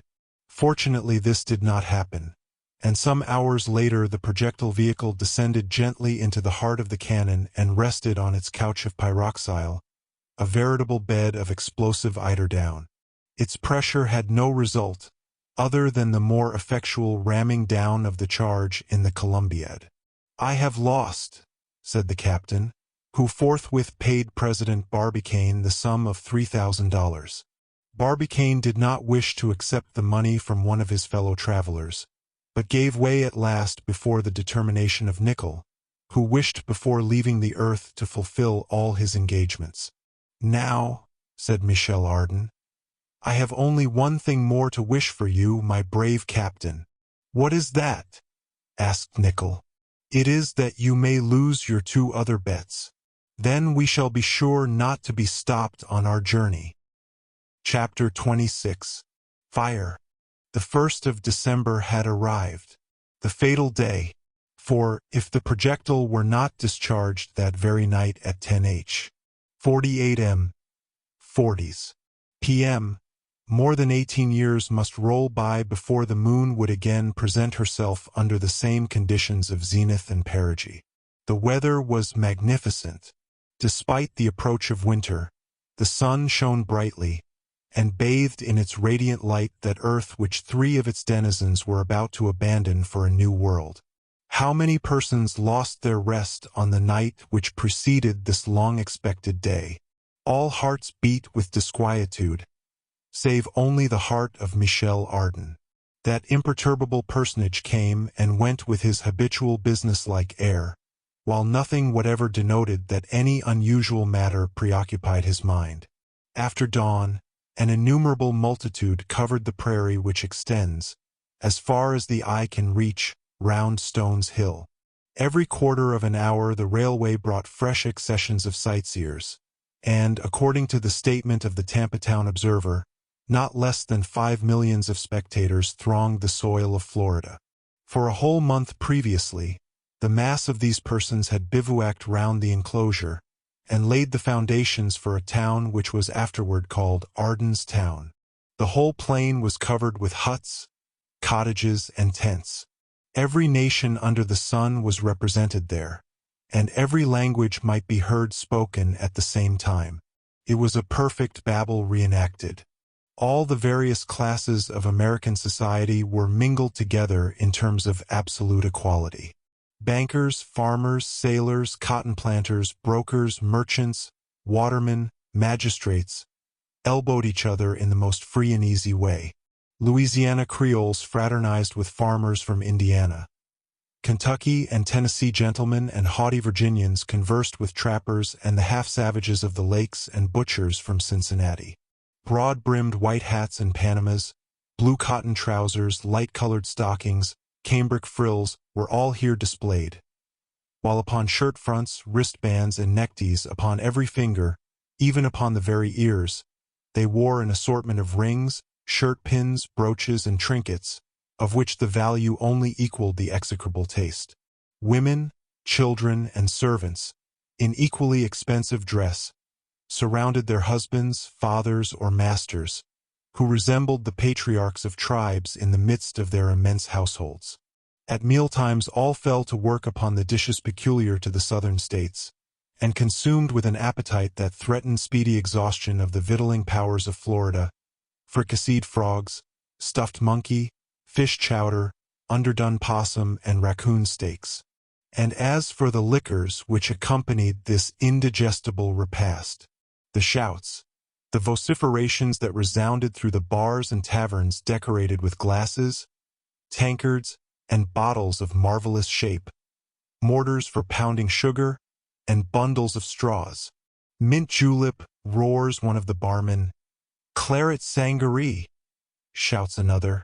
"Cocktail," "brandy smash," "real mint julep in the new style." All these cries intermingled produced a bewildering and deafening hubbub. But on this day, 1st of December, such sounds were rare. No one thought of eating or drinking, and at 4 p.m. there were vast numbers of spectators who had not even taken their customary lunch. And, a still more significant fact, even the national passion for play seemed quelled for the time under the general excitement of the hour. Up till nightfall, a dull, noiseless agitation, such as precedes great catastrophes, ran through the anxious multitude. An indescribable uneasiness pervaded all minds, an indefinable sensation which oppressed the heart. Everyone wished it was over. However, about 7 o'clock, the heavy silence was dissipated. The moon rose above the horizon. Millions of hurrahs hailed her appearance. She was punctual to the rendezvous, and shouts of welcome greeted her on all sides, as her pale beams shone gracefully in the clear heavens. At this moment the 3 intrepid travelers appeared. This was the signal for renewed cries of still greater intensity. Instantly the vast assemblage, as with one accord, struck up the national hymn of the United States, and Yankee Doodle, sung by 5 million of hearty throats, rose like a roaring tempest to the farthest limits of the atmosphere. Then a profound silence reigned throughout the crowd. The Frenchman and the 2 Americans had by this time entered the enclosure reserved in the center of the multitude.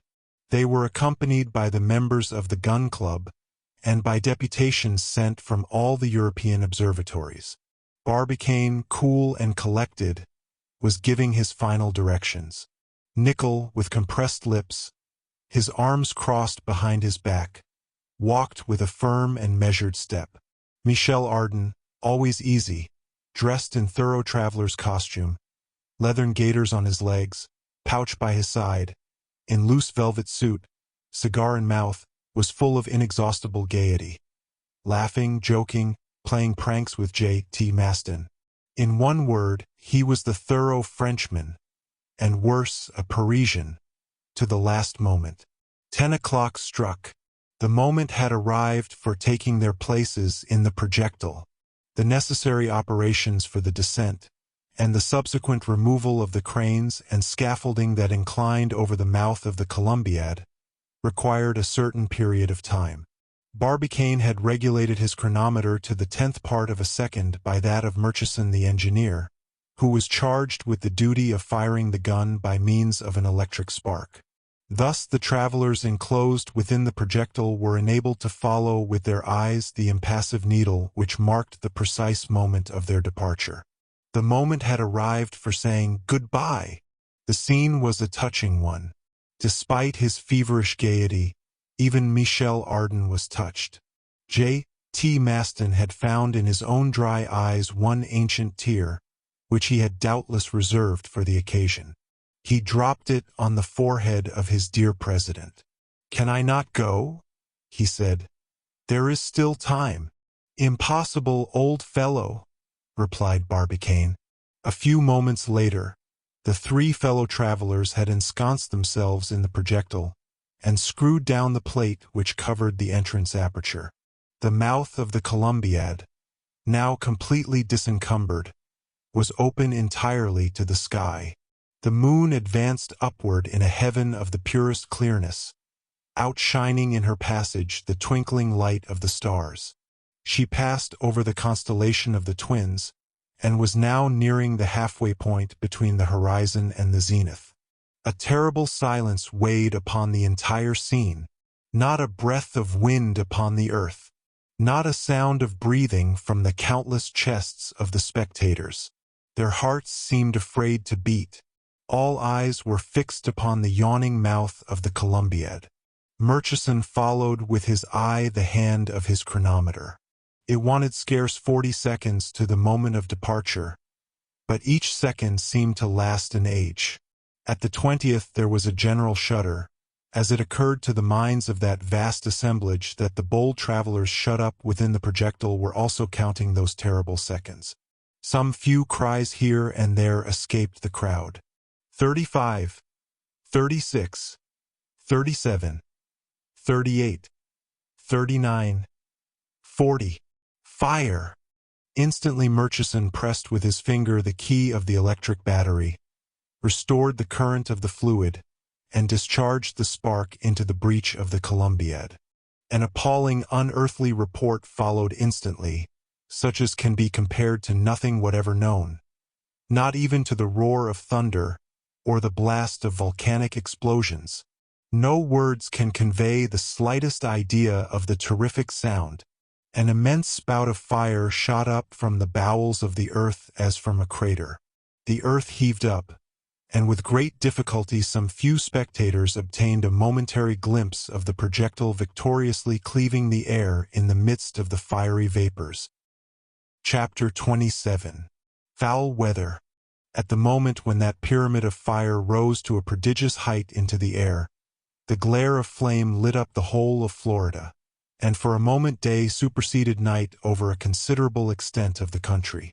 This immense canopy of fire was perceived at a distance of 100 miles out at sea, and more than one ship's captain entered in his log the appearance of this gigantic meteor. The discharge of the Columbiad was accompanied by a perfect earthquake. Florida was shaken to its very depths.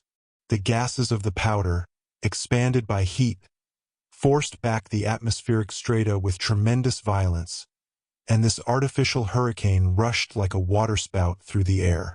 Not a single spectator remained on his feet. Men, women, children, all lay prostrate like ears of corn under a tempest. There ensued a terrible tumult. A large number of persons were seriously injured. J.T. Maston, who, despite all dictates of prudence, had kept in advance of the mass, was pitched back 120 feet, shooting like a projectile over the heads of his fellow citizens. 300,000 persons remained deaf for a time, and as though struck stupefied. As soon as the first effects were over, the injured, the deaf, and lastly, the crowd in general woke up with frenzied cries. "Hurrah for Arden! Hurrah for Barbicane! Hurrah for Nickel!" rose to the skies. Thousands of persons, noses in air, armed with telescopes and race glasses, were questioning space, forgetting all contusions and emotions in the one idea of watching for the projectile. They looked in vain. It was no longer to be seen, and they were obliged to wait for telegrams from Long's Peak. The director of the Cambridge Observatory was at his post on the Rocky Mountains, and to him, as a skillful and persevering astronomer, all observations had been confided. But an unforeseen phenomenon came in to subject the public impatience to a severe trial. The weather, hitherto so fine, suddenly changed. The sky became heavy with clouds. It could not have been otherwise after the terrible derangement of the atmospheric strata, and the dispersion of the enormous quantity of vapor arising from the combustion of 200,000 pounds of pyroxyle. On the morrow the horizon was covered with clouds, a thick and impenetrable curtain between earth and sky, which unhappily extended as far as the Rocky Mountains. It was a fatality, but since man had chosen so to disturb the atmosphere, he was bound to accept the consequences of his experiment. Supposing, now, that the experiment had succeeded, the travelers having started on the 1st of December, at 10h. 46 m. 40s. p.m., were due on the 4th at 0h. p.m. at their destination, so that up to that time it would have been very difficult after all to have observed, under such conditions, a body so small as the shell. Therefore they waited with what patience they might. From the 4th to the 6th of December inclusive, the weather remaining much the same in America, the great European instruments of Herschel, Ross, and Foucault were constantly directed toward the moon, for the weather was then magnificent. But the comparative weakness of their glasses prevented any trustworthy observations being made. On the 7th the sky seemed to lighten. They were in hopes now, but their hope was of but short duration, and at night again thick clouds hid the starry vault from all eyes. Matters were now becoming serious, when on the 9th the sun reappeared for an instant, as if for the purpose of teasing the Americans. It was received with hisses, and wounded, no doubt, by such a reception, showed itself very sparing of its rays. On the 10th, no change. J.T. Maston went nearly mad, and great fears were entertained regarding the brain of this worthy individual, which had hitherto been so well preserved within his gutta-percha cranium. But on the 11th, one of those inexplicable tempests peculiar to those intertropical regions was let loose in the atmosphere. A terrific east wind swept away the groups of clouds which had been so long gathering, and at night the semi-disk of the orb of night rode majestically amid the soft constellations of the sky. Chapter 28. A New Star.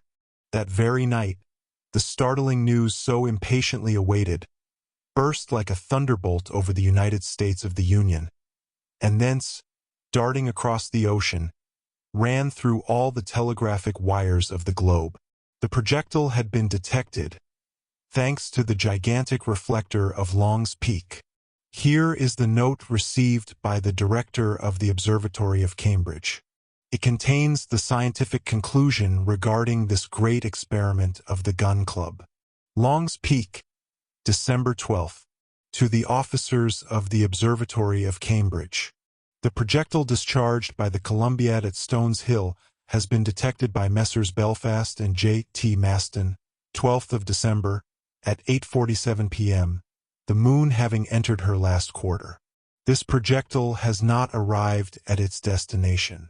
It has passed by the side, but sufficiently near to be retained by the lunar attraction. The rectilinear movement has thus become changed into a circular motion of extreme velocity, and it is now pursuing an elliptical orbit round the moon, of which it has become a true satellite. The elements of this new star we have as yet been unable to determine. We do not yet know the velocity of its passage. The distance which separates it from the surface of the moon may be estimated at about 2,833 miles. However, two hypotheses come here into our consideration. 1. Either the attraction of the moon will end by drawing them into itself, and the travelers will attain their destination. Or, 2. The projectile, following an immutable law, will continue to gravitate round the moon till the end of time. At some future time, our observations will be able to determine this point, but till then the experiment of the Gun Club can have no other result than to have provided our solar system with a new star. J. Belfast. To how many questions did this unexpected denouement give rise? What mysterious results was the future reserving for the investigation of science? At all events, the names of Nicol, Barbicane, and Michel Ardan were certain to be immortalized in the annals of astronomy. When the dispatch from Long's Peak had once become known, there was but one universal feeling of surprise and alarm. Was it possible to go to the aid of these bold travelers? No, for they had placed themselves beyond the pale of humanity by crossing the limits imposed by the Creator on his earthly creatures. They had air enough for 2 months. They had victuals enough for 12. But after that, there was only one man who would not admit that the situation was desperate. He alone had confidence, and that was their devoted friend J.T. Maston. Besides, he never let them get out of sight. His home was henceforth the post at Long's Peak. His horizon, the mirror of that immense reflector. As soon as the moon rose above the horizon, he immediately caught her in the field of the telescope. He never let her go for an instant out of his sight, and followed her assiduously in her course through the stellar spaces. He watched with untiring patience the passage of the projectile across her silvery disk, and really the worthy man remained in perpetual communication with his 3 friends, whom he did not despair of seeing again some day. "Those 3 men," said he, "have carried into space all the resources of art, science, and industry. With that, one can do anything. And you will see that, some day, they will come out all right. Round the moon." Dear listener, we close the pages on another tale, a journey through words, imagination, and emotion. Here at the Falls Audiobook, where stories flow like a river's current, carrying you to distant worlds and uncharted depths. We thank you for joining us. As always, we invite you to linger a little longer. Subscribe to our channel to discover more stories waiting to be heard, each a cascade of voices, ideas, and artistry. And remember, every great story begins with a single word. Perhaps the next one will begin with you. Until our voices meet again, may your days be filled with quiet moments, rich pages, and the soothing sound of a story well told. This is the Falls Audiobook, signing off.